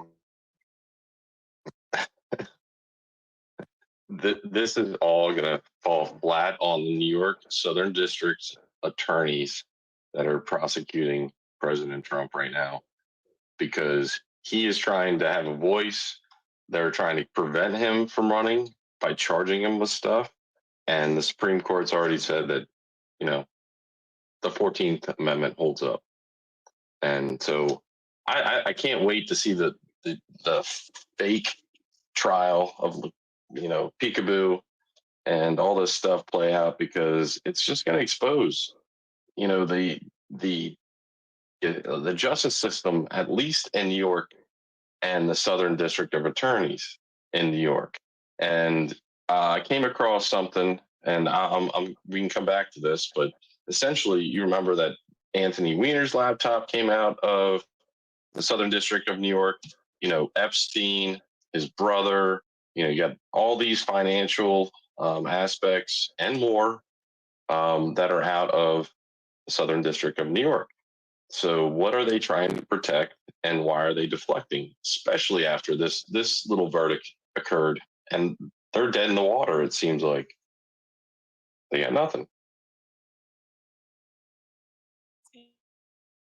It seems that there's a lot of talented people in New York. You had, I think his name was Vance. He was an AG or something at some point. He was the original attorney looking into Trump's finances. He tried many, many times and then eventually gave up. And now you've got Letitia James taking up the mantle regarding trying to get something on Trump, you know, trying to get Trump regarding his finances. And then Southern District of New York, you know, as Max says, there were many, many cases that were held up in the Southern District of New York. That included Epstein over the years. It included Ghislaine Maxwell. They had to get rid of the person who was running that office before things started to move. If you remember, Barr was asked to remove that person running that office. And then since then, Ghislaine Maxwell was arrested and charged and jailed, and things have started to move. But just recently, you know, it's come out, I'll just put it into the channel, that Letitia James has been supported her whole career by George Soros family members and mega donors. So she's, you know, they do this passing the baton. You know, if somebody doesn't make it work, they pass it on to somebody else and they have another go. So before her, there was somebody called James, who was a Democrat, and he was the first one to bring a civil lawsuit against Trump last year, alleging that he and his company misled banks and others about the value of his assets. And now, you know, you've got Letitia James, she's targeting Trump's children, and she's saying that they committed numerous acts of fraud and misrepresentation. But, you know, we don't have anybody who is a victim of this crime. And that's probably why they won't allow him to have a jury. There's no victim. You know, if there's a crime, there has to be a victim. Nobody's been a victim. In fact, all of the banks who are involved in giving him loans, they've all benefited. And we do know that the value of Mar-a-Lago is a bit more than anything between 18 and 28 million, given that it's in Palm Beach, one of the most expensive areas to buy somewhere in Florida. It's like multi-millionaire, billionaires row, you know, as far as larger properties are concerned. Hold on a second. Hold on a second there, guys. Yeah, it's disgusting. And just a real quick one, guys, a little cautionary tale for you guys. You see that the picture of the woman here. If you guys remember, there was a representative from the Virgin Islands maybe a couple of years ago, African-American woman, faintly resembles her. There was a picture of her like topless going around. So there's a little meme going around saying, oh, no wonder why Trump calls Letitia James peekaboo, and basically insinuating that the representative from the Virgin Islands is Letitia James. So don't make that mistake, guys. Just letting you know it's not her, but it is a Democrat from the Virgin Islands. Either way you cut it. She looks like a man, baby. She looks like a man. Yeah. And yeah. this thing, This is crazy. The value of the houses, dude. I just want to touch on that really quick, Mac. And I was explaining to a guy at my work today. I said, listen, you have, and just for the sake of, just being easy, say halfway across the screen, right? Halfway across the screen and down is Mar-a-Lago, right? And then it's $18 million. And then you got like from here to the corner right here is like one place is worth like 24 million. The next one's like 40 something million. And I know we showed that graphic probably a month or so ago when this is unfolding, but it's just ridiculous. And you know what one of my buddies at work says? He's the guy I always talk about all the time, says he's just anti-Trump till the end. He's one of the 4 to 6% that'll never get it. He goes, oh, you know why it's only worth 18 million, right? He goes, because it said there in his lease that he can't do anything else with it. It's always got to be a country club or something. I'm like, what? Show me. Where are you getting this stuff? So these people are just anything. It's the confirmation bias too, right? So anything that they hear that's like, yeah, it's negative to Trump must be true. Okay, on the internet must be true. It's against Trump. Let's rock and roll. But sorry, go ahead, Mac or Lisa, whoever was going in there. Yeah, I posted. Sorry, I shouldn't have done that. Go ahead. Ladies first, Lisa. Go ahead. Sorry. I was going to say that, quite recently, I think it was in, the real estate website Zillow, and they valued Mar-a-Lago. Not when I say quite recently, I don't mean absolutely recently, but I think it was about 360 million, and that was back then. And then also one of the men's magazines actually featured a piece, and it had their estimation what the value of Mar-a-Lago is, and each one of them was it's not 10 times, it's much more than 10 times what the maximum figure that Letitia James and Goran estimated Mar-a-Lago to be worth. And then also, I think in an Indian magazine as well, they talk about the value of Mar-a-Lago. And then all of the things that all of the improvements that he's done. And, he owns the beach in front of it as well. He bought that separately. He bought that. That was part of his ploy to get hold of Mar-a-Lago because Jeffrey Epstein wanted it. So Trump bought the beach in front of Mar-a-Lago, and this is back in the day, decades ago, I think in the 80s or maybe just before, and he bought that for just $2 million. And then he threatened to build on it. So if somebody was going to build on the beach in front of Mar-a-Lago, then that brings down the price of the property. And he bought it for, I think it was $10 million. And that's back in, I think, the early 1980s. So think of 10 million back then. And he owns the beach in front. But I like his style. You guys, Mac, I'm gonna let you obviously go here for 1 second, but I'm just gonna warn the folks at home. If you haven't heard about it yet, there were some shirtless photos going around of Judge Engoron that I'm going to be showing on the screen. So if anybody has a queasy stomach, please look away. But go ahead, Mac. I know you had something on the plate there. Well, to go with what you're saying, President Trump just posted about it, truth about it. My whole thing is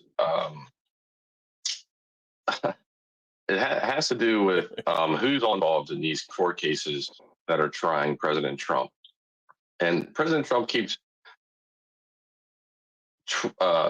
truthing out about election interference, all in caps. Was it yesterday, November 7th?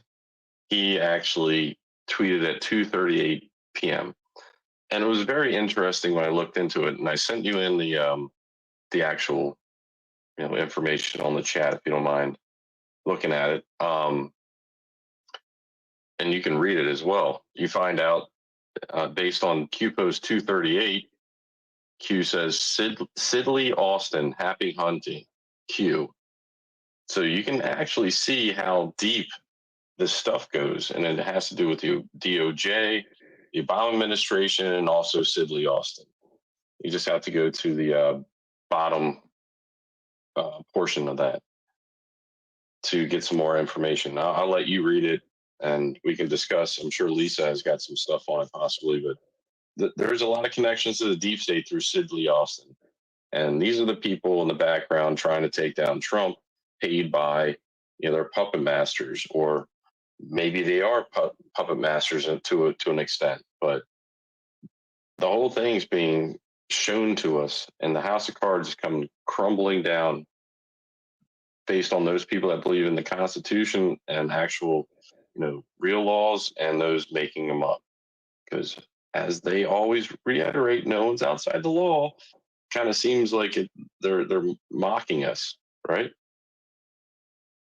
Yeah, and steal the election. President Trump's always saying steal the election, hashtag, he's telling them he's gonna, and I played a video last night from Steve Pachenik there, who was saying, actually in video form, I had never seen it. That's why I it's a little bit older, a few months at least, but he was talking about, hey, what people don't know is just like what you said, Trump said at the rally, and somebody in the chat had mentioned it last night. So I appreciate that as well. Always left the input.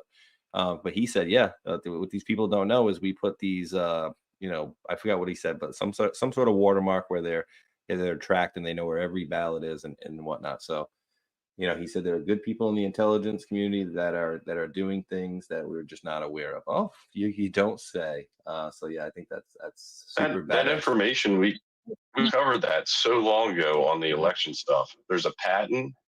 There's several patents on this, and I want to stick on the subject here, but I can throw it in, no big deal. And we've been doing this for a long time. And I think that people are starting now to wake up again to it because we were ahead of the game. And hopefully we're on the right track. Go ahead, Lisa. If you remember just after the election, they started finding bags of ballots. They found a bag of ballots under a rock, like in the desert. And, if you put in an RFID chip, which can be very small, it can be wafer thin as well, then you're able to track something within 10 meters of where it is. So if you do remember, that these ballots, they were left in kind of remote places. You've got to wonder how they actually located them. And if you ask me, it's because they probably had a chip in there. Just like I believe that the UK notes, our new notes, you literally have, it's like a foil and it looks like a chip and it's wafer thin, let me tell you, and it's part of the note. So it's one way of tracking it. And if you imagine that a note eventually will be kind of registered on the blockchain, then it'll add to the provenance. You will know where every note is at any particular point in time, where it's located, because you can, add that to geolocation by the satellites, and off you go.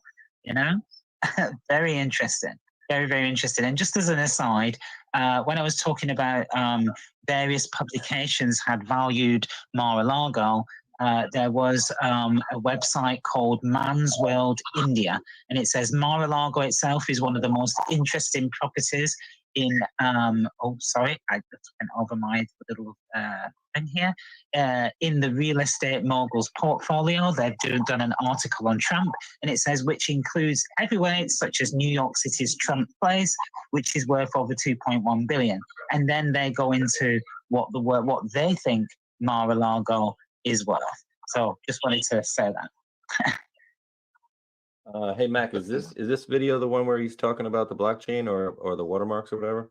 Because I know you got the watermark. I don't. Yeah, I was just showing more of the evidence, and now I'm going to show the blockchain also that occurred during Arizona, and the whole map just plays out like, we think that it's not possible that someone else could be surveying or watching this. But the whole thing matches up to a blockchain system when they were doing the closed camera TV stuff. And in that decode that you're showing, I mean, I'll find it here in a second, but it's better just to talk about that watermark thing on the right hand side. They have a system where it could be watermarked, and Lisa's also exactly correct. Where are those RFID or D chips that were able to locate those particular ballots? So I think we're seeing a strategy over time, and we've been talking about it for a long time, that there is surveillance of going on of all the corruption to catch them all. And there was just an election yesterday, right? Or today. I think it was yesterday. So we're actually seeing this stuff play out based on real research that we've done. And it's incredible. And I want to give you the graphic of the blockchain system because it actually holds up. Did I do it there? Yeah, I did it. But I didn't connect everything. So you can see the left side below Save America Post, and you see the blockchain. The blockchain patent, and underneath the CCTV that was held during the Arizona, I think it was a recount. It falls into the same exact system that this patent's following. So when Trump mentions the special ballots that have certain things on them, I can't remember the exact quote. It is amazing correlation to this voting tracking and how everyone's complaining that the elections are rigged and everything like that. Well, maybe this is a buildup and possibly how we catch them all. And I think it's going to be a public awakening to understand how this has all gone down. That's my personal opinion, but we're seeing these confirmations. I can't get away from it. It's amazing. Interesting. Let me see. Oh, okay. I'm on. Lisa, you got anything else you want to add to that? I think you may have said your piece, but No. Well, thanks a lot, but no. okay. Okie dokie. Yeah, I was just trying to look up that patent number. That's pretty interesting, though. Marking articles using a covert digitally watermarked image. Huh? You don't say. You don't say. Very interesting stuff. So yeah, I did want to show you guys this too. This is a little long, but not long, but it's like 3 minutes. But I think this is pretty interesting. What's the deal with the look at this? 365 views. I'm telling you guys, this is does the third section, section 3 of the 14th Amendment even apply still? I could do that or I could do this. Let's hear this guy for a couple minutes here. This is interesting. Well, there are numerous reasons why it doesn't apply to Donald Trump. Let me give you the most obvious one. The language, if you look at the actual text, it doesn't actually apply to the former president. And here's why. If you look at it carefully, what it says is if you took an oath to support the Constitution previously as either a state official, a member of Congress, or an officer of the United States, then the disqualification clause applies to you. Donald Trump's never been a state official. He was never a member of Congress. And the U.S. Supreme Court has said that an officer of the United States is someone who is appointed to office, not elected. They first said this in 1888 in a case. They repeated it just a decade ago in a case involving the Public Company Accounting Board. What that means for laymen is that Merrick Garland, he's an officer of the United States because he was appointed under Article 2. But if you are elected, you're not considered an officer of the United States. And so, for example, Joe Biden is not an officer of the United States. So under that Supreme Court interpretation of that language, being an officer of the U.S., this doesn't apply to Donald Trump. There's a second big problem. In 1869, in one of the few cases on Section 3, Samuel P. Chase, then Chief Justice of the United States Supreme Court, said Section 3 is not self-executing. What that means is it can't be enforced until and unless Congress passes legislation to enforce Section 3. They've never done that. And in fact, last year in Arizona, the state Supreme Court threw out a very similar case that had been filed against Representatives Gosar and Andy Biggs, claiming they should be disqualified. And the state Supreme Court upheld a lower court decision that said, look, this isn't self-executing. Congress has never passed any legislation to enforce it. Therefore, no state court has jurisdiction to enforce the act. There's one final thing that I would mention, actually two. One, Look, Donald Trump has never been convicted or even charged under the federal statute against insurrection or rebellion. That's 18 USC 2383. He was charged with incitement of insurrection by the U.S. House when they passed their second impeachment resolution. That was one of the charges. He was acquitted in the Senate. So what? We're going to have one county judge, one of 3,000 counties that are going to override what Congress has already done. The final thing is Section 3 has something actually very unique in it. If you look at the final sentence, it says Congress can basically get rid of the disqualifications. They can get rid of Section 3 with a 2/3 vote of each House of Congress. There's nothing like that in any other amendment in the Constitution.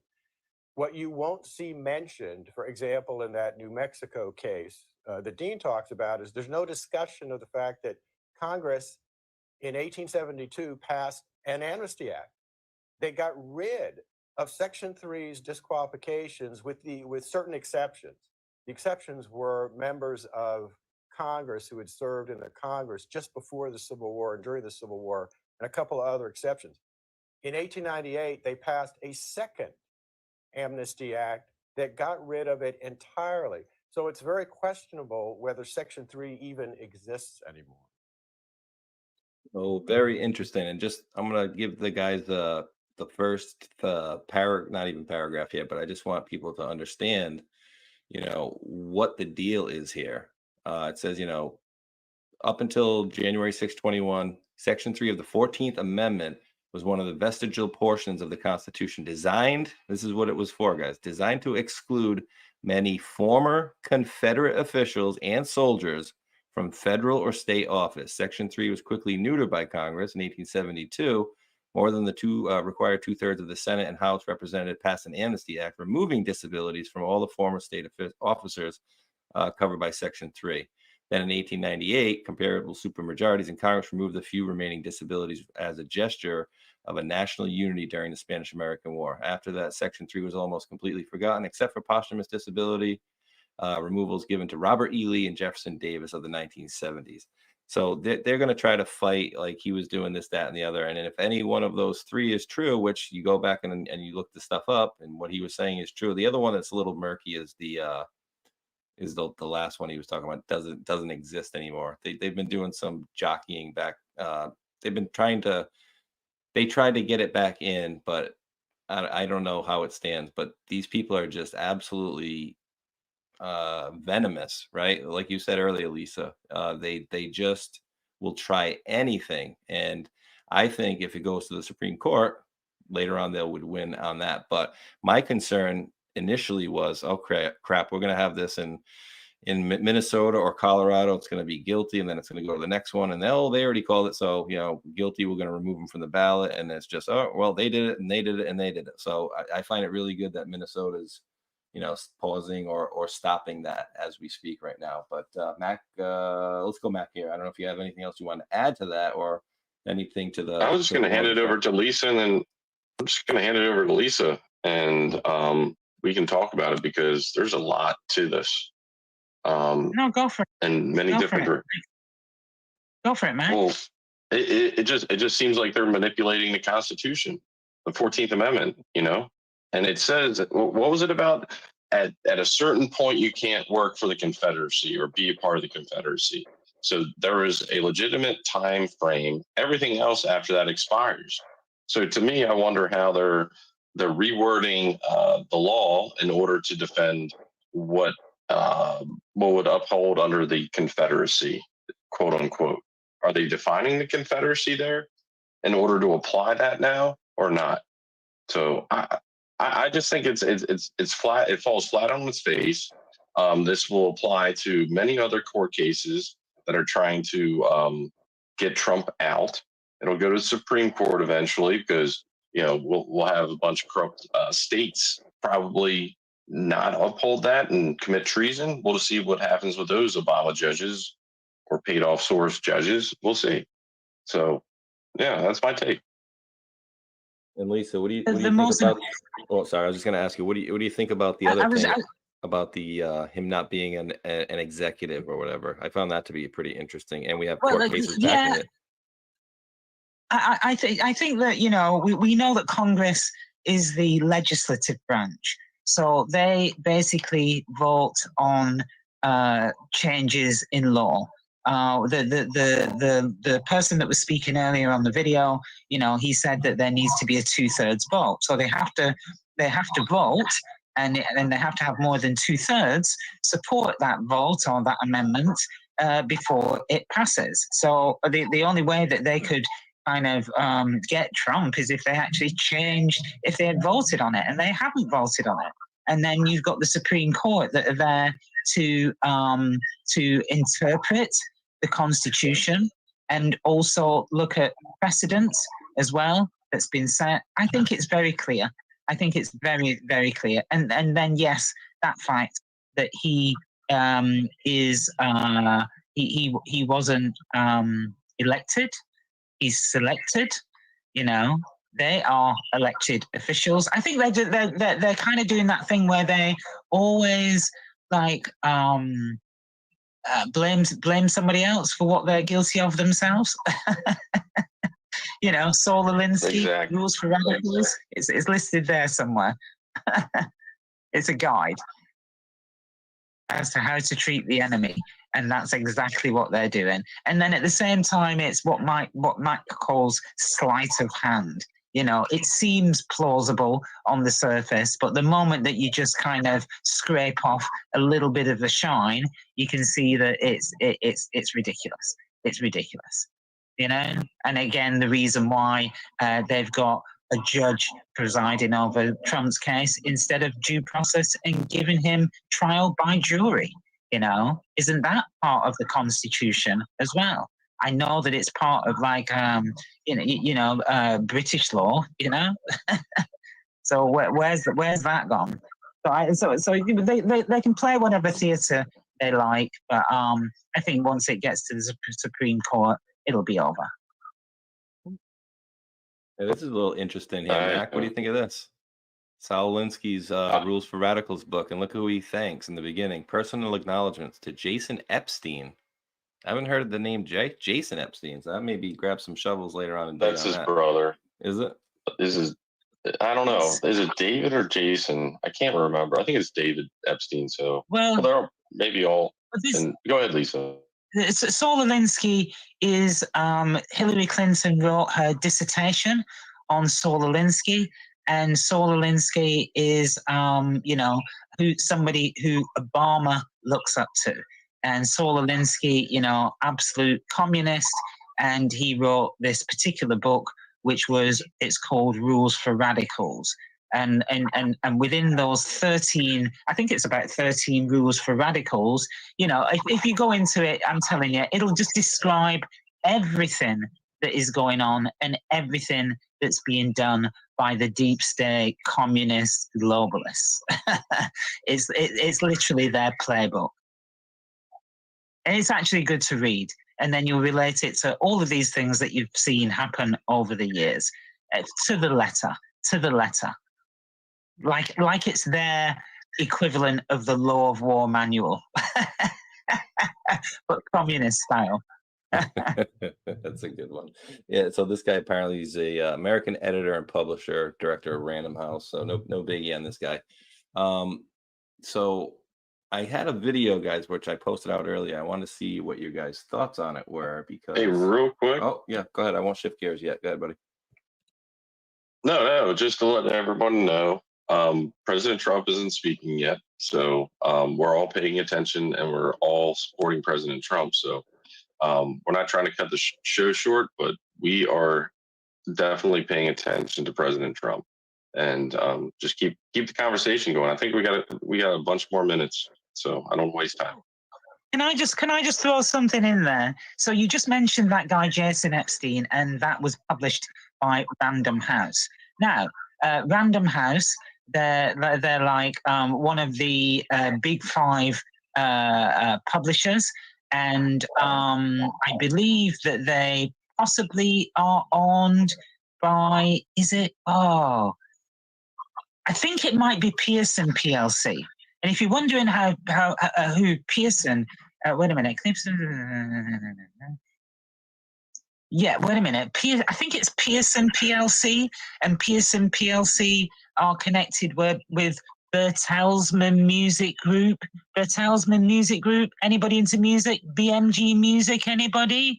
BMG Universal. All of that type of thing. So they're all connected. And Pearson were the coupons talk about book deals and people getting book deals. Mike, you can explain that one. The relevance of the book deals, but Pearson PLC are the company that were given a huge, I think it was about $300 million contract to publish the Common Core school books. So, managing the, in inverted commas, education. But Pearson are also the people that gave Obama. So Obama gave out the contract to Pearson to produce educational books. Pearson gave a book deal to Obama and his friend Michael, and they were huge, with huge advances and huge after payments as well. So that's one of the ways that they launder money to each other for favors. That's a great example. So I just wanted to bring that in, talking about Random House and Penguin, HarperCollins and Macmillan. Look at who publishes these books, when they're doing their biographies and memoirs and all of that type of thing and getting these huge upfront payments. Think about that. I think the Obamas was one of the biggest that's ever been given. Is it 50, 60 million or more? I can't remember. Book deals can be lucrative. So I'm not going to really hit on this one, guys, just to let you guys know. So we got two options here, guys. Tonight we were discussing something different where I have to go at 7:30, maybe having Mac and Lisa continue on. We have the Trump rally, and we have people in the chat letting us know that Don Jr. is on there now, so they'll let us know. We have people saying stream it. I'm going to dinner because we're doing some birthday dinner tonight, so we're not doing regular dinner at the house. So I'm actually gonna leave here, so I got to blast off at 7:30. But I could leave it, I could have it streaming, or we could just wrap the show up or whatever, whatever you guys want to do, and I can actually shut the stream down from my phone off of Restream. And we're going to go ahead and pull it down because it's for here on out. It's pretty much just a little bit of chit chat here and there, and everybody waiting on Trump for his speech last night. So let's go ahead and jump into our next one. Up next, we've got. Well, actually, let me do this. Oh boy.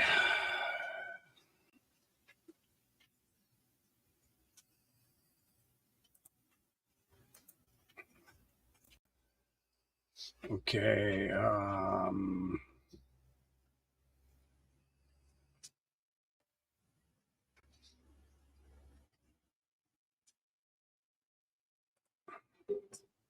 Now, there has been oil conflicts with Israel, with a gas field on the border of the West Bank of Palestine, and just months ago, with a gas field off the coast of Gaza, that Israel, Egypt, and Palestine are said to have made arrangements to begin extraction. Though the Israeli government won't talk about it, by many estimates, only 20% of the oil field is inside Israel, the rest extending into the occupied West Bank. Palestinian experts suspect the Israelis have already begun drilling into their territory. They have made horizontal excavation in the Megid 5 and Megid 4, but they have a problem. They need to extend, more and more inside the West Bank to the east.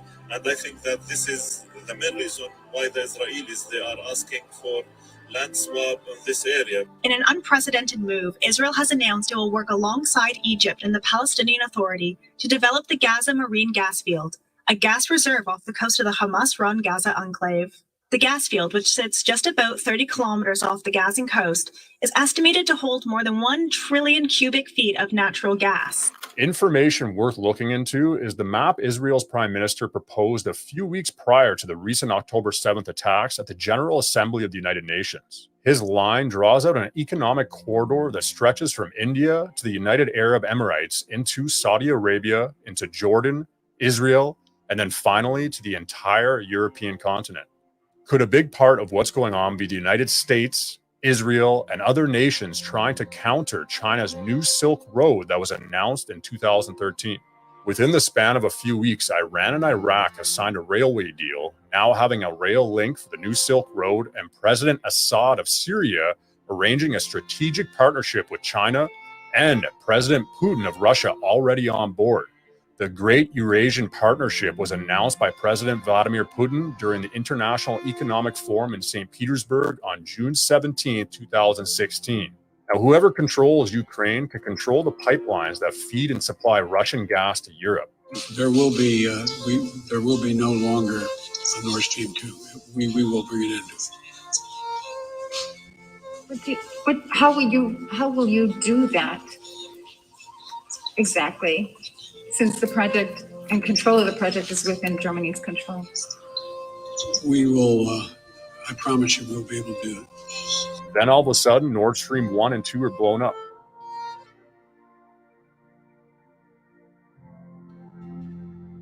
The leaks are under investigation. There are initial reports indicating that this may be the result of an attack or some kind of sabotage, but these are initial reports and we haven't confirmed that yet.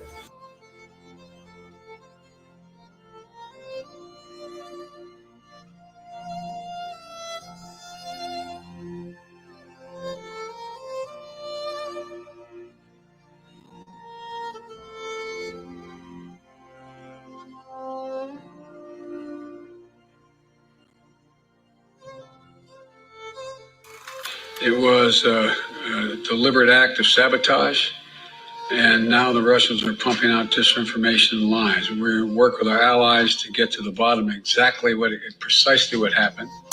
There will be no longer a Nord Stream 2. We will bring it in. Взрывы на международных газовых магистралях Северного потока, которые проходят по дну Балтийского моря, фактически приступили к уничтожению общеевропейской энергетической инфраструктуры. Всем же очевидно, кому это выгодно. Кому выгодно, тот и сделал, конечно. Именно на этих принципах, потому чтобы полностью прибрать к рукам европейский рынок. Все они понимают, эти элиты европейские. Все понимают, но предпочитают обслуживать чужие интересы. Это уже не лакейство, а прямое предательство своих народов. Но это, бог с ними, это их дело. Даже претензии на миролюбие. Мы уже слышали о сдерживании России, Китая, Ирана. Полагаю, что на очереди и другие страны Азии, Латинской Америки, Африки, Ближнего Востока, а также нынешние партнеры и союзники США. Мы знаем, как что не понравится, они против союзников вводят санкции. То против одного банка, то против другого, то против одной компании, то против другой. Это же практика и будет расширяться. Близкие против России, они полагали... Now, no more Russian gas coming into Europe. The other country with an enormous gas reserve is Iran, the second largest in the world next to Russia. In 2015, Iran chose to comply with the proposed nuclear deal set out by a number of world powers, allowing Iran once again to sell oil in the global economy. Then in 2018, the United States went back on their agreement in the nuclear deal, reimposing sanctions on Iran, greatly limiting them from selling their oil and gas to Europe and other countries. Russia and Iran, who have the two largest gas fields, also happen to be the two most sanctioned countries in the world.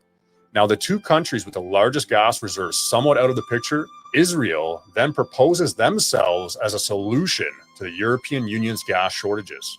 In 2010, a geological survey found a giant gas field in the Middle East called the Leviathan in the Mediterranean Sea on the Levantine Basin, right off the coast of Palestine, Syria, and Lebanon. Syria initially declined offers over its gas reserves. The Leviathan 1 discovery is a very significant one. It is the largest natural gas offshore discovery in the world in the last decades. And obviously, talking about the state of Israel, which just started the natural gas industry, it's even more significant because that could be the foundation for an export project of natural gas from the state of Israel, either to Europe or to Asia. Exploration companies, which have been drilling in the new field, say it has at least 4.8 trillion cubic meters of gas worth tens of billions of dollars. This is a day in which we hear about a huge whale of gas, in which we are about to pass the dual-year budget for the second time, in which it is announced that the Israeli economy has grown faster than almost any other economy in the West and created 100,000 workplaces for Israelis. It is a day for great optimism for the coming year, and everyone should be optimistic. Israel currently imports most of its energy requirements. With this new find, energy officials say it will be able to export excess energy around the world. A year later, war breaks out in Syria, supported by the United States, Israel, and a few other parties. Now, despite public claims from the US stating otherwise, Syrian oil minister Bassam Tamas has revealed that around 90% of Syrian oil is under the control of US forces. Israel has also been bombing Syria's most vital port, Latakia. The port of Latakia is in the west of the country and handles most of Syria's imports. This is the second reported Israeli airstrike there this month. Another major port on the Lebanon coast in Beirut mysteriously explodes in 2020. A major emergency situation unfolding right now in Beirut's port area. Just a short while ago, there was a massive explosion and fire. The pictures from the scene are just unreal. They said that there may have been a problem at a fireworks factory, although those reports have not been confirmed. However, in video from the scene, you can see small explosions, small lights flickering in the main plume of smoke, and then a massive shockwave, a reverberation rises from the location. Officials in Beirut saying that this area has been devastated. The damage extends for several kilometers past the initial site. At this point, reports from the scene are limited just because of the huge scope of this emergency situation. Some would say that we are seeing an agenda exposed with all of this. Gaza has its own unexplored gas fields, and it's been under naval blockade since 2007, causing difficulties to fish, let alone extract gas. مش 9 ميل يعني يرجع زي ايام السلطه ل 20 ميل حسب الاتفاقيه اللي كانت.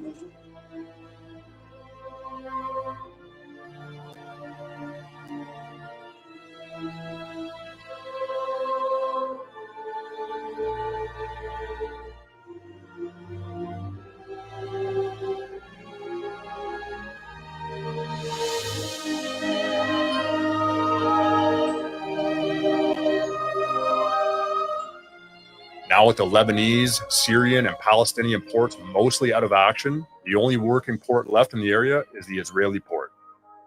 One could say it looks like the United States and Israel are killing off all the competition and cornering the market. Others say those are simply the puppets, and those behind the central banking system are pulling the strings. This 1815 quote by Rothschild comes to mind. I care not what puppet is placed upon the throne of England to rule the empire on which the sun never sets. The man who controls the British money supply controls the British Empire, and I control the British money supply. Now, this video is not to support or condone killing of innocent people on either side. It's to expose what many people might be missing to help create unity amongst all the death, destruction, and divide created by those set out to control us. Let's quickly back up and ask, was the mainstream news telling us the truth when it came to Iraq? Was there a hidden agenda when it came to the war with Iraq? In 2003, the US started the invasion of Iraq. My fellow citizens, at this hour, American and coalition forces are in the early stages of military operations to disarm Iraq, to free its people, and to defend the world from grave danger. And you can know that our forces will be coming home as soon as their work is done. Days after 9/11, 93% of Americans supported taking military action against whoever was responsible. 86% supported going to war. Invading Afghanistan happened quickly in 2001 with public support. Invading Iraq 2 years later needed more convincing. When the United States invaded Iraq in 2003, 72% of Americans supported the war. It was sold as a just and necessary war. Saddam Hussein and Iraq were presented as a clear and present danger. We must find terror where it exists and pull it out by the roots and bring it to justice. Plans for presenting this had already been long set in motion. In 2001, hours after 9/11, the Secretary of Defense, Donald Rumsfeld, was already meeting with military officials to figure out justification for regime change in Iraq, outlining various scenarios, such as discovering Saddam being connected to 9/11 or to anthrax attacks or to creating disputes over inspections of having weapons of mass destruction. Before the dust even settled from the collapse of the towers, the Bush administration began building framework of what would justify to a decade of war with Iraq. They had to sell the war despite zero evidence tying Iraq with 9/11, and they did. Statements of weapons of mass destruction started. The greater danger is that Saddam Hussein, left to his own devices, will perfect his means of delivery of weapons of mass destruction. The United States has entered a struggle of years, a new kind of war against a new kind of enemy. States like these and their terrorist allies constitute an axis of evil, arming to threaten the peace of the world. By seeking weapons of mass destruction, these regimes pose a grave and growing danger. Simply stated, there is no doubt that Saddam Hussein now has weapons of mass destruction. We know they have weapons of mass destruction. We know they have active programs. There isn't any debate about it. He's on a collision course with the United States over weapons of mass destruction. We go to the UN, make one last diplomatic effort on inspections. Since Saddam says no, it's clearly he who has refused the diplomatic route. For the first time in 4 years, UN weapons inspectors will be back in Iraq to scour a country the size of California for evidence of weapons of mass destruction. Propaganda of weapons of mass destruction began without any evidence other than one source in the Iraqi National Congress, an opposition group that wanted Saddam Hussein gone. It was founded by Aman Chalabi, who has a history of close friendships with many high-ranking American officials, who later went on to be the head of the Iraqi Governing Council, the Deputy Prime Minister, and the Minister of Oil. Later reports found the statements of weapons of mass destruction were false, despite being the biggest selling point to get the general public behind the war of Iraq. They lied. They said there were weapons of mass destruction. There were none, and they knew there were none. What accountability was given to those who pushed the Iraq misinformation? There is already a mountain of evidence that suggests that Saddam Hussein is pursuing weapons for the purpose of using them. None. All but one kept their positions to influence the public and were even rewarded for their actions of spreading misinformation. A 2008 study done by the Center of Public Integrity found that in the 2 years following 9/11, President Bush and 7 other top-ranking officials made a total of 935 false statements about the threat posed by Iraq, all promoted on mainstream news as unquestionable sources.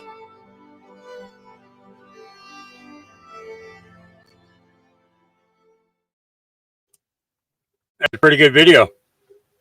Yeah, prices here are crazy now. There has been oil conflicts with Israel, with a gas field. A friend of mine up in the Portland area said that his prices are about half of what mine are out here in the country. But I'm also in one of those counties where we are trying to become part of Greater Idaho, or what would be called Greater Idaho. And it seems that that the state of Oregon is doing this intentionally to pay us back for wanting to leave the state of Oregon and become part of Greater Idaho. I'm in one of the 13 counties that's leaving Oregon, and it's just nuts. It is. It's just I'm so tired of it. Really, seriously, I'm so tired of it. It's such a pain in the ass. It's ridiculous. But and the thing is I know it's happening everywhere. I know everybody's having a hard time right now. You know, that's why I said, as long as the dogs are taken care of and I got fuel to do the podcast, I can live on ramen. I don't have a problem with that. Meat every once in a while is a cool thing, you know, but, you know, I can suffer through that. Bonnie, I got a hay, but I didn't get anything unless it comes in something else. Oh, hold on. Okay. Different Bonnie. Oh, that's the, okay. I know I can't get away with well, I might be able to get away with the Roseanne one, but let's go ahead and pop through these real quick. Here we go.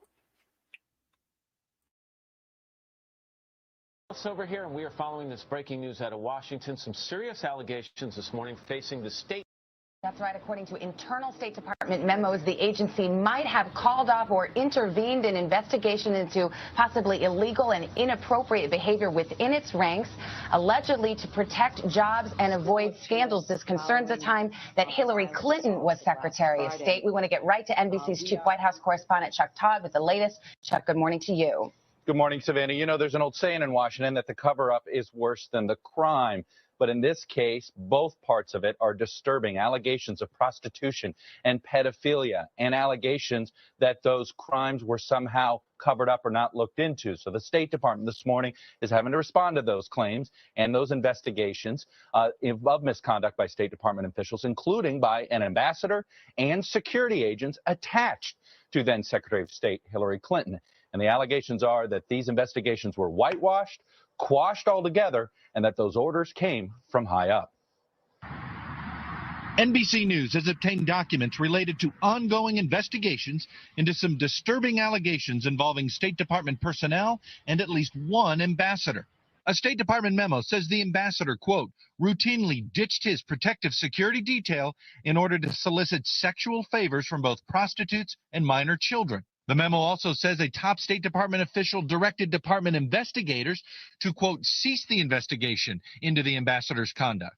It's just one of what another document describes as, quote, several examples of undue influence from top state officials. On Monday, a State Department spokesperson will not confirm specific investigations. I'm not going to talk about specific cases, but I can say broadly that the notion that we would not vigorously pursue criminal misconduct in any case is preposterous. A former investigator for the Department's 4 Inspector years General ago has complained to Congress and the media that the investigations have not been thorough because of the pressure from those high-level officials. We take every allegation of misconduct seriously, and we look into it. It was less than 6 months ago that another major internal investigation painted Hillary Clinton's State Department in a negative light. That scathing report on the failed diplomatic security procedures in the aftermath of the Benghazi attack. What difference at this point does it make? It is our job to figure out what happened and do everything we can. As we noted, the whistleblower in this case, a member of the Inspector General investigative team at the State Department, she's gone to Congress demanding an investigation, and it's our understanding Congressman Ed Royce, the leading Republican in House Foreign Relations, says he does plan on having an investigation, and no doubt hearings are probably going to come soon as well, Savannah. But Chuck, where are we on this? Is at this point just allegations from one whistleblower? Have they been substantiated in any way?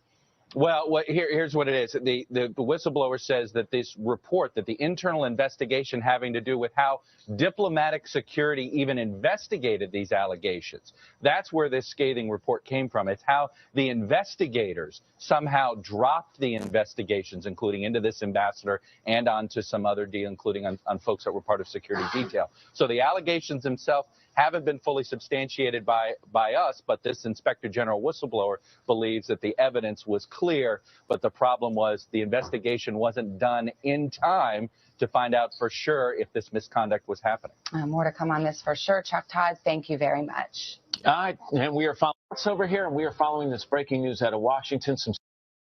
So that article was from 4 years ago. Okay. But it corresponds with everything going on right now. From 4 years ago. Okay. Either that or Bonnie sent that to me 4 years ago and I'm just now catching up to it. I don't think so, though. But let's see what this one here is. Recognition. Mr. Speaker, pursuant to Clause 2A1 of Rule 9, I seek recognition to give notice of my intent to raise a question of the privileges of the House. The form of the resolution is as follows. Impeaching Alejandro Nicolas Mayorkas, Secretary of Homeland Security, for high crimes and misdemeanors. Resolved that Alejandro Nicolas Mayorkas, Secretary of Homeland Security, is impeached for high crimes and misdemeanors, and that the following articles of impeachment be exhibited to the United States Senate. Articles of impeachment exhibited by the House of Representatives of the United States of America in the name of itself and of the people of the United States of America against Alejandro Nicolas Mayorkas, Secretary of Homeland Security, in maintenance and support of its impeachment against him for high crimes and misdemeanors. Rather than adhering to an oath he took to defend and secure our country and uphold the Constitution when he was sworn in as Secretary of Homeland Security, Alejandro Nicolas Mayorkas has engaged in a pattern of conduct that is incompatible with the laws of the United States as follows. Article 2 of the Constitution requires that the executive branch, which today includes the Secretary of Homeland Security, ensures the laws passed by Congress and signed into law by the President are faithfully executed.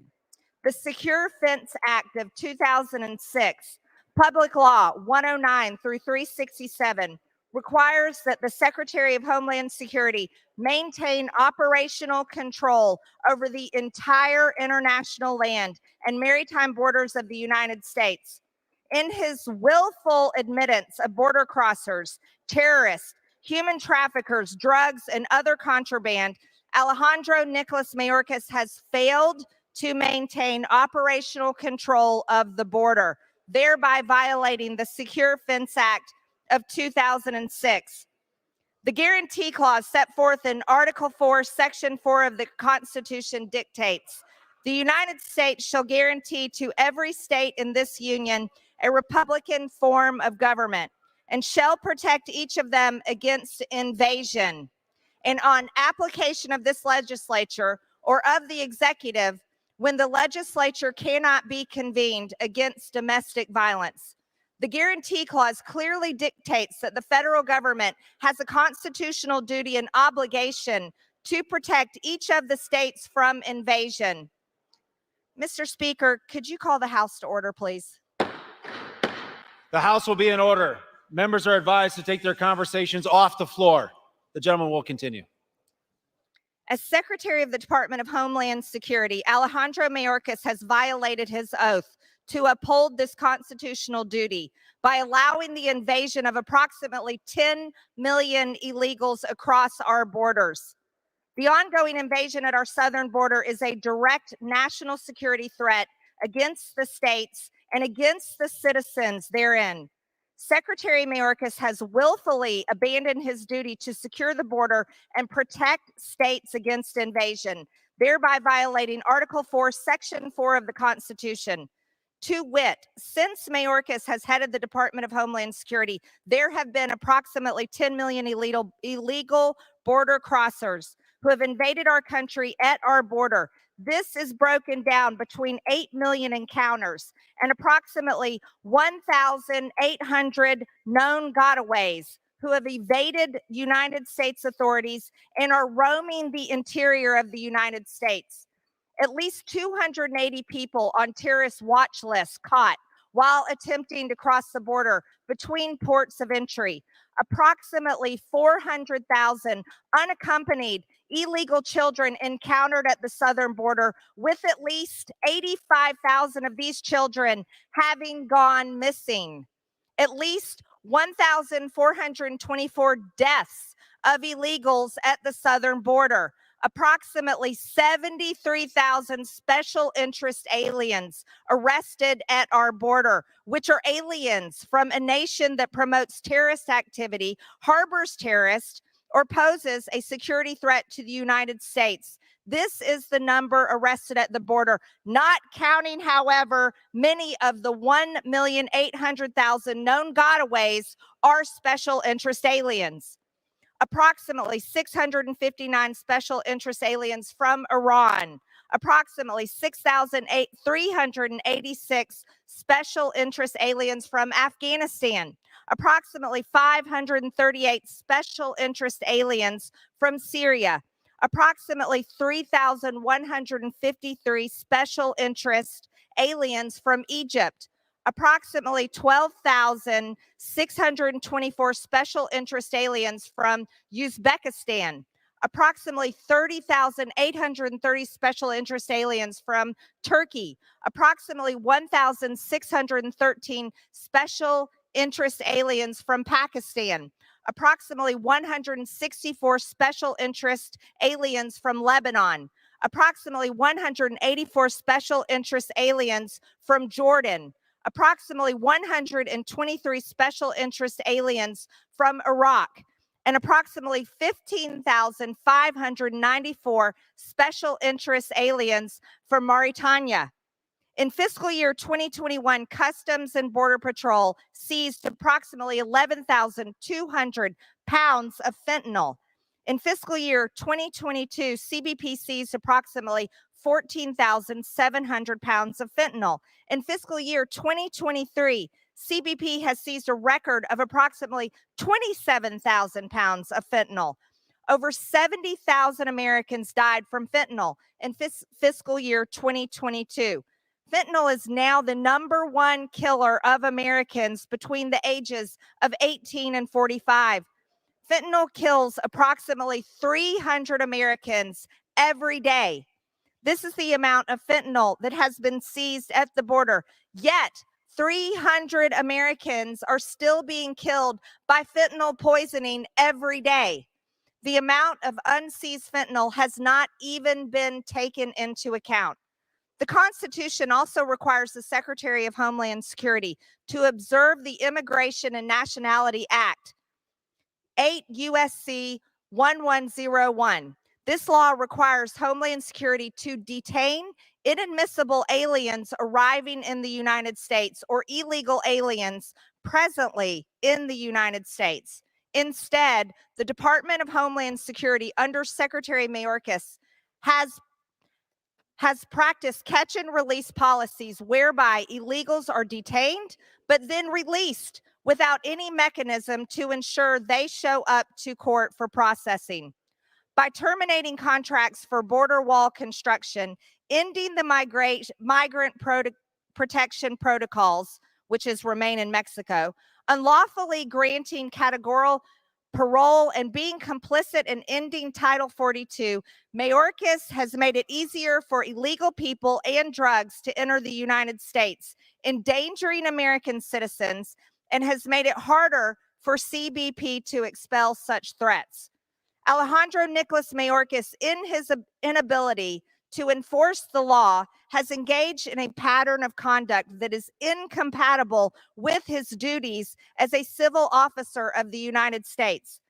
Alejandro Nicholas Mayorkas, in his failure to uphold the oath he took, has, by his actions, lost the trust of the citizens of the United States to faithfully execute the laws of the United States. Wherefore, Alejandro Nicholas Mayorkas thus warrants impeachment and trial, removal from office, and disqualification to hold and enjoy any office of honor, trust, or profit under the United States.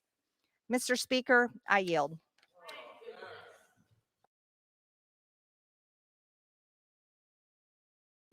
Okay, so she successfully got the resolution to pass to reduce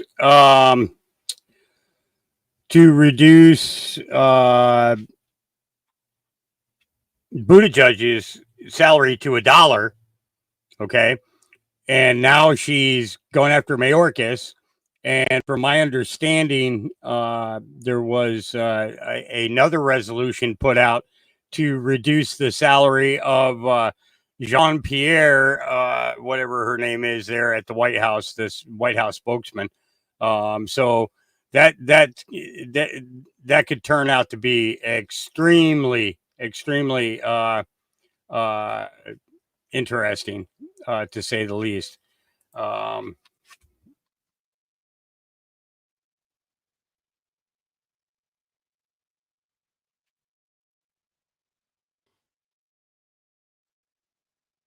Let's see. Any other ones there?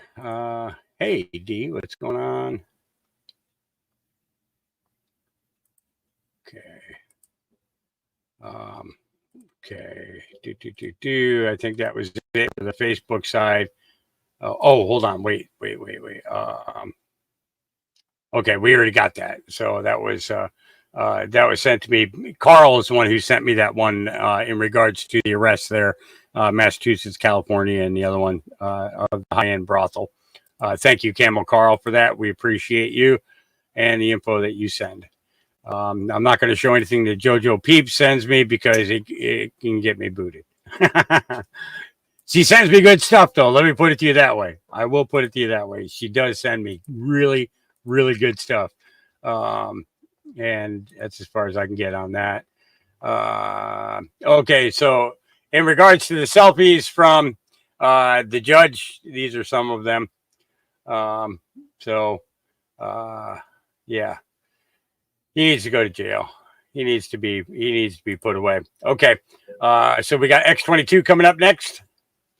Let's hold on. Let me do a quick refresher because I forgot to do that.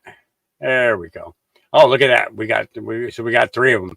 Let me grab that so I can make a banner for it while the other 2 play. All right. So 1, 2, and 3. So we're going to keep going. We got more stuff to do. So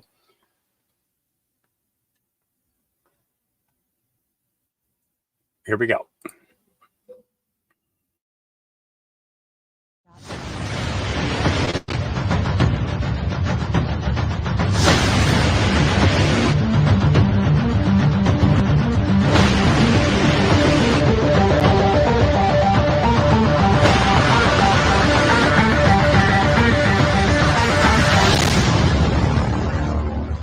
And I will be fast forwarding through the commercial, so when you hear it speed up, don't freak out.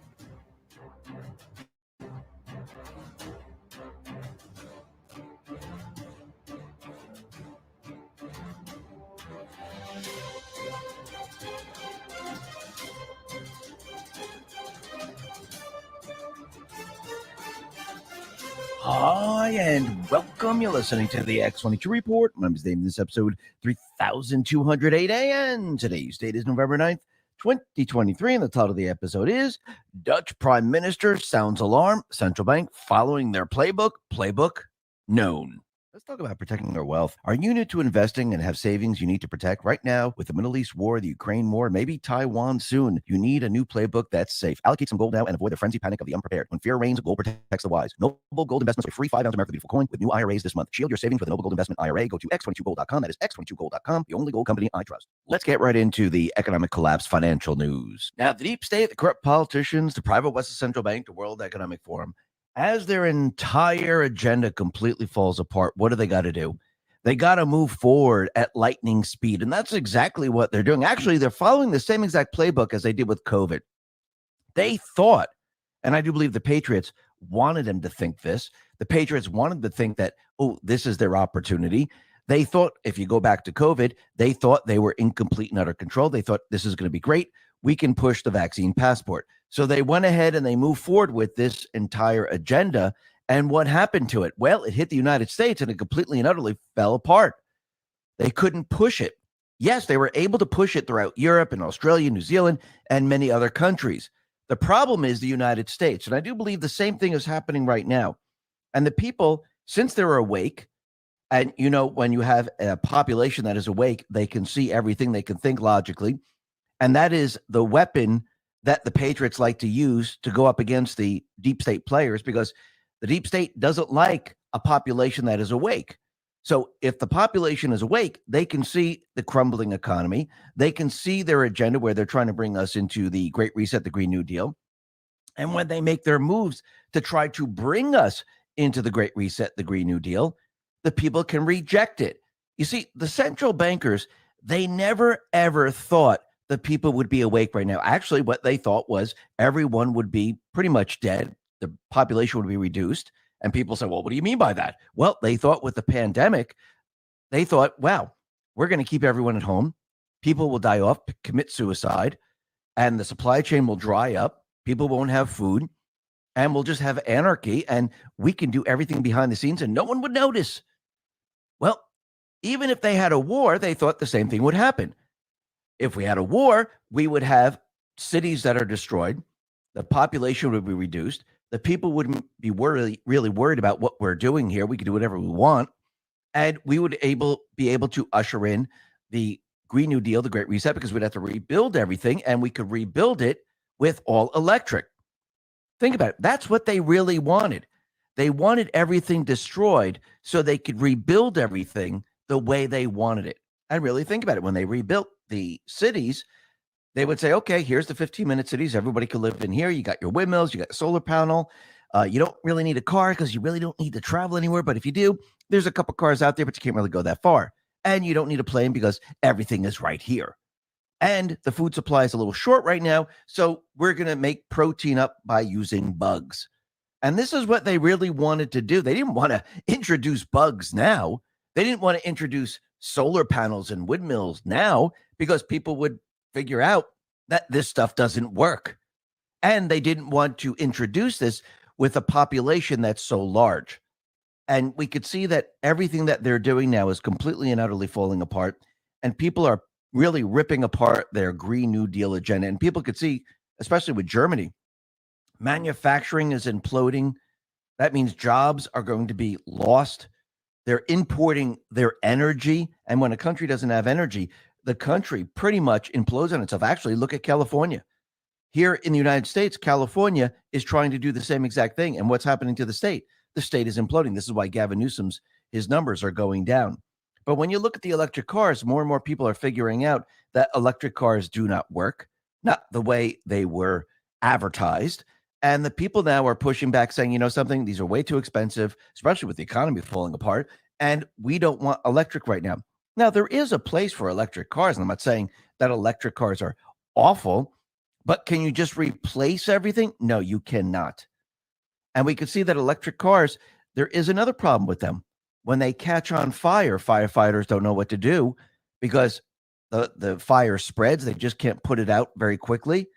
And they're running into problems. Tom Fitton put this out and said, electric cars combust differently than gas-powered counterparts. Firefighters and researchers said EV fires last longer, are harder to put out, and have a tendency to reignite.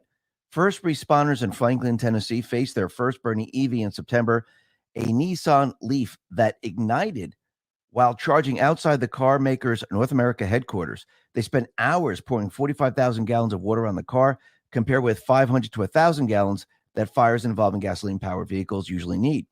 Fire Marshal Andy King said, I think we're faced with a similar scenario next time. We might need to just let them burn. So right now, this is a major, major problem. We saw a cargo ship actually catch on fire with electric vehicles. And once again, there is a place for solar. There is a place for electric vehicles. And the place is not replacing everything all at once, because that just won't work, especially when you're talking about manufacturing, when you're talking about diesel trucks. It just doesn't work. Actually, it will destroy an economy. And this is exactly what the deep state central bankers really want. They want the economy destroyed because what are they going to do? They want to bring in the central bank digital currency. They will control all currency. They don't really need the banks, and they can shut down things when they want things to be shut down if they don't like what you're saying, or if you're a problem and you're purchasing too much, or your carbon footprint, or using their resources. That's what they like to say. You're using their resources because they think they're above the people. Well, this is what they had planned for, and it's not going to work because the people are awake. The people see how the economy is completely imploding. They see how the Green New Deal destroys a nation. And as more and more people see this, especially as we go through 2024, it's just going to get a lot worse for them, especially when they start to look at the debt and they start to say, hey, wait a minute, the debt's continually increasing.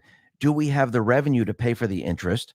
And if we're in a recession and revenue goes down, is the country going to be in trouble? Well, the answer to that is yes. But Wall Street Silver on X put this out and said, total revenues by source for the U.S. 1985 to 2022. Total revenue was $4.9 trillion in 2022. Individual income taxes were $2.6 trillion. We are now paying $1 trillion per year in interest on the national debt, about 20% of total revenue. Within 12 months, it will be $1.3 trillion. annually in interest payments on the national debt, about half of all individual income taxes. This is getting crazy. If we have a recession and tax revenue drops, the numbers get even worse. What happens when we enter a depression? What happens then? Can we pay any of this? No, we can't. But remember, the loan sharks, they want their money. And really think about this for a second. You see, they knew that the economy was going to eventually crash because they're crashing it. And they knew they were crashing it to bring us into the Great Reset, the Green New Deal. And they knew that the revenues weren't going to come in, and they wanted to go and shake down the people. That's pretty much what they're doing when everything completely implodes. And how do you shake down the people? You need IRS agents. Those are their thugs.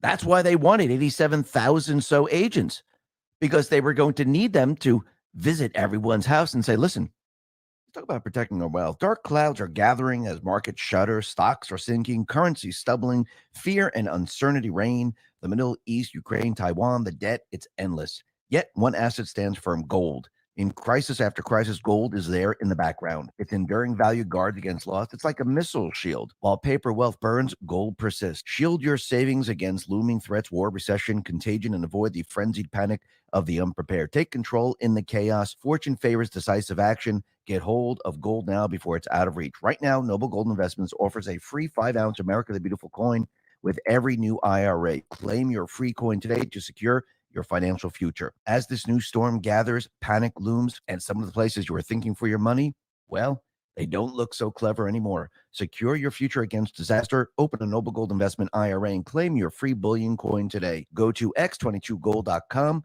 That is x22gold.com, the only gold company I trust.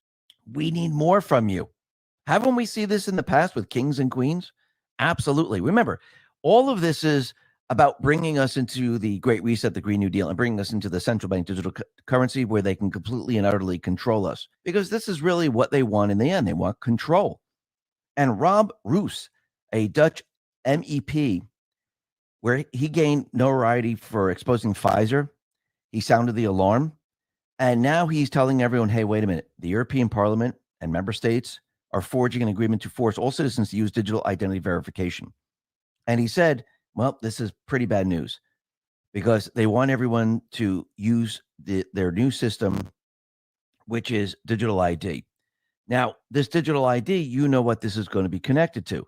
This is going to be connected to the central bank digital currency. And this is exactly what the EU Commissioner Breton said. Now that we have the digital identity wallet, we have to put something in it, suggesting a connection between the central bank digital currency and the digital ID. So basically, they're already preparing for this, almost like they prepared for the vaccine passport. This is exactly what they were doing. And what's very interesting is that all the privacy experts and security specialists, they said this is not a good idea. This is going to be a complete and utter disaster. But again, the central bankers, they don't really care about what anyone else says. They want to move forward with their plan. And we could see already this MEP, he's warning everyone that this is coming. Well, he warned everyone that the vaccine passport was coming. He warned us about Pfizer. And yes, the people need to know that this is what they're trying to do. Because without knowing, how can you fight against it? You see, if they had the pandemic and it actually worked out, they would introduce this without anyone knowing. If they had a war and everything was destroyed, they would introduce this without anyone knowing. Trump and the Patriots, they have given everyone a fighting chance because now you see it, just like you saw the vaccine passport. When they introduced the vaccine passport in Australia, New Zealand, UK, and many other countries, France, what did the people do? They fought back. Why? Because they saw it. They knew that this is something that they don't want. So they got up and they said, okay, we're going to protest. We're going to say, absolutely not. We don't want this. The people in this country fought against it. What do you think is going to happen here? As they push this throughout the European Union, I mean, Australia is already the template, just like they were the template for the vaccine passport. As they push this, the people, they're not hiding in their homes. The cities aren't destroyed. So they will see this and they will experience it and say, this is something we don't want. And they will try to push this out in those other countries first, just like they did the vaccine passport. And as it tries to wiggle its way here into the United States. And you're going to see a lot of the states say, oh, we're going to take this on. We would like to use this. Well, again, Congress is the only body that can actually vote and implement their new system. The central bank just can't come in and say, hey, by the way, out with the fiat currency that we have today. Let's bring in the central bank digital currency. The central bank digital currency is a completely different currency. So Congress needs to vote in this. Now, the central bank, they know that they're not going to vote on this whatsoever. They know that already there are bills in there that are actually countering the central bank digital currency. So what are they going to need to do? They're going to need to create some type of an event, because without an event, nothing happens. They need to scare the people into thinking this is what we need. Now, their event is going to show the people, look, see this inflation? See what happens when we're on the fiat currency? It doesn't work for the people. We can control all of this by using the central bank digital currency. So they're going to have some type of an event to convince people that their new system is much, much more secure. It's better, and we won't have these problems moving forward.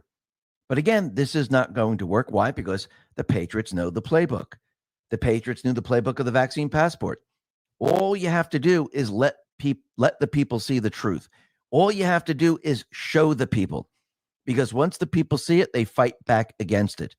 And remember, the central bank, they like to work in the shadows. They don't like to work out in the light. They don't like to show you what they're really trying to do. This is why any agreement or anything like what they try to do is always behind the scenes, because they don't want the people to actually see what they're trying to do. And the problem is that the people now can see what they're trying to do. And this is going to be a major, major problem. And think about the people of this country and the people around the world. As the economy breaks down, the younger generation, the middle class, the upper middle class, they're realizing that this system doesn't work, because they're seeing firsthand what inflation really is. They're starting to realize that their currency is losing value every single day. And as it gets worse and worse as time goes on, they're going to realize that this system doesn't work. So why would you allow the central bank to bring you into another system when this system that they control, which they've been telling us everything is fantastic, why would you want to go into their new system? Well, I think the people are going to say absolutely not. And the people are starting to realize that this system does not work for them at all, especially the younger generation. You can see with all the videos and everything that they're putting out right now, they're realizing that the central bank system does not work for them. Some of them are a little confused with capitalism, but eventually what's going to happen, they're going to realize that, no, it's not capitalism, because we're really not in a pure capitalistic society right now. We're actually in a central bank society, which they're controlling the interest rates. They're controlling the stock market. They're controlling pretty much everything right now. So once again, the people will figure it out. The people will know.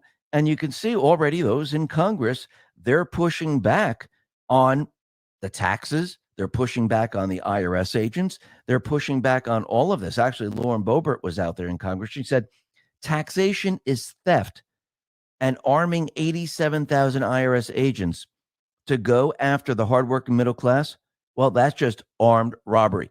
And that's exactly right.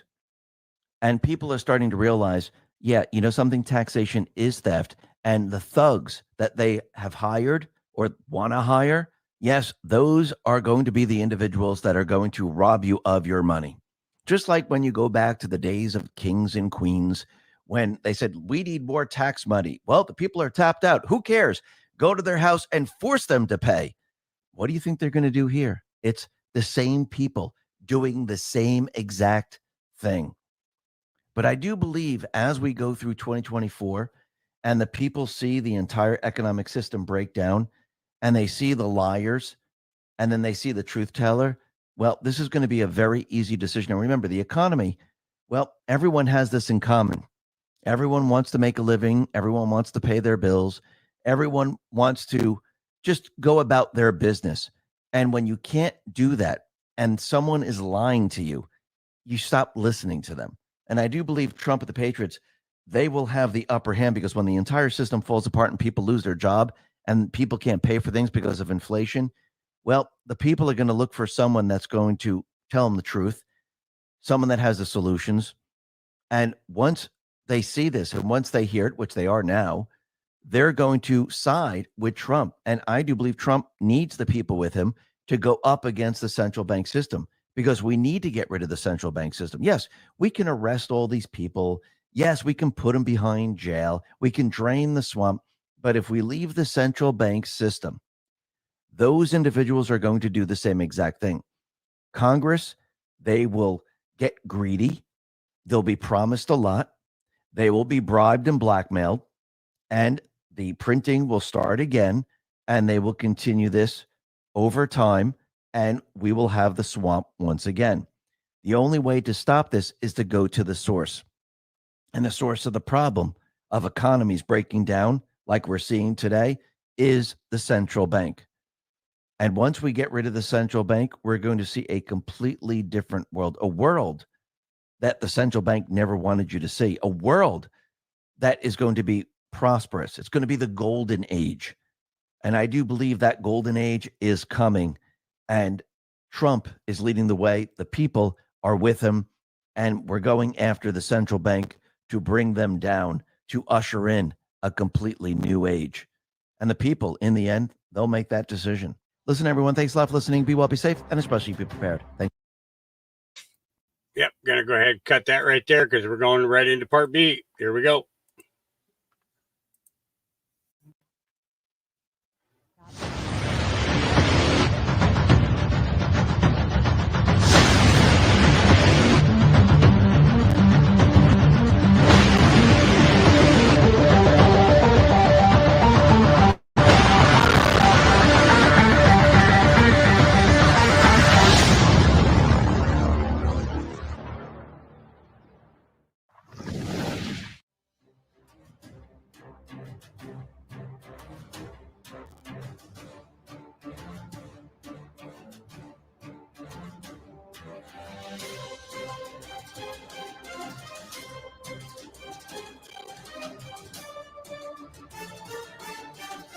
Hi, and welcome. You're listening to the X22 Report. My name is Dave, and this is episode 3208 BN. Today's date is November 9th, 2023, and the title of the episode is Infiltrators Are Being Exposed. Transparency is the only way forward. Stage is set.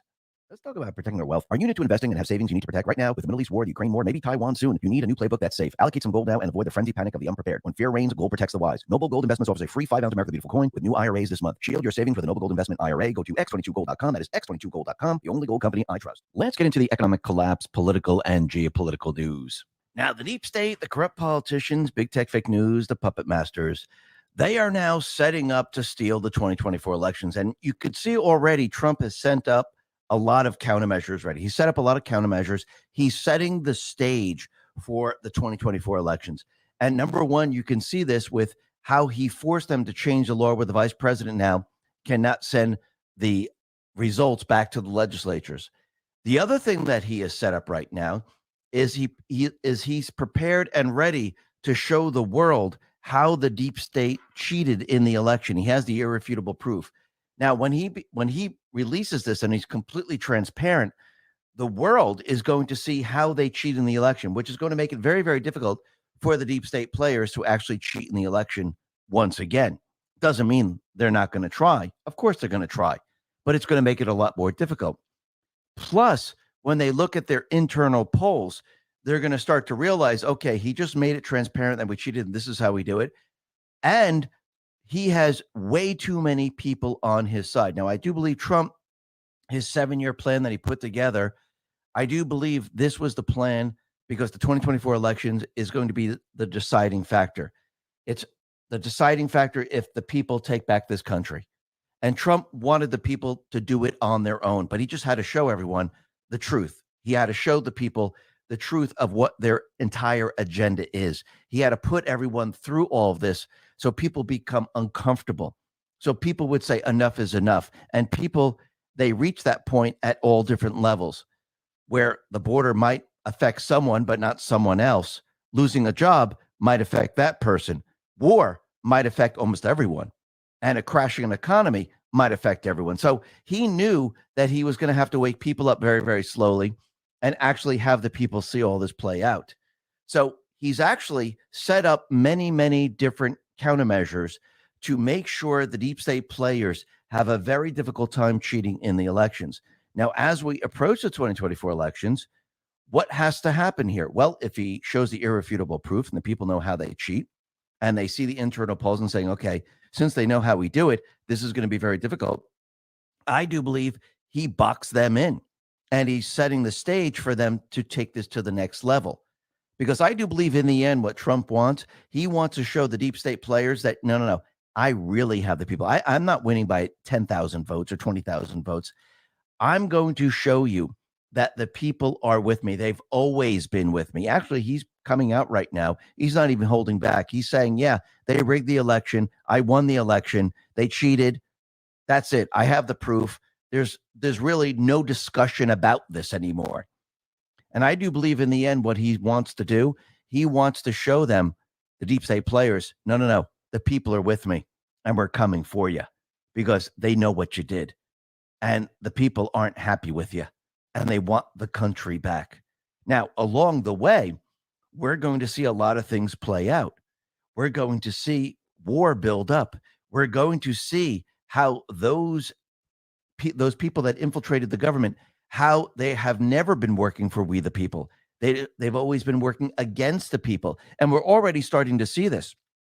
Already Obama is criticizing Biden. We already see the staffers right now criticizing Biden. Because remember, it's infiltration from within. These people are not for the United States. They're part of the Muslim Brotherhood. And they have their side, and we, the people, have our side. And we're starting to see this all play out. Now, the other thing that's very interesting is since the war is building, you see the Muslim Brotherhood, you see the infiltration, and you see the war building out in Iran. And eventually, he needs to bring in Obama because this is all connected. And I do believe this is why we see everything that's happening with Biden right now. See, the House, yes, they're getting a lot of information. Yes, they're going to subpoena all these people. The evidence is irrefutable at this point. Now, we know the DOJ, the FBI, they're part of the criminal syndicate. Do you think they're going to press charges against Biden? Do you think they're going to do anything against Biden?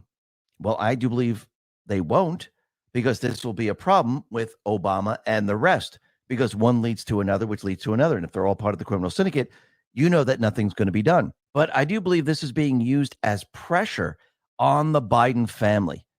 And I do believe Trump wants to go to the man who planned the 16-year plan. And that is not Biden. Yes, Biden was the vice president. Yes, Biden realized, holy crap, I can become very, very wealthy. I can set up my own little criminal syndicate here. I can make money. I can do deals with Russia. I can do deals with China. I can do deals with Ukraine. And I can make myself very, very wealthy. Remember, he's been a criminal since the very, very beginning. Most of these people are criminals from the very, very beginning. This is how they became very, very wealthy. But I do believe to get to Obama, he needed to bring in the resident. He needed to show the people, look what the resident has done. He has 20 shell companies. He's laundering money. He is working with foreign government. He's a national security threat. There'll be so much pressure on the Biden family and Joe Biden that they will have to remove him one way or another.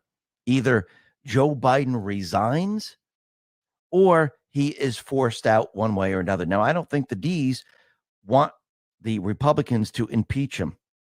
Because remember, this entire time, Obama has been out there saying that his administration is scandal-free. If people see this play out, this is going to be a complete and utter disaster. So I think they're going to head this off way before this.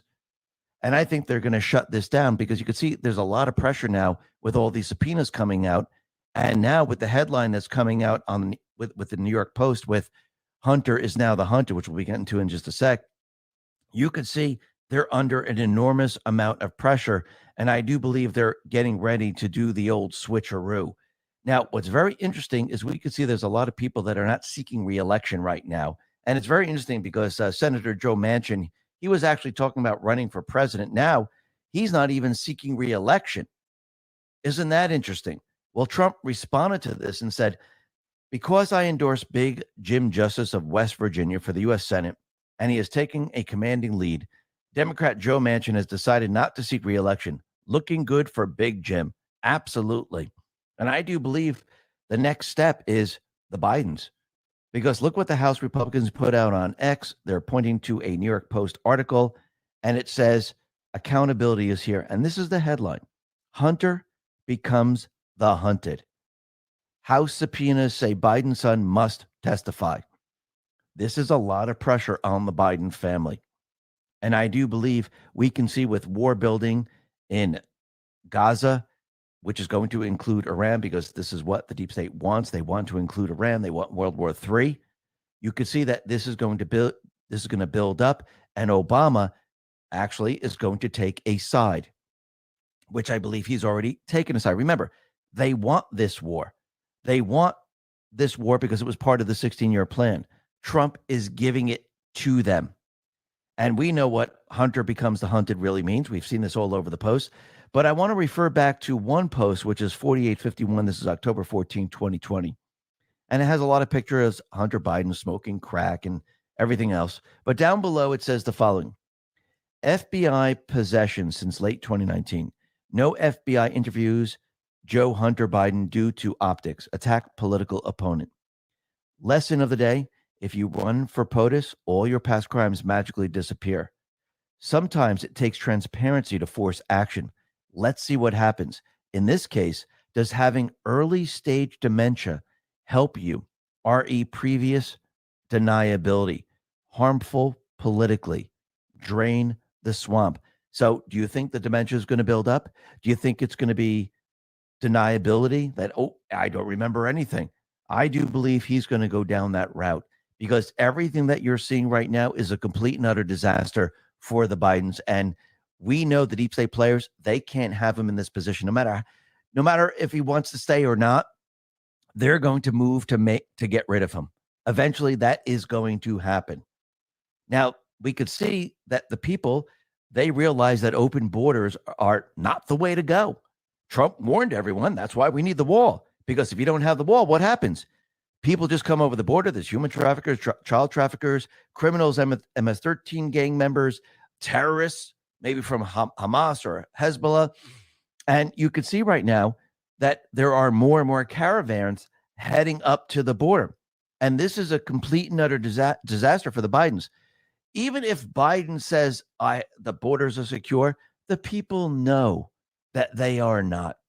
And now with the U.S.-bound migrant caravan coming up to the U.S. border chanting Biden, Biden, Biden, well, this is a complete and utter disaster for him. Because when everyone hears them chanting Biden, Biden, Biden, everyone knows Biden is the one who told them to come up. They open the borders. They want the people in this country. This is Soros's plan. And you can see he's been using this plan for quite a while. And if they're chanting Biden, Biden, Biden, this is going to hurt them immensely with everything else that's going on. So I do believe in the end, they're going to have to make their move to get rid of Biden. Now, the other thing that's very interesting is we could see there's a lot of information coming out about all the pedophilia networks. We're seeing the Sound of Freedom documentary, and it's just getting worse and worse for the deep state players. And what's very interesting is that the DOJ, they announced arrests in a high-end brothel network used by elected officials, military officers, doctors, and more. So they arrested these people, and the operation was very sophisticated. It was a high-end brothel in Greater Boston and Eastern Virginia. Commercial sex buyers allegedly included elected officials, high-tech and pharmaceutical executives, doctors, military officers, government contractors that possess security clearances, professors, attorneys, scientists, and accountants. It sounds like that this was set up to actually catch them in the act and maybe bribe them later on. Starting to seem that way because we've seen this on Epstein's Island. And since we're talking about Epstein's Island, something interesting just happened. Senator Marsha Blackburn announced subpoenas for Jeffrey Epstein's flight logs. Maybe they should subpoena the Black Book. Maybe this should all be released. Remember, timing is everything. And I do believe as we see these people come front and center and we see the information come out that they're treasonous, you need other information to actually back all of this up and actually put them in a really bad light. Now, some people might say, oh, no, I don't believe he's treasonous. Oh, no, that's ridiculous. But when you continually pile on other evidence like, oh, look, they're having sex with children. Oh, look, they're involved in trafficking. Oh, look, they were at Epstein's Island. We have pictures down there. See, then all of a sudden people go, okay, wait a minute, he's treasonous and he did this or she did this. That's when people all of a sudden start to think logically. And I do believe this is all now coming together. And as we go into 2024, you're going to see a lot more information come out against these people, because this is what this is all about. This is about showing the people the truth, being transparent so they understand what happened with our country. It was infiltrated from within, and they had a plan. They had a 16-year plan to destroy this country. That's what you're seeing right now. The plan was always there. They were already doing this. I mean, the amount of people coming over the borders before Trump was quite a bit. They were busing them all over the country. They were doing all these things. What Trump did was he said, you know something? Instead of doing this in the shadows, I want everyone to see this, because if everyone can see this, they can fight against it. Because remember, knowledge is power. If you don't know it's happening, how do you fight against it? You can't. If you can't fight against it, how do you take back the country? That's what this is about. He needed to show everyone their system. You're seeing their system. It's all done on purpose so you could see it clearly. And Trump wanted everyone to make a logical decision. Listen, if you want them to destroy the country, well, don't vote for Trump. Don't vote to take back the country. Stay at home, pretend not to vote, vote for the other side. Yes, the country will be destroyed. Trump's saying, if you don't want the country destroyed, it's very simple. Just vote for me. That's it. We could end all of this. That's what this entire lesson was. He needed everyone to see this. It was done on purpose to wake you up so you could see the infiltration, so you can see their agenda, so you can finally say enough is enough. And we're not there yet. We're getting very, very close to the precipice, but we are not there yet, because it's not just the Republicans. It's not just the independents. And remember, every single Republican is not on Trump's side. He needs to get the people on his side. And this is why he's going to bring us to an area, a point in time where people say, we can't take this anymore. Even if you're awake, you're going to say, this is enough. Because you're going to hear your relatives, your brothers, your cousins, your sisters. You're going to hear all these people say, what is going on here? Are we really going to war? Is this really going to be nuclear war? I don't want to go to nuclear war. Well, why is the Biden administration, why are they pushing this? We need peace. We don't want to do this. And I do believe this is going to actually push people to say enough is enough. And this is where we're headed.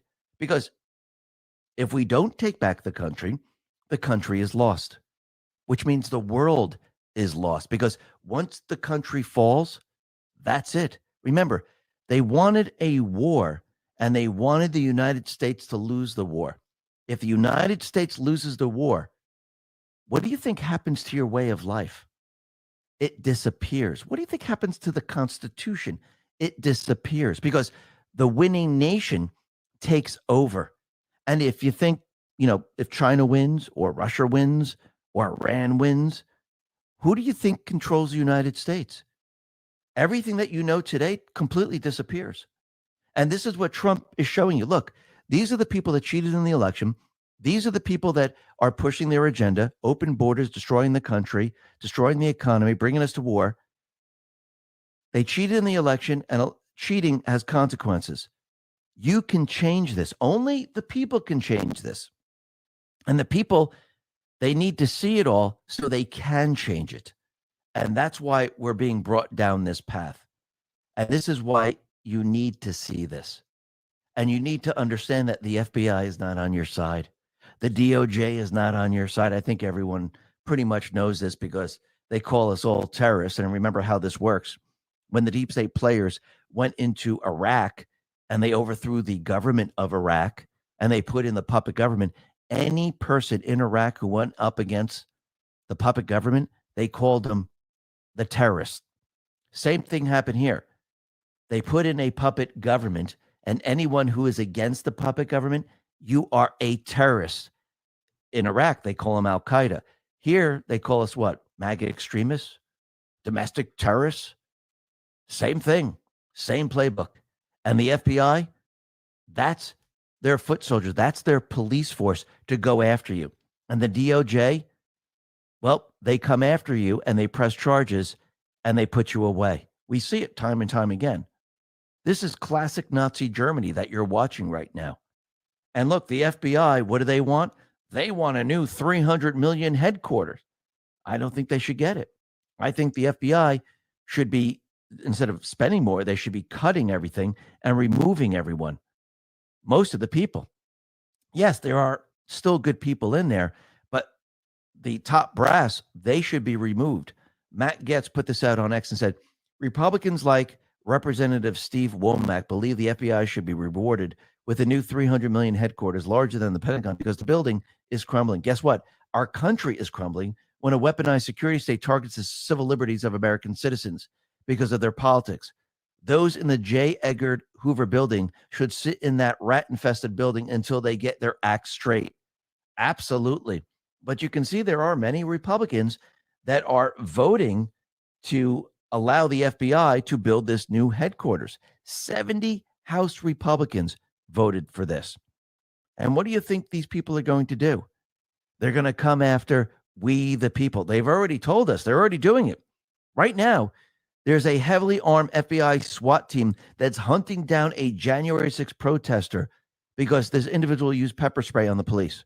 I mean, think about this. Did they do this to Antifa? Did they do this to anyone else? No, only January 6ers. Think about this for a second. And think about what they did to the parents who went up against the school boards. Because remember, it's infiltration from within. They place certain people in the school boards that are pushing their agenda. And if the parents are going up against them, well, they can't have that. Now, the other thing that's very interesting, since we're talking about going up against the school boards with, all the trans material and everything like that, the Nashville police officers who leaked the information, they were suspended because they leaked the manifesto. Now, think about this for a second. They didn't want to release the manifesto because it goes against everything that they want. They didn't want people to know that this person was radicalized. They hate white people, and they went about their business just killing children because they were white or white privileged. And this didn't fit into their narrative, so they tried to hide it from the people. So instead of letting the people see what this monster actually really thought, they decided to hide it from the people. And I guess the police couldn't take it anymore. They released it, and they decided to suspend them instead. I mean, really think about this. I mean, this looks, if you saw the documentary Police State, this is pretty much what you're watching right now. And you're seeing it all play out in real time. It's absolutely amazing. And the other thing that's amazing is we're starting to see the infiltrators. They are now being exposed. And I do believe as we approach war and things really start to heat up, you're going to see more and more of these individuals in government that are not for the people, not for Israel, but for the terrorist group. Yes, it's going to start off with the Palestinian people, but in the end, what's going to happen is they're going to show you that, no, we're for the terrorists completely. But you could see that they're already trying to bring in North Korea. Actually, I do believe Trump already mentioned that North Korea will be coming into the fold right here. And Secretary of State Blinken warned that the United States and South Korea are concerned about alleged military cooperation between North Korea and Russia. So Blinken met with South Korean President and Foreign Minister Park Jin during his trip to South Korea this week, where the leaders discussed the threat of North Korea, officially called the Democratic People's Republic of Korea, and its alleged cooperation with Russia to provide the country with military equipment to aid in its invasion of Ukraine. So they're already bringing in North Korea into the fold because, again, what are they pushing? They're pushing World War III.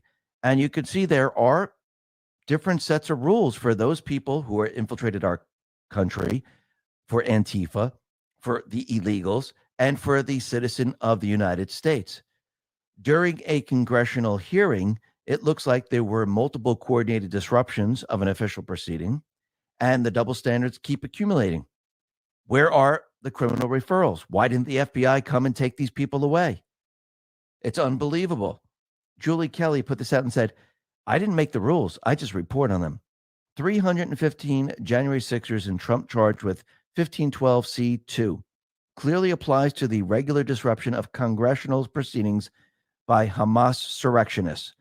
Number 2, otherwise obstructs, influences, or impedes any official proceeding or attempt to do so. So Jim Jordan was chairing a congressional hearing, and these people just started to scream out and yell, one after another, one after another. So did they come and arrest him? Are they thrown into the same prison as the January 6ers? Absolutely not. Now, the other thing that we come to find out is that the guy who killed the old Jewish man earlier this week has been identified as Professor Alan G. of Moore Park College. So he was a professor of college, and he murdered someone. Think about this for a second of what's really happening in this country. And I do believe this is going to get worse and worse as time goes on, because, again, as things heat up in Gaza with Israel and the Hamas terrorists, and we start to see the infiltration be exposed within government and around the country, you're going to see everything get worse and worse as time goes on. And we've come to find out something that's very, very interesting, that the New York Times, CNN, Reuters, and AP, they had contract reporters embedded with Hamas terrorists taking photos during the mass slaughter. So wait a minute. These reporters, they were embedded, and they stood by and took pictures while all of this happened. Really think about this for a second. So are they complicit in all this? Absolutely. So AP reporter Hassan Leah took photos and video while traveling with Hamas killers during the massacre.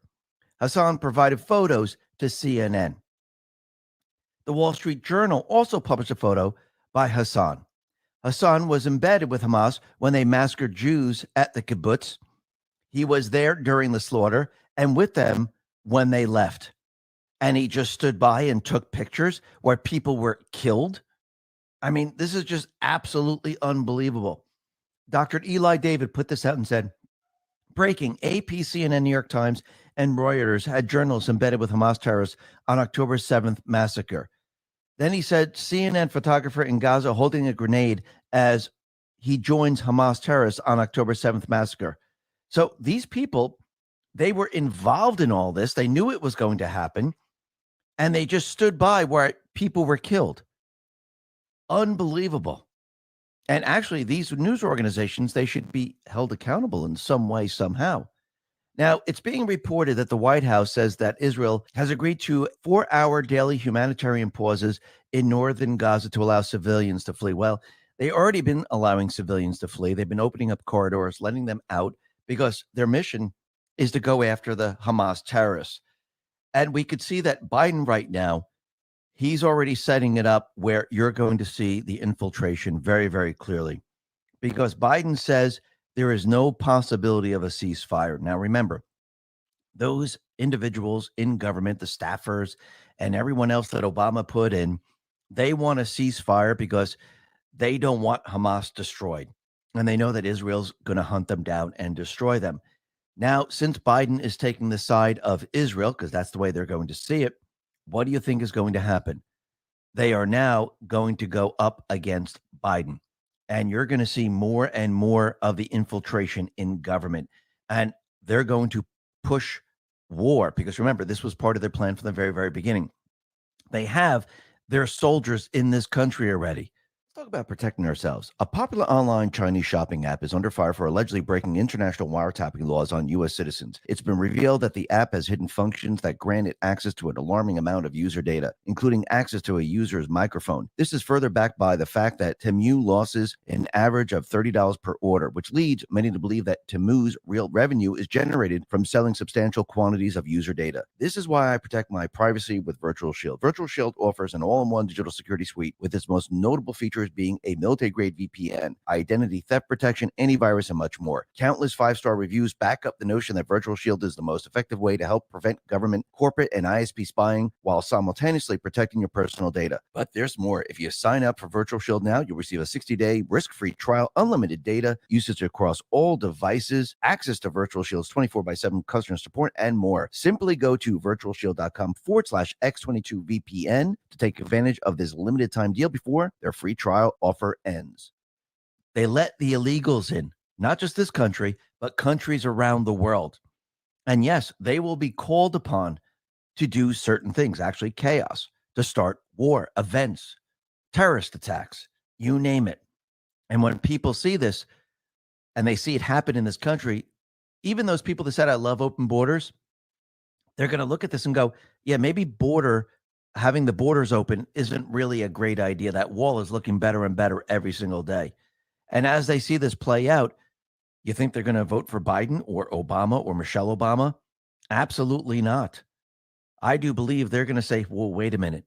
This now I see all of this. This is not the way it's supposed to be.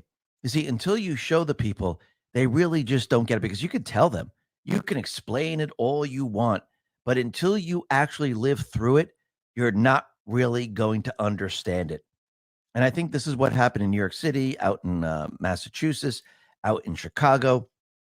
When they brought the illegals up there, the people of those cities started to really see it. They started to understand this. But you can see the deep state players, they're preparing and they're ready to start a war. Right now, we have the United States military. They carried out airstrikes hitting an Iranian facility in Syria. And this is the part that tells you that they're prepared and ready to start this war.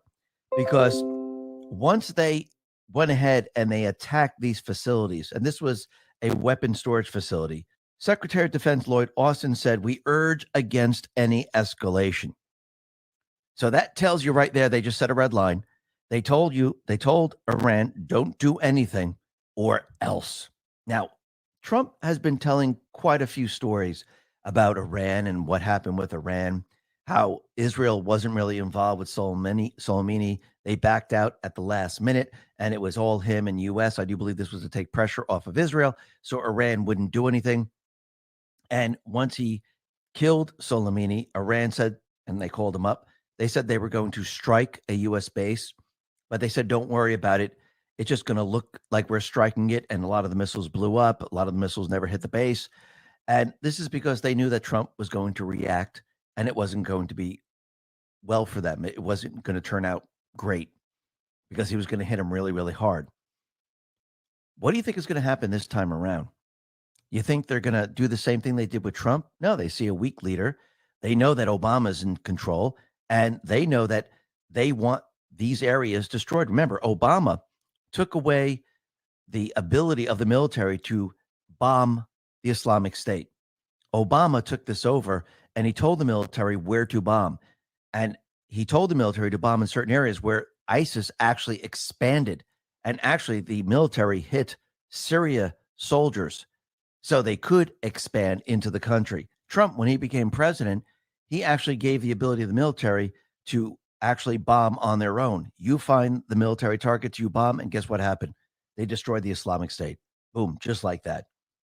But we could see that everything now is starting to change. You're starting to see the infiltration. You're starting to see those people that are completely against this country, and you're starting to see things actually change right now.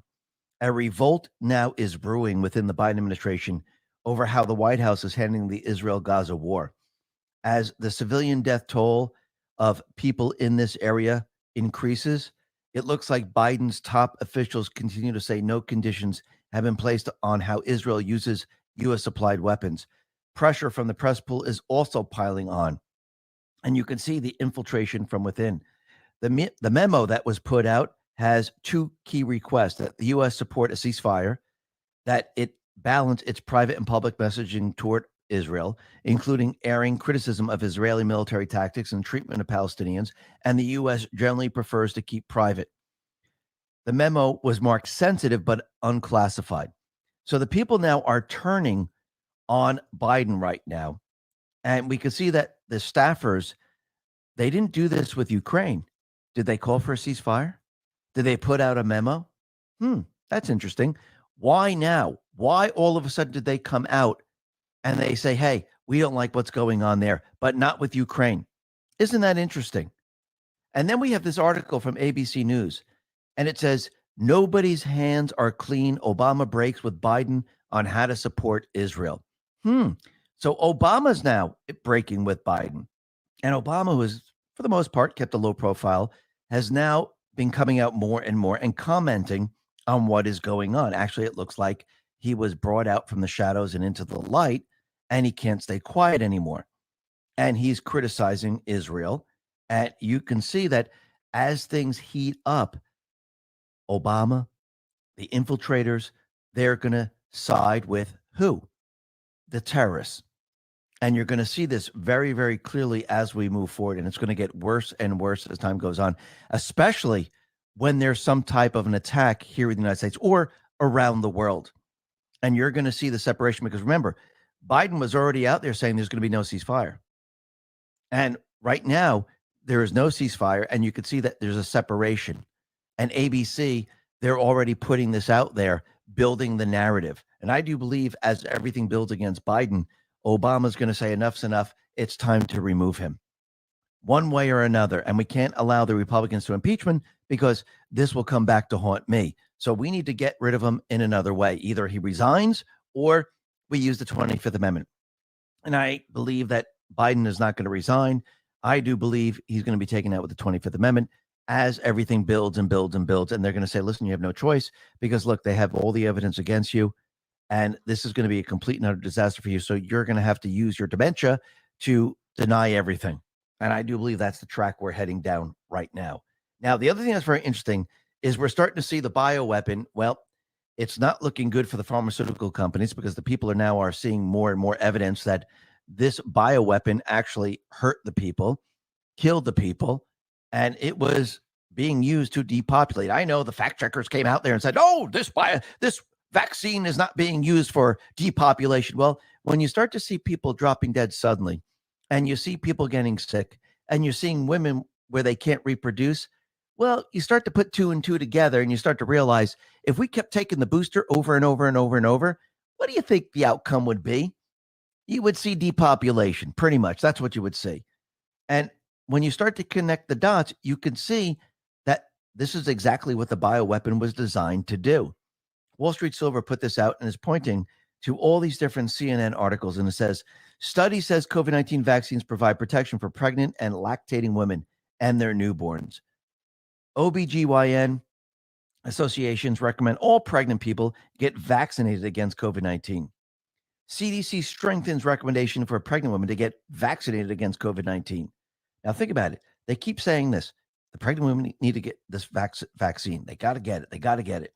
And what has come out recently? Infant mortality is on the rise. Wall Street Silver says, is there any chance, just maybe, that recommending a brand new drug to pregnant women with zero testing was a bad idea? I'm completely stunned that doctors went along with this. The drug companies have immunity, but do the doctors also? Because this one was crazy from the start and everyone knew it. And U.S. infant mortality rises for the first time in more than 20 years. So that's interesting.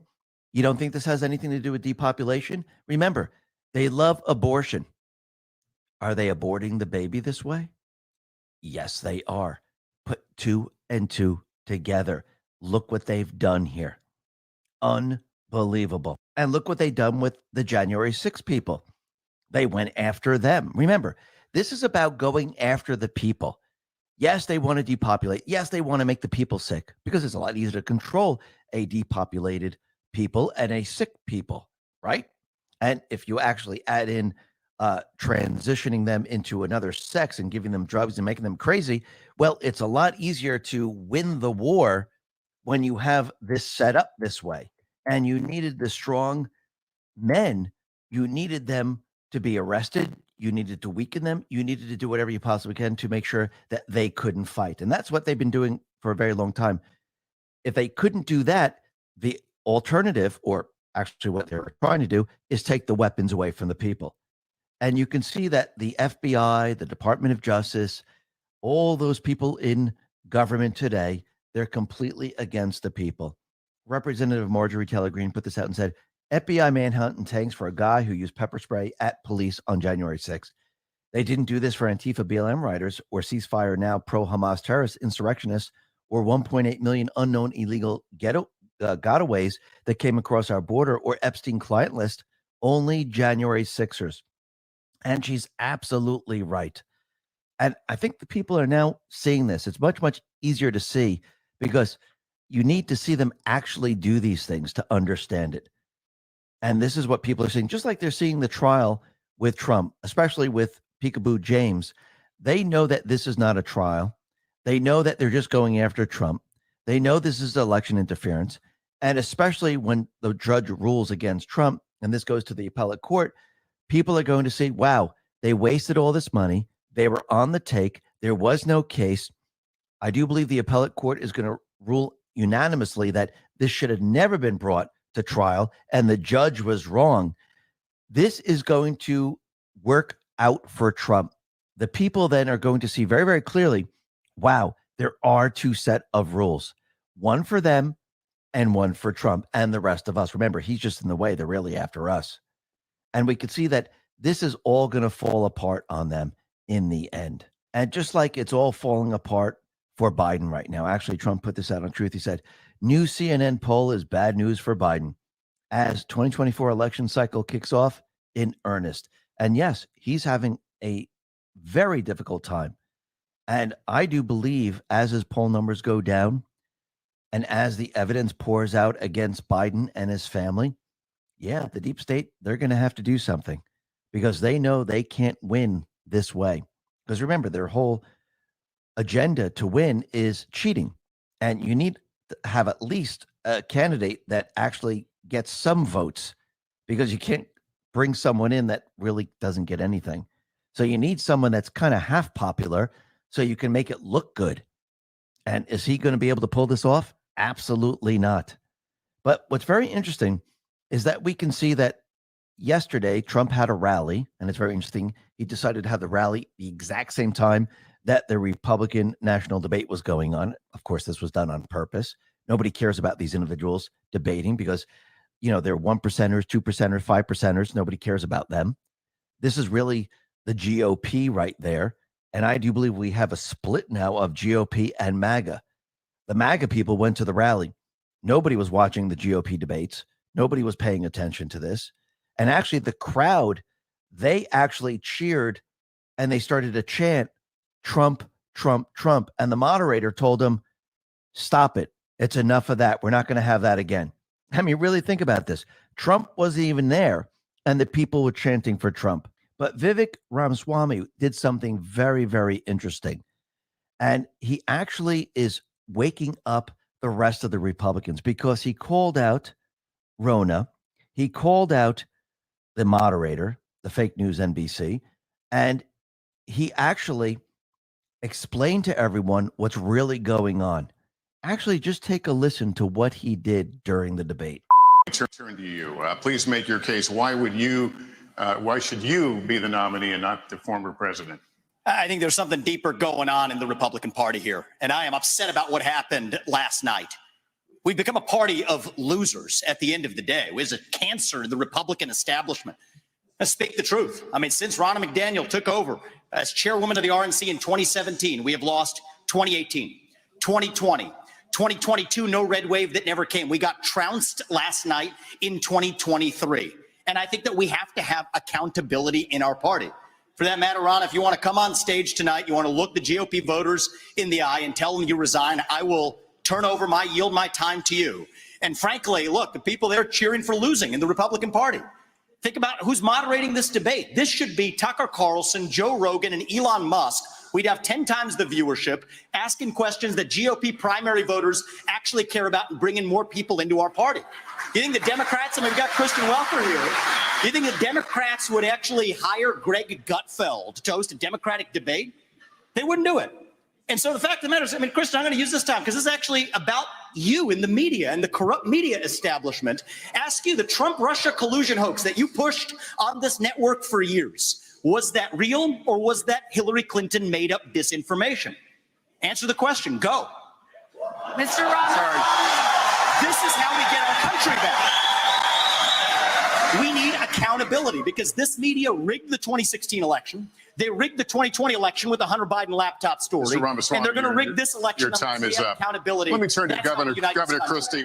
And I do believe that this is going to really wake up a lot of people, especially those Republicans who think that these are their candidates. I think he just told them the truth. And now the people are now thinking like, holy crap, this guy who's on the stage came out, told the truth, and now I'm questioning everything. I do believe that Trump's entire mission, and maybe Vivek is part of it, their entire mission is to get the people on Trump's side. The entire mission is to get, yes, the D's, as many as possible, to get the young generation, to get the Black Hispanic people, to get the people of America on Trump's side to take back this country. And it looks like this is exactly what Trump is doing. And the only way to do this is to actually show the people. Now, Vivek, he did say that he wants Ronna to resign, which is very interesting. But she decided to respond, and Charlie Kirk put this out on X and said, tonight, Ronna said about Vivek, you won't get a cent from us. Ronna publicly broke a sacred RNC rule, not getting involved in primaries. She must immediately resign. The 168 must act. Then we have the Persistence put this out and said, do you know that the Virginia GOP chairman, Rich Anderson, requested money from the RNC? The RNC denied his request. Meanwhile, Joe Biden ordered the DNC in September to pour $1 million into Virginia. Republicans lost the House and Senate by 2,400 and 1,900 votes, respectively. So think about it. Is the GOP working with the Democrats? Yes, they're the uniparty. Yes, and their function is to keep certain people in power. Why? Because those individuals in the GOP, they love money coming in. I do believe we have a separation right now, and everything's starting to separate. You're starting to see the rhinos, the uniparty, and you're starting to see MAGA. So we do have a separation. But what's very interesting, it looks like DeSantis, his biggest donor, Bigelow, has switched to Trump. But he's not going to donate to Trump right now because he wants to see if he's going to go to prison first. If he goes to prison, then he's not going to donate any money. But again, this hotel entrepreneur, Robert Bigelow, he decided to drop out and remove his support of DeSantis, which is very, very interesting. And like we said before, Trump had a rally at the same time they had the debates, and the rally was packed with people. Dan Scavino put it out on X, and he shows all the people at the rally, and it was a huge crowd. Now, Trump, he said some very, very interesting things during the rally, and it's actually confirming everything that we thought was happening. Remember, this is part of a plan, and everything needs to be done to Trump first so he can do it back to them. And basically, Trump said, listen, they indicted me. They came after me. Now we can do all of this to Biden. Take a listen. Influence selling in our nation's capital, and we will start by exposing every last crime committed by crooked Joe Biden. Because now that he indicted me, we're allowed to look at him. But he did real bad things. We will restore law and order to our communities. And I will direct a completely overhauled DOJ to investigate every Marxist prosecutor in America for their illegal, racist, and reverse enforcement of the law. So once again, Trump just confirmed all of this. And he also confirmed that the plan is working, that the silent majority, well, they're rising like never before. This is what he put out on Truth. The great silent majority is rising like never before. And under our leadership, the forgotten men and women will be forgotten no longer. We are one movement, one people, one family, and one glorious nation under God. And together, we will make America powerful again. We will make America wealthy again, strong again, proud again, safe again. And we will make America great again. And he letting everyone know the people now are coming to his side. And he also let everyone know that the plan to take back the country is going to be the decision of we, the people. He set out to show everyone their true agenda, to show everyone the true system of the deep state players. And this is what the people have been seeing. Trump, he put this out on Truth. He said, if you don't want to let the communists destroy America like they destroyed Cuba, Venezuela, and Nicaragua, then you need to send a message by voting crooked Joe Biden and every last Democrat out of office in 2024. This race is not about beating crooked Joe Biden. It's about defeating the entire rotten, corrupt, and tyrannical establishment in D.C. This election will decide whether the power in America belongs to them forever or whether it belongs to you, the men and women who make this country run. 2024 is our final battle. Stand with me in the fight, and we will finish the job that we started 7 years ago tonight. The 7-year plan to counter the 16-year plan that Obama and others put into place. And what's very interesting, at the end of the rally, he played a song, and Lisa May put this out on X. It says, President Trump closes out tonight's rally describing a nation in decline. After a lengthy silent pause, while the intro to the song Where We Go One, We Go All, also known as Mirrors, plays. So he played Where We Go One, We Go All. Think about that for a second, because we've seen this in multiple posts. Now, Trump, he let everyone know that these people are going to cheat. They're going to cheat like dogs, and they're going to cheat like hell because these people are sick.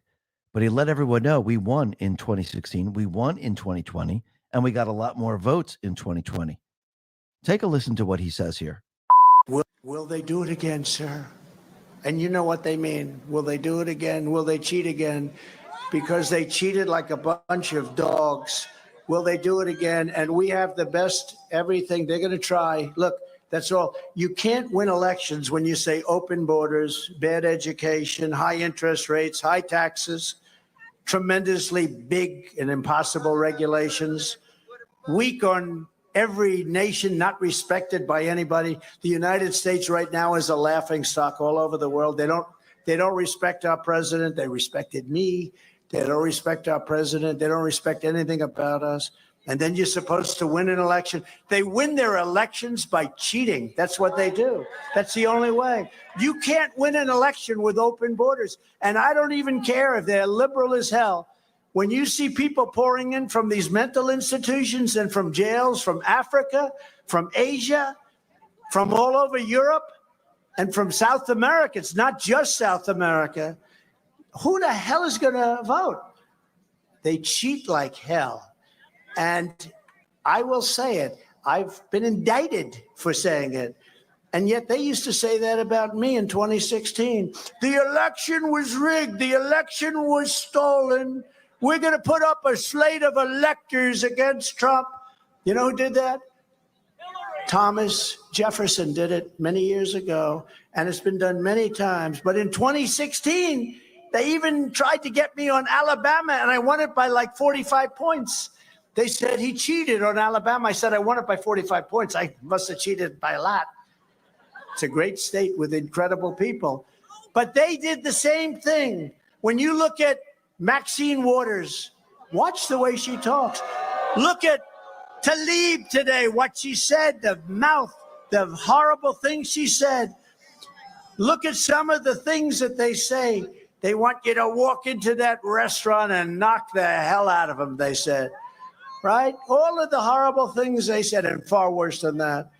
And nothing happens. But if we say peacefully and patriotically, oh, that's so threatening. These people are sick. They're sick. And we're not going to let them get away with it. We're not going to let it happen. And it happened once. It's not going to happen twice. You know, we did much better the second time than we did the first. I say it proudly. We did much better the second time. You know, we won in 2016. And then we got millions and millions of more votes a second time. Never happened to a president. Usually a president will, if they win, they'll win with less votes than they got the first time because people get bored. You know, he's a boring guy. I don't think I'm too boring, but he's a boring guy. I got the largest number of votes ever gotten by a sitting president, and I got the biggest increase. There's never been somebody. I went from 63 million to, I believe, over 75 million. And that's been recorded by them, not by me. How about the real number, okay? How about the real number? Trump is letting everyone know that they're going to cheat. But I do believe he's actually pushing them down this path because, remember, he's going to show everyone how they cheated. And this is going to be during his trials. He's going to be transparent.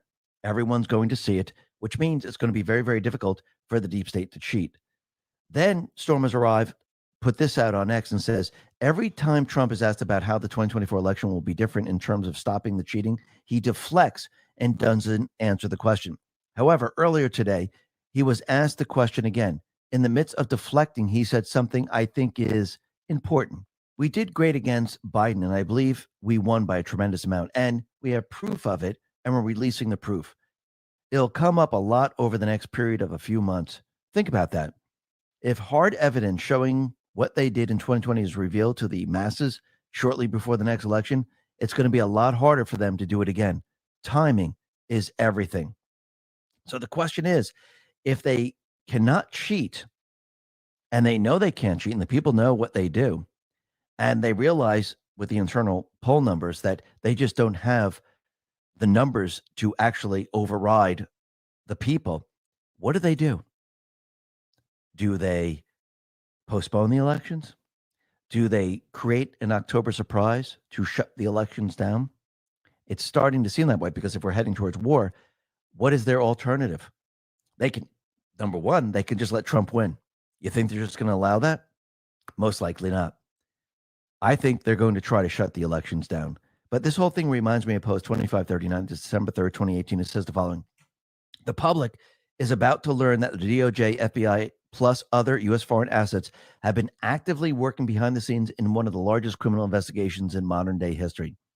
D-class, pointing to purpose, pointing to illuminate the truth, pointing to people transparency is the only way forward. Controlled media, enemy of the people.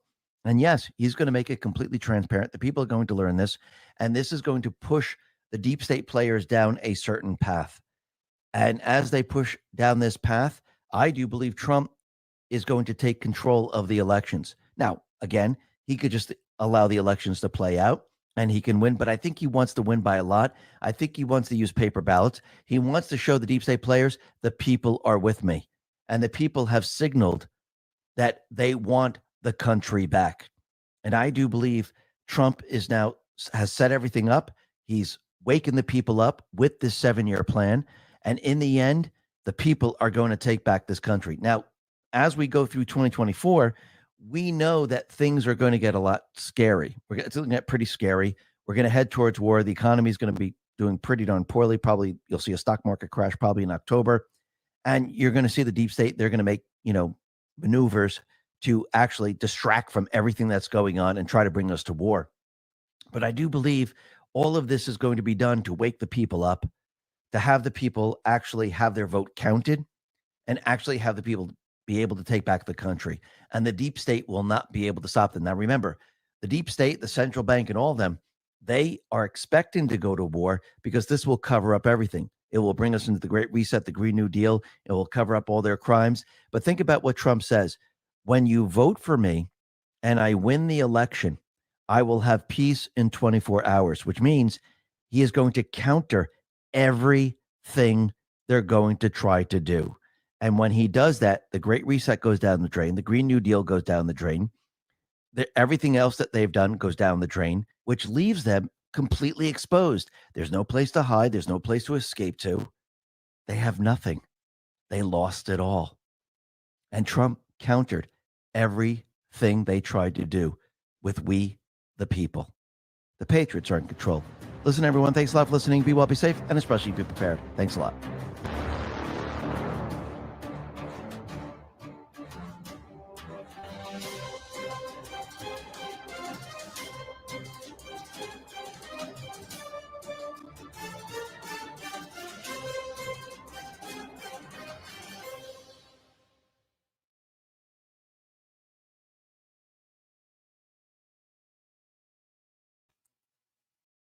That was Dave with the X22. That was today's X22. So, we're pretty much caught up where he's concerned. Now we are going to jump into SGT report. Here we go.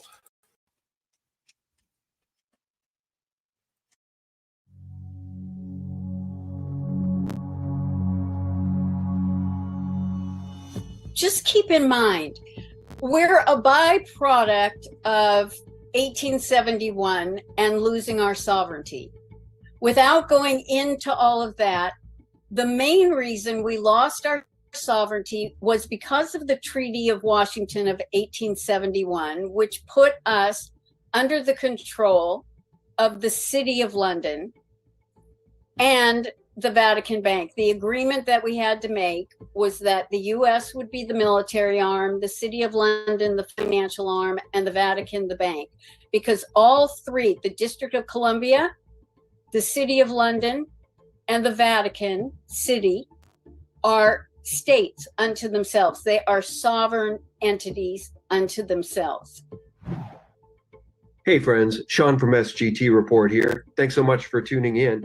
That was Dr. Jan Helper Hayes, and she's here with the goods about the stolen election, the deep state, and how to take our nation back. Thank you so much for tuning in, friends. Before we start, just a quick word about our sponsor. Dark clouds are gathering as markets shudder. Currencies like the Turkish lira are crumbling. Fear and uncertainty are here. The Middle East, Ukraine, Taiwan, the U.S. national debt, it's endless. Yet one asset stands firm: gold. In crisis after crisis, gold is there. Its enduring value guards against loss, like a missile shield against incoming weapons. While paper wealth burns, gold exists and persists. Noble Gold can help you shield your wealth against these looming threats. War, recession, contagion, take control amidst the chaos. Get your hands on gold now before it's out of reach. Right now, Noble Gold Investments is offering a free 5-ounce America the Beautiful coin with every new IRA. Claim your free coin today to secure your financial future as the storm clouds gather. Always do your own due diligence because there are no guarantees in this world, but secure your future against disaster. Open a Noble Gold Investments IRA today and claim your free bullion coin right now. Go to noblegoldinvestments.com, or better yet, call for their expert advice at 877-646-5347 and tell them SGT Report sent you. That's noblegoldinvestments.com. Hey friends, welcome back. Thank you so very much for tuning in. It's Sean from SGT Report here. Guys, again, apologies about the microphone situation, but we'll get that figured out soon enough. Guys, we're going to wade into the deep end here with Dr. Jan Helper Hayes. She has been a corporate psychologist who became a political psychologist, and you can find her work over at drjansubstack.com. She's known as the Patriot Shrink. Now, Dr. Helper exploded onto the scene when she went public with what she says is the truth about the stolen 2020 election, which will shock the world because they have it all. Now, recently, she retweeted the sentiment that blaming Zionism is not blaming Jews, and Zionism is not Judaism, which I very much concur with. Dr. Jan joins us right now. How are you, Doc? Oh, Sean, it's great to be with you. You've been my saving grace since November 3rd, 2020. Me? No. How could I be your saving grace? Well, because I turned off Fox and I had no idea about all of these podcasts or the Truther movement or anything. And a lovely Scottish man who follows me on the radio because I've been talking about Trump and Republican politics since 2015, 2016, invited me into his private LinkedIn group. Then he got kicked off LinkedIn and he said, you need to go to SGT and we know. And that became my saving grace. Well, God bless you for saying that. We respect LT's work over at And We Know. I don't know him personally. We've exchanged a couple of emails. I know his heart is in the right place. And I think, to be candid, he's a bit more optimistic than I am in his presentation. So I enjoy getting his purview on all things political. And one thing I do want to note is lately you've become a bit of a lightning rod. And I don't want to get into the mud throwing. Okay, that is not the purpose of having you on. But I know that Shady Groove and others believe that perhaps you are something of a Tavistock-style PSYOP asset. And we can address that because, you know, I don't know you any better than I know LT, but I know that your heart is in the right place, as is his. And I know that the 2020 election was rigged and stolen, as do you, as does LT, as does Mike Adams, as does Alex Jones, as does Donald J. Trump. And thank God Donald Trump is willing to say it. He's not going to be gagged by any judge. He's going to continue to tell the American people the truth. There was a hijacking of our republic on November 3rd, 2020. And we'll talk about Bret Baier at Fox News. That's probably why you turned off Fox News, as did I. Thank God Donald J. Trump will tell the truth to the world. Exactly. And the reason he keeps telling the truth, and if you look at what happened because he's telling the truth, we all got off of our bottoms and realized we were sitting there expecting our politicians to take care of us, and we realized they weren't. They were taking care of themselves, and if we didn't get involved, then we weren't going to be able to change things. And you look at how the movements have happened, and it's fabulous. I'm very hopeful, but I'm extremely concerned. We can talk about what's happening in Israel right now as they lay waste to Gaza. We can talk about the fact that what the powers that be wanted, but I want to talk first about how bad things have gotten in the United States since Banana Joe took office.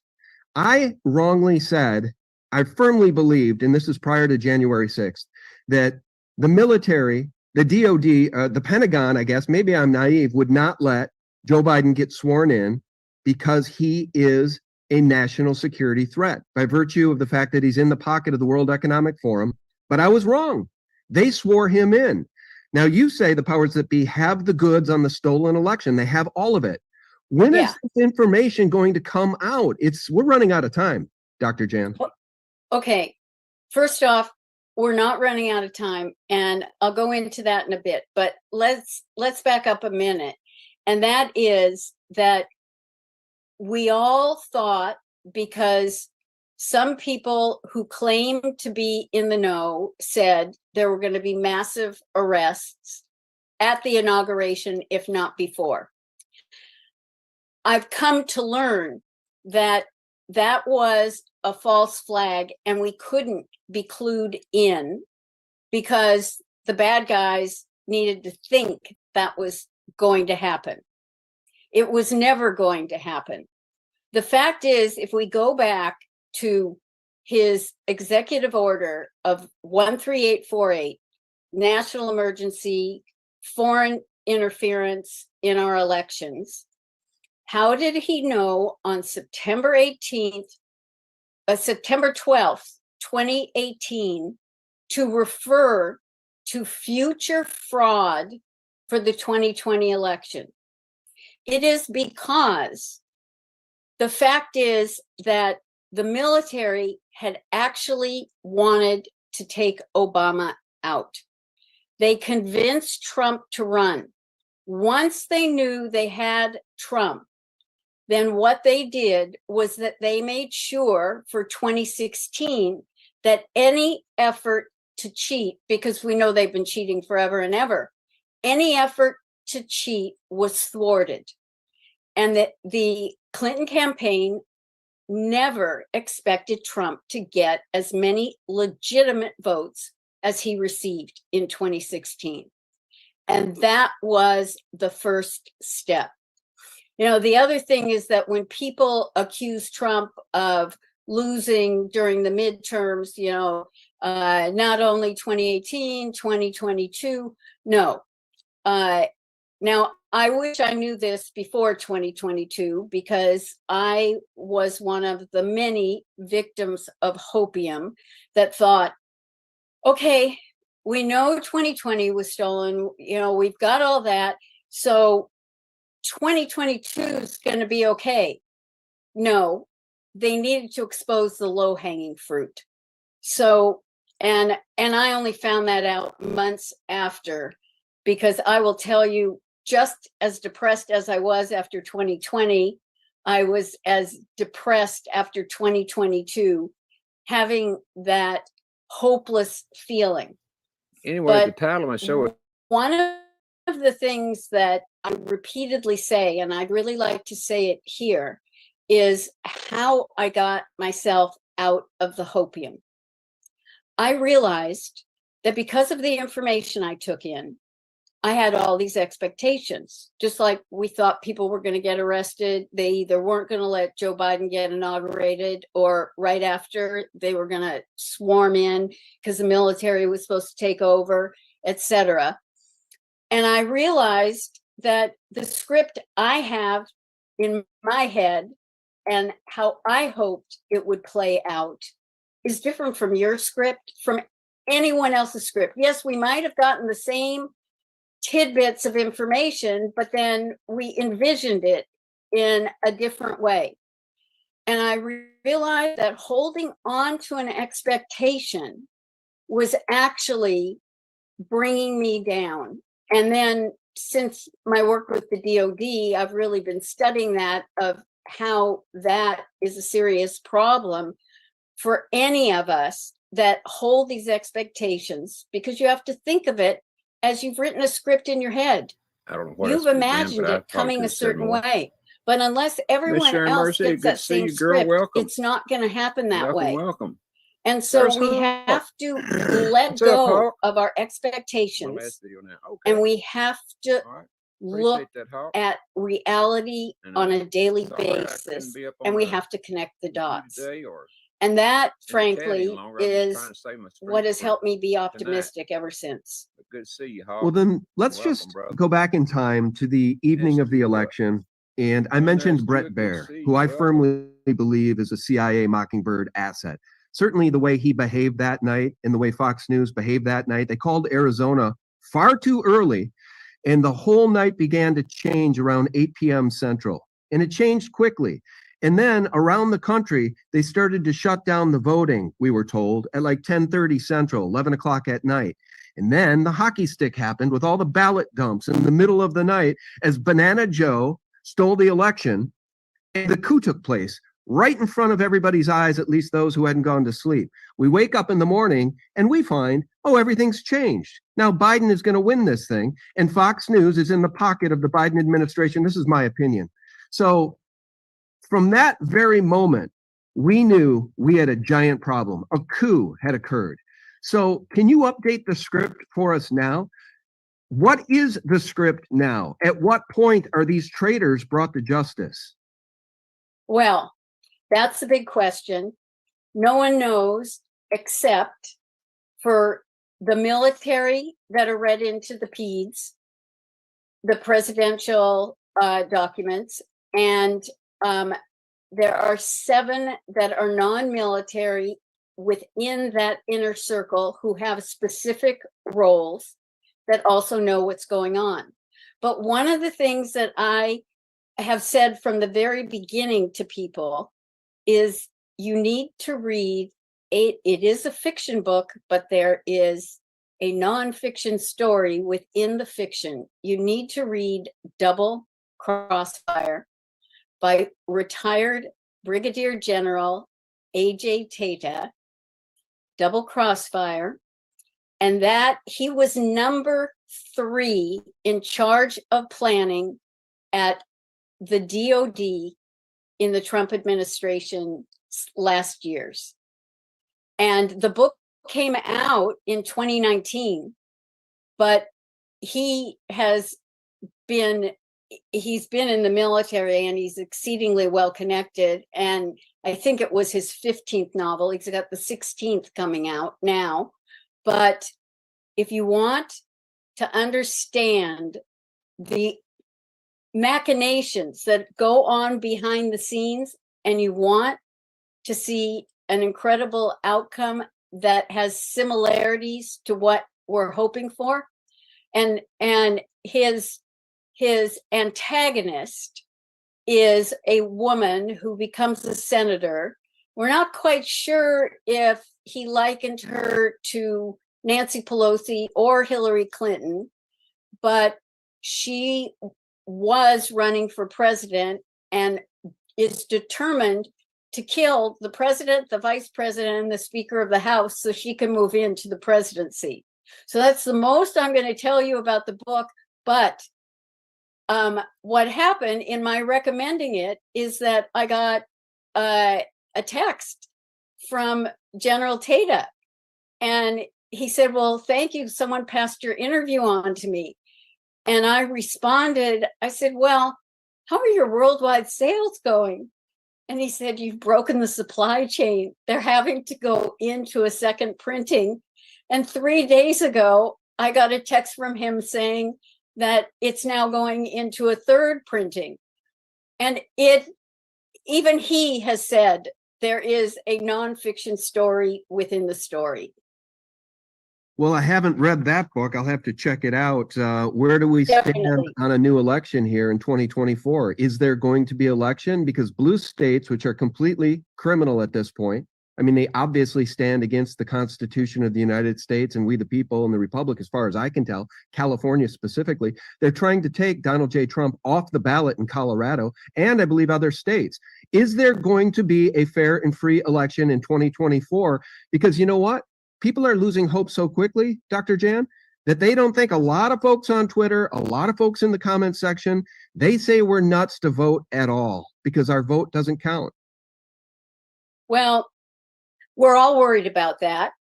We have generals giving interviews saying they don't think that there will be an election. I don't have credible information to say anything definitive, but what I do know is that there has to be more truths that need to come out before we get to any election in the future. Right. And I do know that the truths will be coming out.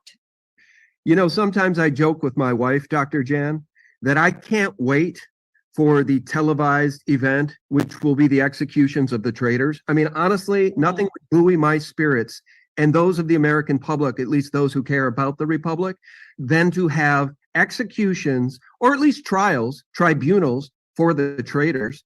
So as we move toward 2024, we continue to hear Donald J. Trump occasionally say, as he refers to the stolen election, he talks about the evidence, mountains of evidence. And he says, which will show you.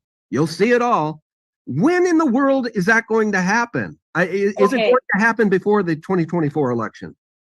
Well, it has to happen before the 2024 election. And if it doesn't, then my guess is we will not go to a 2024 election. I think there are a couple of things that need to happen. I had thought that Sidney Powell was going to bring the Kraken in her lawsuit in Georgia. Yeah, me too. But I always have to say that to myself that there's a reason that is part of the strategy. But if you think that Donald Trump will not allow this to come out, just keep in mind, we're a byproduct of 1871 and losing our sovereignty. Without going into all of that, the main reason we lost our sovereignty was because of the Treaty of Washington of 1871, which put us under the control of the City of London and the Vatican Bank. The agreement that we had to make was that the US would be the military arm, the City of London, the financial arm, and the Vatican, the bank. Because all three, the District of Columbia, the City of London, and the Vatican City, are states unto themselves. They are sovereign entities unto themselves. Now, what happened was that within that Treaty of 1871, the fact was that although Britain said that they had been neutral during our Civil War, they weren't neutral. And so it then had to be litigated in an international court. And that meant we had no sovereignty, but it also meant that every other nation, if it was a problem between two nations, would be resolved in the international court. And that part is really important to keep in mind.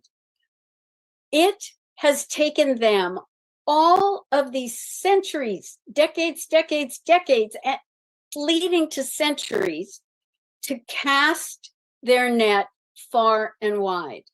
If they have been able to be this patient to implement every bit of turning us into debtors, stealing our soul, taking our sovereignty away, then just because we became more aware of all of this in a very short amount of time, if Trump can be patient and play those chess moves, we have to find that patience in ourselves. Well, I'll tell you what, I noticed the book on your shelf behind you, The Creature from Jekyll Island, written by G. Edward Griffin. I've had him on the show a couple of times. Obviously, a patriot who's been telling the truth and sounding the alarm for decades about this communist infiltration of our government. And I don't think that it could be more clear at this point that that's what we have, kind of a Weather Underground style takeover of Washington, D.C. by these demon creatures, all of whom seem to be beholden to the international criminal bankers. You mentioned the City of London. Yes, all wars pretty much are bankster wars, which leads us to what's happening in Israel. What do you make of the fact that Israel, see, the world is watching now. So even those who have been woefully underinformed about Gaza being an open-air prison with 2 million plus people trapped there, now they're paying attention. People that don't live in the Middle East are paying attention. And it seems to be a real dividing rod between human beings, right? You either have to support Palestine or you have to support Israel. I think the whole thing is disgusting, but Israel is not going to get a pass to just lay waste to Gazans, okay? The penalty for the crimes of whatever happened with those paragliders, whatever the official story is versus reality, let's pretend the official story is 100% true. It does not justify extinguishing the lives of 2 million innocents, Dr. Jan, does it? Well, I watched a documentary recently called The Human Factor. You have to get it on Amazon Prime. You have to pay to rent or buy it. I watched it twice. It is the 5 diplomat mediators from the time of Arafat and Rabin negotiating for the legitimacy of the Palestinian Liberation Authority. When you hear the actual account from the people who were working so hard to get these 2 leaders to peace, and there are pictures and there are videos from that time, there was one sticking point, and Arafat and Rabin were with Bill Clinton at the White House. Dennis Ross was the primary negotiator, mediator between the two of them. And he had to call them out of the Oval Office. And he said, there's just one sticking point left. The Palestinians want a police station at the Hebron Bridge. Arafat said to Rabin, well, whatever Rabin wants, that's fine with me. And Rabin said, if the Palestinians want a police station at the bridge, they have it. And the videos show you how the relationship between Rabin and Arafat came together in such a positive way. And then, in short order, Rabin was assassinated. Well, then you've got, between Netanyahu and Ehud Barak, the two that came in way before Shimon Peres, neither of them have ever wanted peace. They didn't care about carrying on Rabin's legacy. They didn't care about bringing peace to that part of the world. And so, given Netanyahu, how obviously crooked he is, it's been exposed so many times, how does he keep getting reelected or dropped into that? And you know, when Netanyahu first took over as the prime minister of Israel, there was a meeting, and it was King Abdullah of Jordan, Arafat, Clinton, the 4 of them, and Dennis Ross sitting around the table. And King Abdullah turned to Netanyahu. I don't have it verbatim, but he basically said, You are a pompous young little ass who does not know what he's doing and shouldn't be in that position. Clinton, at one point, as negotiations continued at Camp David, had to tell Netanyahu off as well. So this has been going on for a very, very long time. And I keep asking, who is the puppeteer or puppeteers of Netanyahu? Why have they brought this at this time? Because they brought religion into it. And when you bring religion into something, it's not firecrackers, it's dynamite. And they are trying to keep us divided. If you've read the Rockefeller Technology Report of 2010, and Kissinger's been part of that, and I can go on with all of the other names of these horrible, crooked eugenicists, they said specifically in there, if we're going to have a new world order and we're going to get people to succumb, we need either a pandemic or a world war. And they have been working towards that. The pandemic failed. Ukraine, Russia did not get us to a third world war. I mean, we've kind of been in a cyber war for quite some time. And now what they did was they knew they could blow up the Middle East. And that's what they're trying to do. And Netanyahu is not going to pull back. No. And I actually think that aspects of the cabal have always been controlling him. They need a war. It's the military-industrial complex. That is the way that they maintain their power and their control. Between greed and power, that's all they care about. They were born without a heart.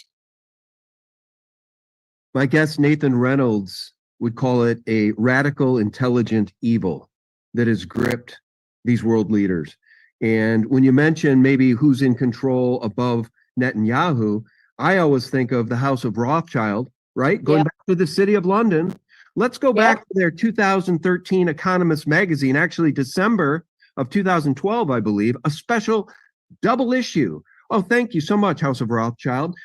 On the cover, a rough guide to hell outlining the 7 deadly sins and all of these captured politicians. And there's the devil himself in charge of the climate change. And right up here, right below a rough guide to hell, you see Hamas on a paraglider fighting with Netanyahu on a paraglider. I mean, you can't make this stuff up, Doc. You can't. And that's why it's so important to not just respond to what is happening in the moment, but to have things like that. I mean, that came out January 2013. That's 10 years ago. Right. And it's not that this information hasn't been shared with us. It's just a question of the minute people get an inkling, then that mainstream media comes in and suppresses it. I mean, David Rockefeller has literally said, we have had the media under our control to do and say what we want them to say. So between the CIA and the Mockingbird media and the cabal, the people that have the money and pull the strings, and they want us to get, they haven't minded that something leaked through, but then what do we have that the CIA did? Oh, it's a conspiracy theory. Right. I mean, a conspiracy theory rolls off of people's tongues. I have a friend, and honestly, it's been shocking to me that she doesn't think for herself. I mean, it's troubled me dearly. But I even started to say something to her about what my brother passed on to me, and she cut me off and she said, well, you said he's a conspiracy theorist. I said, no. I said, he explores conspiracy theories and has shown that some prove to not be a conspiracy theory, but a reality.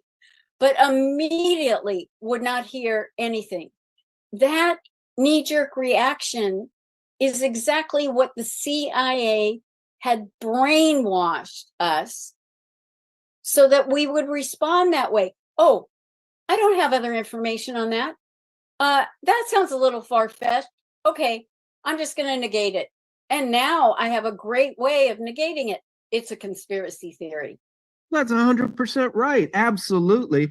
And it was the CIA that coined that phrase after they assassinated, with a little help probably from the Mossad, I'm not sure, but maybe the mafia, but they assassinated John F. Kennedy in broad daylight. And then they introduced that theme, conspiracy theory, to malign anybody that would dare question the official story that Lee Harvey Oswald acted alone. And now we know for certain that they did collude. There was a conspiracy to assassinate John F. Kennedy. Right. Okay? So now there is no defense for those who don't have the courage to investigate conspiracies, because they're all around us. I'll give you a couple of examples. The rigging of the 2020 election and the implantation of Joe Biden in a coup. That was a conspiracy. How about the climate change conspiracy? Trying to get us out of our automobiles and out of our single-family homes to save the earth and pay carbon taxes to bankers. How about what just happened in Israel as the border was wide open for a number of hours, which insiders are saying is impossible. It had to be allowed to happen. How about what happened on 9/11 with World Trade Center 7 collapsing at 5:25 in the afternoon, as the BBC reported about that collapse early, with the building still standing behind the reporter, broadcasting live from New York City. The conspiracies are all around us, and those of us with the ability to see and think are calling them out. We're damn sick of all of it, Dr. Jan. We are. How about the inauguration? For the inauguration, I was on BBC Radio even before the inauguration was supposed to start. And I, on my computer, had Fox geared up because I was going to watch it, because I don't have a TV. Why do I need to do that when I can get everything, online? But so it started in the UK. And I said, you know what? It hasn't started in the US yet, but go ahead, play it. I can hear it. 5 minutes later in the US, the inauguration started. I had been told days before that it was pre-taped. And then, of course, there are different filmmakers that have analyzed it very well. And if it had been a very good producer with a good team, they would have made sure after every cut that the right people were still in the right place. Jill Biden changed her shoes. I've got pictures of that. Then if you take it back, there were hardly any people there. Why else do you think Donald Trump called out the National Guard? See, people thought it was Nancy Pelosi that had them put up that fence around because they thought that people were going to do something awful to Joe Biden. No, that wasn't it. It's so interesting you'd say that. There is a piece of video shot by one of these videographers, right? Mm-hmm. And he was on the roof of a building with other videographers shooting the White House during that supposed inauguration. And it was a very gloomy day. But then in the official video, it was a beautiful blue sky day. So I do think there are some weird things about that entire inauguration. But consider this, they were inaugurating a puppet. They were inaugurating somebody who is not the rightful winner of the election in a coup. So of course anything could go. I mean, I don't even know if the guy's actually the legitimate president. He certainly doesn't behave like one. He behaves like a traitor, which is why the borders are wide open and tens of thousands of military-aged men are storming through. I mean, I can't think of any other word to describe his presidency other than treason, treachery. Right. Absolutely. Absolutely. I don't know if it's really him, because even when he went over to Israel, did you see where kind of the mask I was going to ask you coming about off? that. There's the whole question of masks. And, you know, a lot of smart people, not even quote unquote conspiracy theorists, are pointing that out. And they're saying that looks a lot like those masks that we know the CIA has and has had for more than a decade, 2 decades. Exactly. You know, I had to tell my brother to stop calling himself a conspiracy theorist. I said, you're a critical thinker who looks at things that are invisible to others. And I think that we cannot call ourselves conspiracy theorists. We have to actually think that the people who buy in to the BS that's fed to them are the ones that are buying the conspiracy. Well, that's 100% right. That's 100% right. There still is a large number of people, call them NPCs if you'd like, people that just walk through life and never think about much of anything and pretty much just regurgitate what they hear from the mainstream CIA media. That's the frustrating part. So I always talk about the fact that I believe the Great Awakening is real because more and more and more people on a daily basis, I meet them in bars, I meet them when I work out, I meet them when I travel. They speak the same language now that I do. And I'm finding it very, very uplifting that more and more people can point the finger at the deep state. More and more people can point the finger at Joseph Robinette Biden and say, that guy's not my president. In fact, I'm not even sure he's president at all. He may be the president of the bankrupt USA Corp, but he's not my president. Yeah, well, tell us more. Well, and Sean, he continues to renew all of Donald Trump's executive orders. Can you imagine when that sinks into the liberals, that all Biden has done is reinforced by renewing Donald Trump's executive orders? We know that big pile that he was signing, we saw it was all blank pages. Oh, first day in office, 18 executive orders. Yeah, huh? Right. Because they have to keep the facade up. How much longer are they going to be able to keep the facade up? And I guess what I'm driving at is this: as this Great Awakening takes hold and Americans lose faith in their federal government, I mean, complete and total loss of faith in this government, whose only job, Thomas Jefferson said, is to protect our liberties. This federal government is doing absolutely everything it can to destroy our liberties and our security. How much longer can this charade go on? You know, sometimes I point to Ceausescu in Romania, that dictator who was still in power with he and his wretched witch of a wife. They were still in power 6 hours before there was a coup, a military coup, and they were executed for their crimes. How much longer can this charade go on? Because these people, this administration, is literally destroying this country every single day. And red-blooded Americans are damn well fed up. We're a peaceful people, but we are fed up. Well, we're fed up because we're finally opening our eyes to it. And that's important to consider. But there are a lot of people who haven't opened up their eyes, and until they're personally impacted. And I can't take credit for this thought. I have to give it to Ann Vandersteel. She said to me, Jan, it's going to be financial. When it hits them in their pocketbook, that is when the sleepers will open up their eyes. I kept thinking, as I said earlier, it was going to be Sidney Powell bringing the crack in. It was going to be the Georgia cases. No. For the sleepers, often referred to as the normies, more and more are going to wake up when it hits them in the pocketbook.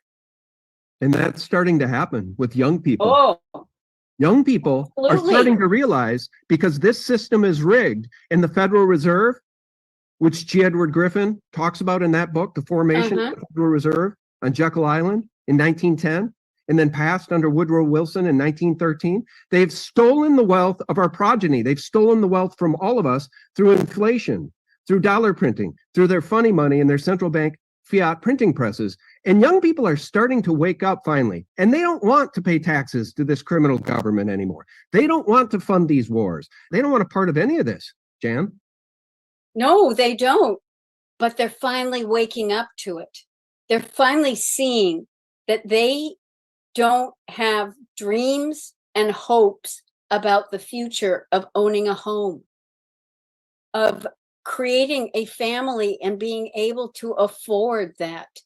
When you think about what is being stolen from the young people, and don't worry, you won't own anything, you'll be happy. Excuse me? Klaus Schwab, where are you coming from?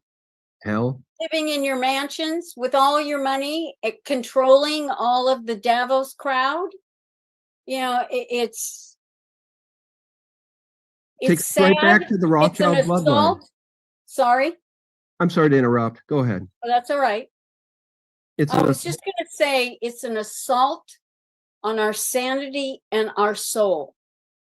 And the fact that we have been able to hold on to our sanity and to cut through it, anyone who sees through it, they need to do more than give themselves a pat on the back. They need to appreciate the fact that they're seeing reality. Look, here's the thing. If the liberals and the conservatives, if we all went to Disney World, I mean, I went to Disney, I was raised in LA. I was at Disneyland 3-4 times a year. My graduation night from midnight to 6 was there. But Disneyland is not even the size of the parking lot at Disney World. So Disney World is huge. We'd put the liberals and the conservatives. You'd have to find the conservatives. They'd be on Main Street, they'd be in Adventureland, and they'd be in Frontierland. But if you wanted to find the liberals, you'd have to go to Tomorrowland or Fantasyland. And that is how they live.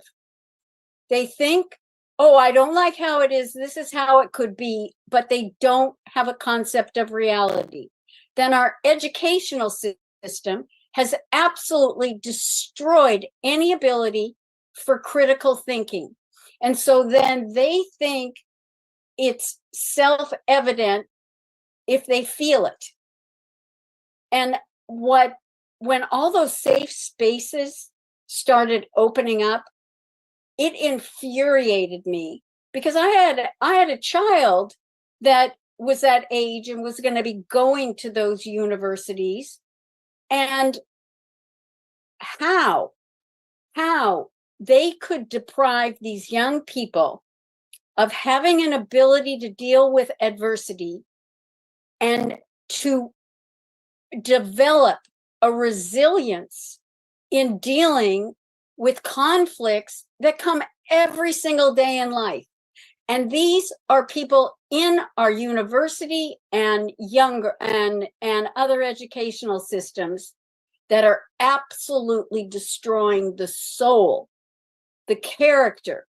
They're not giving them the right skills to survive. That's right. And I tell some of these young people, you don't have to read the whole book of The Road Less Traveled.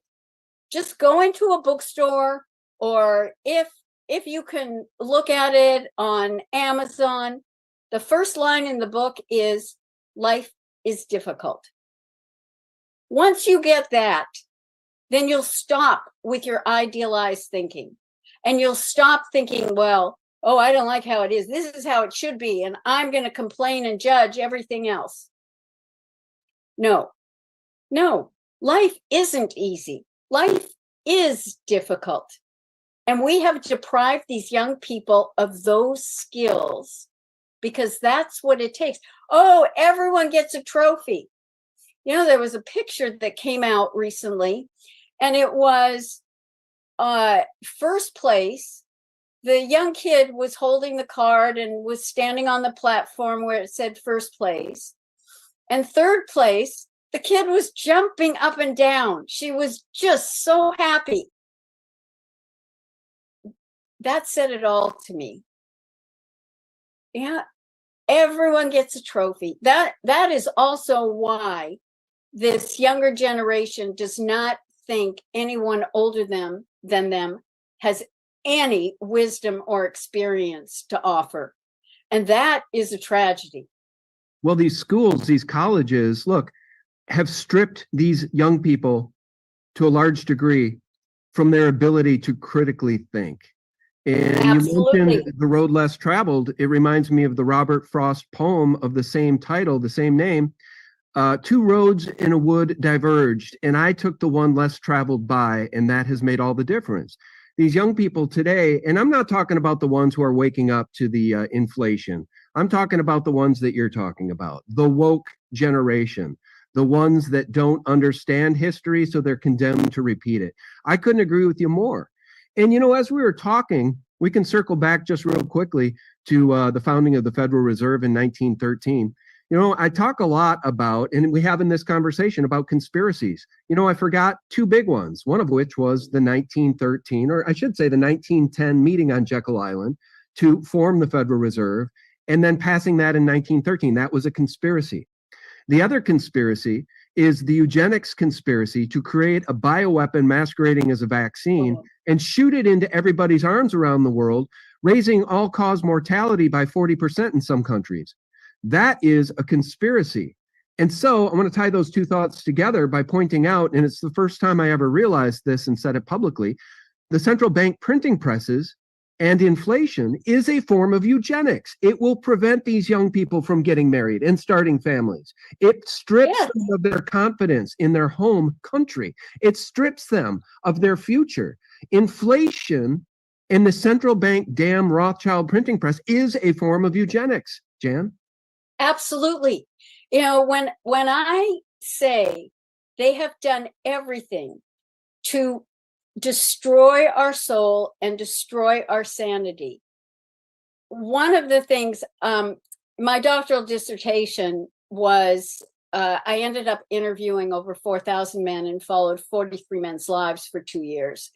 And it's called Quiet Desperation, The Truth About Successful Men. And I identified the major issues that men go through. And one of the reasons that I took that on as my subject was because in working as a corporate psychologist, men were confiding in me that the norms, the expectations, they weren't working for them. And then this guy, John Malloy, comes out and writes a book for women, Dress for Success, telling us that we need to wear scarves like a tie, and we should wear suits all the time, and we should be just like men. And so I felt compelled to carry on the message to women that men aren't fully happy with this and they want to make changes. And men feel like they've been in a straitjacket and they're trying to find a way to break out of that straitjacket. But also within, actually a little prior to that, was this supposed women's movement. And what bothered me most about that, and of course we hear it as masculine toxicity now, why did women to have any form of independence or work in the workplace or whatever, why did men then have to be made bad? Yeah. And it was another way to separate the sexes, to create conflicts between us, to destroy men, to suppress their virility. I mean, I would tell people, men are raised to either compete or they go back and forth and they know how to banter. I mean, there's more to it, but I lived in the business world and I would try to explain this to women. but they also were raised in sports. And they know that if they lost this game this Saturday, next Saturday, they put their kit back on and they go out and they fight just as hard. Women, young girls, and thank goodness more and more girls are in sports. Forget about the trans, trying to cancel them out. But that women, young girls were never taught that it's okay to lose. And then the next day or the next week, you just go back out and guess what? You could win. And so it is, if we look at all these insidious little ways that they attacked our culture, it was all to destroy any unity in a family, in a person, in a group. And that's what we have to fight against. Well, yeah, you're right. It destroyed families and women's desire to create families. I'm talking about the women's movement, right? Gloria Steinem, CIA. Look that up. Right. Guys. Oh, I'm so glad you know she was a CIA asset. Yeah. So, I mean, it's all deep state and it's all meant to divide and conquer. It's really, that's a form of eugenics too, right? To prevent families from forming, prevents children from coming into the world. And it's all part, in my view, it's part and parcel to eugenics. So I guess as we wrap up the conversation, I'll give you the floor to address your critics. And look, I'm not into the infighting, but you have become a bit of a lightning rod to some extent. What is your hope for our nation, and what is your message to those listening? For those that want to get active and be active and see the world as cup half full and try to make a change for the better to take our republic back, what would you say to those people who are listening that don't want to sit on the sidelines and do want to vote in 2024 for the candidate that they think actually cares most about this nation? Oh, that's really loaded, Sean. But just in relation to a comment at our last part of our conversation in eugenics, Henry Kissinger had put a depopulation eugenics plan together for President Carter. He has been very much part of that movement, but he gave an interview for his 100th birthday. And he said, I think we made a mistake bringing all these other cultures in. Yeah, well, thanks, Henry. Thanks. I'm glad at 100 you realize that. But, I honestly don't like to give hope. And the reason I don't like to give hope is because I don't know literally any more of the who, the when, and the how that anyone else knows. But what I do know is that the most important thing is that my interview going viral from GB News, what it gave people was that hope, but it gave them the hope that they were seeing things. It actually wasn't hope. It gave them validation. Yeah. That they were seeing things correctly. Correctly. I agree. And that, if you have that and hold on to that, that is one of the most important things. And the way that I try to give a metaphor to people is that our intuition and our physical reactions to things are always right and always with us. And we can either use our brain to mind F ourselves, right, or challenge ourselves or doubt ourselves. But if you think that our intuition and our physical reactions to things are like the car is put together, it's solid, it knows how to run, and the driver gets in And the driver has to decide, am I going to start the car? Am I going to wash the car? Am I going to turn right? Am I going to turn left? Do I have to put it in gear? What do I have to do? We have rational capability, but use that rational capability to gather the information. And when I would train executives in how to understand their feelings, I would end up saying to them, especially the financial ones, it's like working capital. You know, working capital is on the balance sheet, but it's an intangible, but you know it's there and you know you can use it. You have to trust yourself.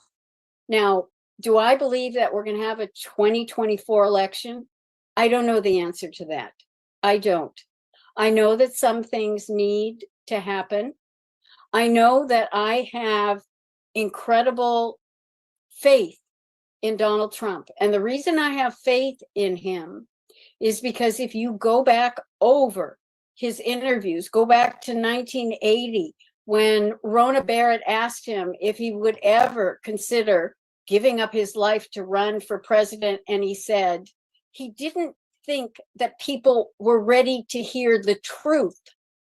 Instead, they needed a brainless idiot who would have a smile on his face and tell them what they wanted to hear. Right.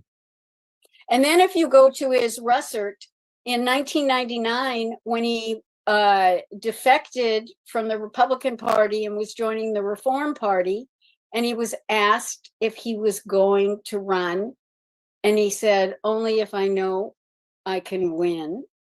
But also within that, it's a 25-minute interview, and his analysis of what was going on in the world shows you his thinking, and that he sees things before other people see them. Anyone who wants to criticize him for how he behaves or what, you know what? I don't care. He doesn't care.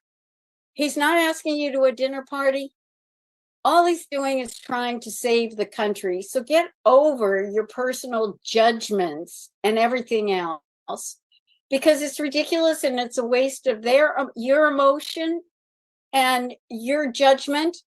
Because why are you needing to be judgmental and not look at what he has accomplished and can accomplish going forward? Yeah, I really agree with you. Here's why I agree, though. I want to just say one thing quick. What you provided folks with here, when you say trust your gut, look at the facts, determine for yourself what the truth is, that provides people the antidote to the gaslighting, which is all they get from Fox News and CNN and the Washington Post and NBC Nightly News with CIA asset Lester Holt. All they get is gaslighting. I mean, literally some of the same people that were gaslighting the American people on a nightly basis, telling them that the new COVID-19 vaccine, which is really a bioweapon, is safe and effective. That's all you heard. Safe and effective, safe and effective. Get your booster. Some of those same people are now telling you don't ever look back at the 2020 election. It was the safest, most secure election in American history. And anybody that questions it is a conspiracy theorist and a nutcase. Some of the same people who told you to take the bioweapon are telling you not to go back and look at that election because it was safe and secure and Biden rightfully got 81 million votes. So I agree with you, Dr. Jan. And people need to say when that happens is, why do you feel a need to negate what I'm telling you and to buy in what someone you don't even know if you can trust has said to you? Have you made that assessment and looked at the information yourself? Throw it back in a question to them, and do not ever accept when someone tries to negate. I think that's spot on. Last question. I know we're wrapping this up, but it just popped into my head. I ought to ask you this. So Mike Johnson, the new Speaker of the House, kind of came out of nowhere as we had this process happen, and Scalise got shot down, et cetera. And so now we have Mike Johnson, who I don't know very much about, but I understand he's a Christian. And he went hard in the paint after Mayorkas about the way this border is wide open. And he read Mayorkas' The Riot Act, which is long in the tooth. That should have happened a long time ago. But he did it. I think it was brilliant. The only word he didn't use, which I wish he had, maybe I missed it, and the word is treason. I think Mayorkas is guilty of treason. Joe Biden, the entire administration, is guilty of crimes against this country. The new Speaker of the House, Mike Johnson, what are your thoughts on him, and what should Congress do between now and the election to try to save this republic?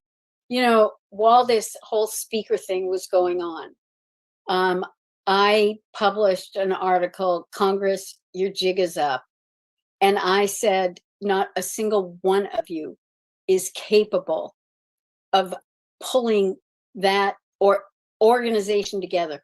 Congress is considered, and that includes the Senate, the most dysfunctional organization within all of the government.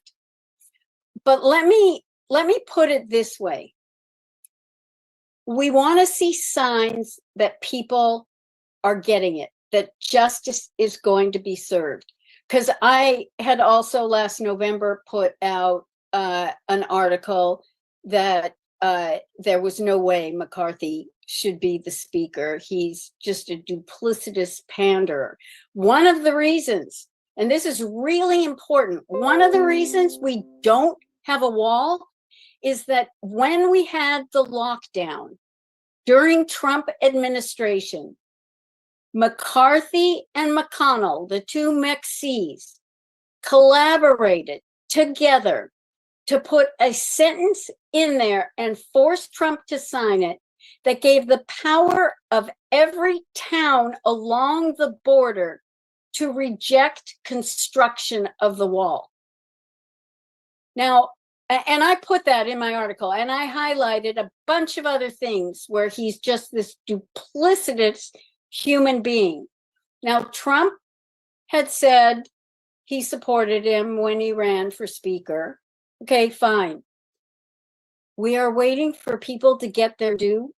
Sometimes you have to see how horrible they really are before they get cut off at the knees. And that's what happened to McCarthy. So I take that example. It might not be a tribunal.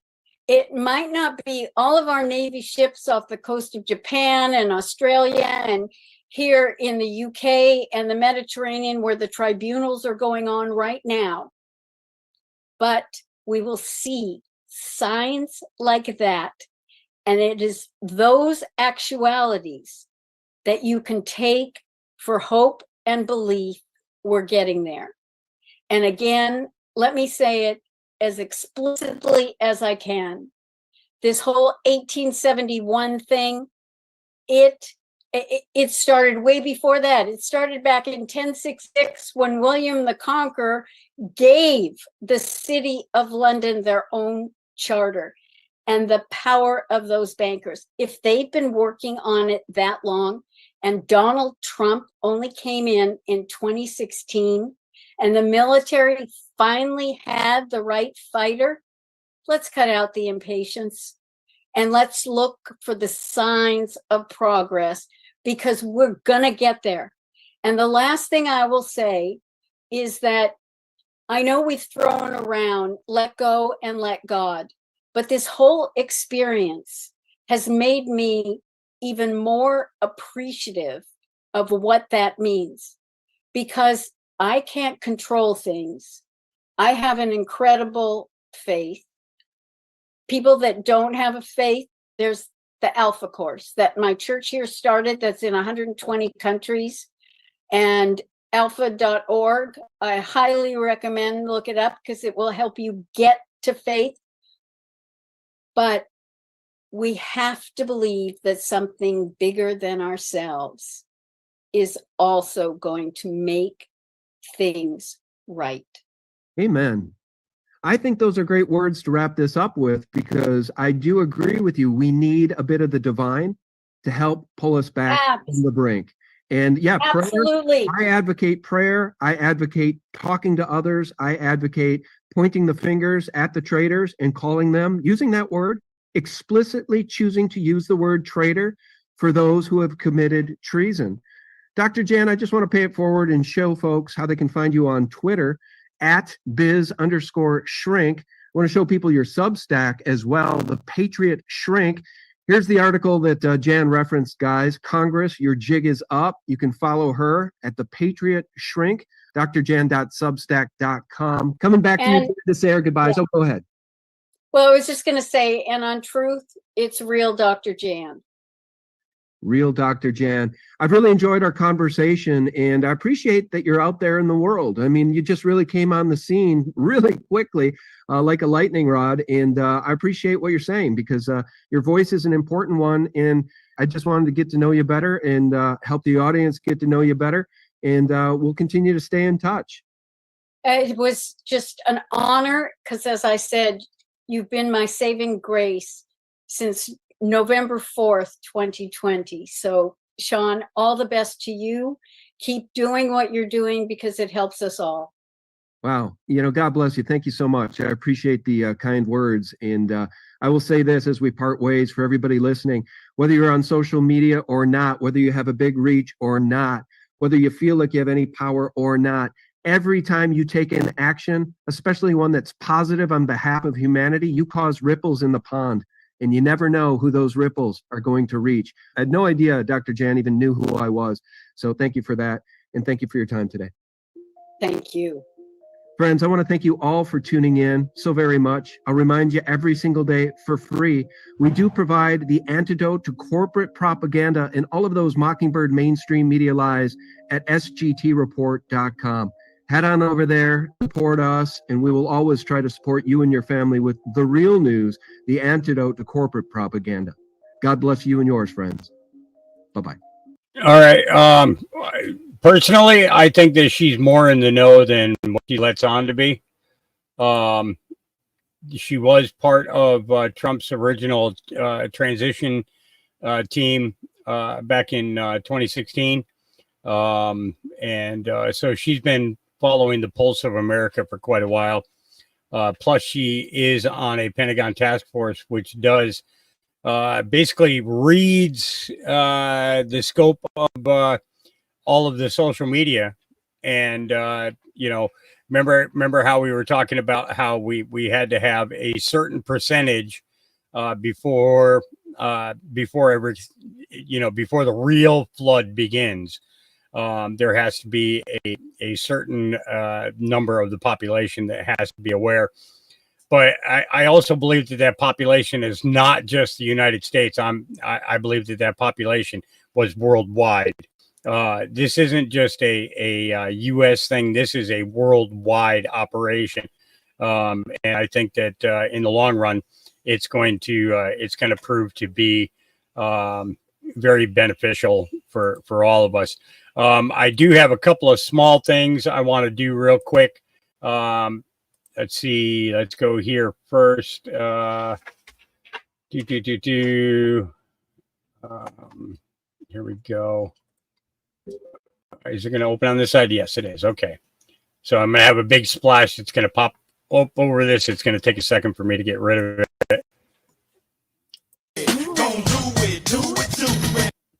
Me when I get a job at a strip club because grocery prices keep going up. That was funny. You can do it, put your back into it. Come on. I can do it. Okay, we needed a laugh. Okay, bear with me. Okay, next one is Slow Country. Sent me this one here. Which side is it opening on? It's opening on this side. Okay.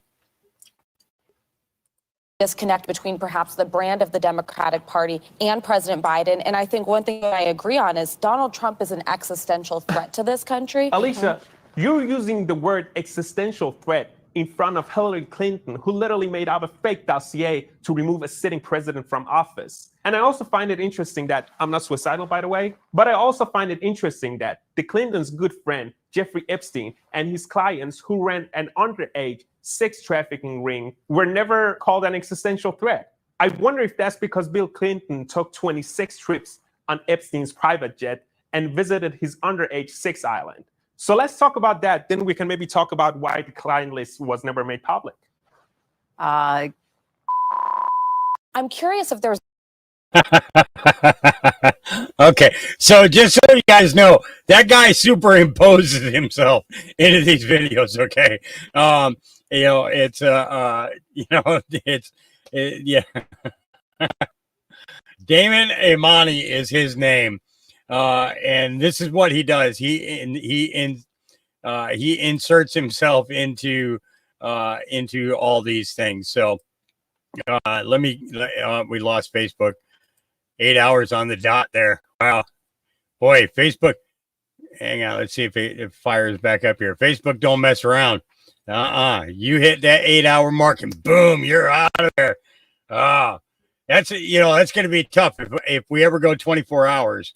With like basically what I want to be able to do is take this to a point where we have like 24 hours worth of hosts to keep it rolling 24 hours a day, because it's hard for them to censor you if they can't find the information in a video that's 7 days long. You know what I mean?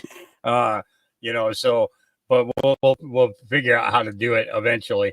But that was good. That was good. Let me see. I think that was the only other one. What was this? Lawyers are seeking to meet with Florida AG Ashley Moody about prosecuting Anthony Fauci and other federal officials. Well, it's, they've been seeking to do that for too long. It's I'm getting tired of kind of getting really tired of waiting on them. It comes to a certain point where enough is enough. Okay. So that's going to be it for me right now. I am dropping the link right now where I am going next. That is Ronnie's channel. That is the current podcast. So God loves you. Jesus loves you. I love you. God willing, you will see me again tomorrow. I probably be on about noontime, depending on how much information comes out early in the morning. But I'm going to go hang out and chat for a while over at Ronnie's. Give him great support, and we all love Ronnie, right? Okay, all right. You guys have a great night. Get some to eat, relax, chill out, get a cup of hot cocoa. Actually, hot cocoa. I do have hot cocoa. That is one thing that I am not lacking in. I have hot cocoa. I'm gonna make me a cup of hot cocoa. That's what I'm gonna do. I'm gonna make me a hot cocoa. I don't have no marshmallows to put in it, but I got hot cocoa. God dang it! All right, we'll catch you guys. Peace.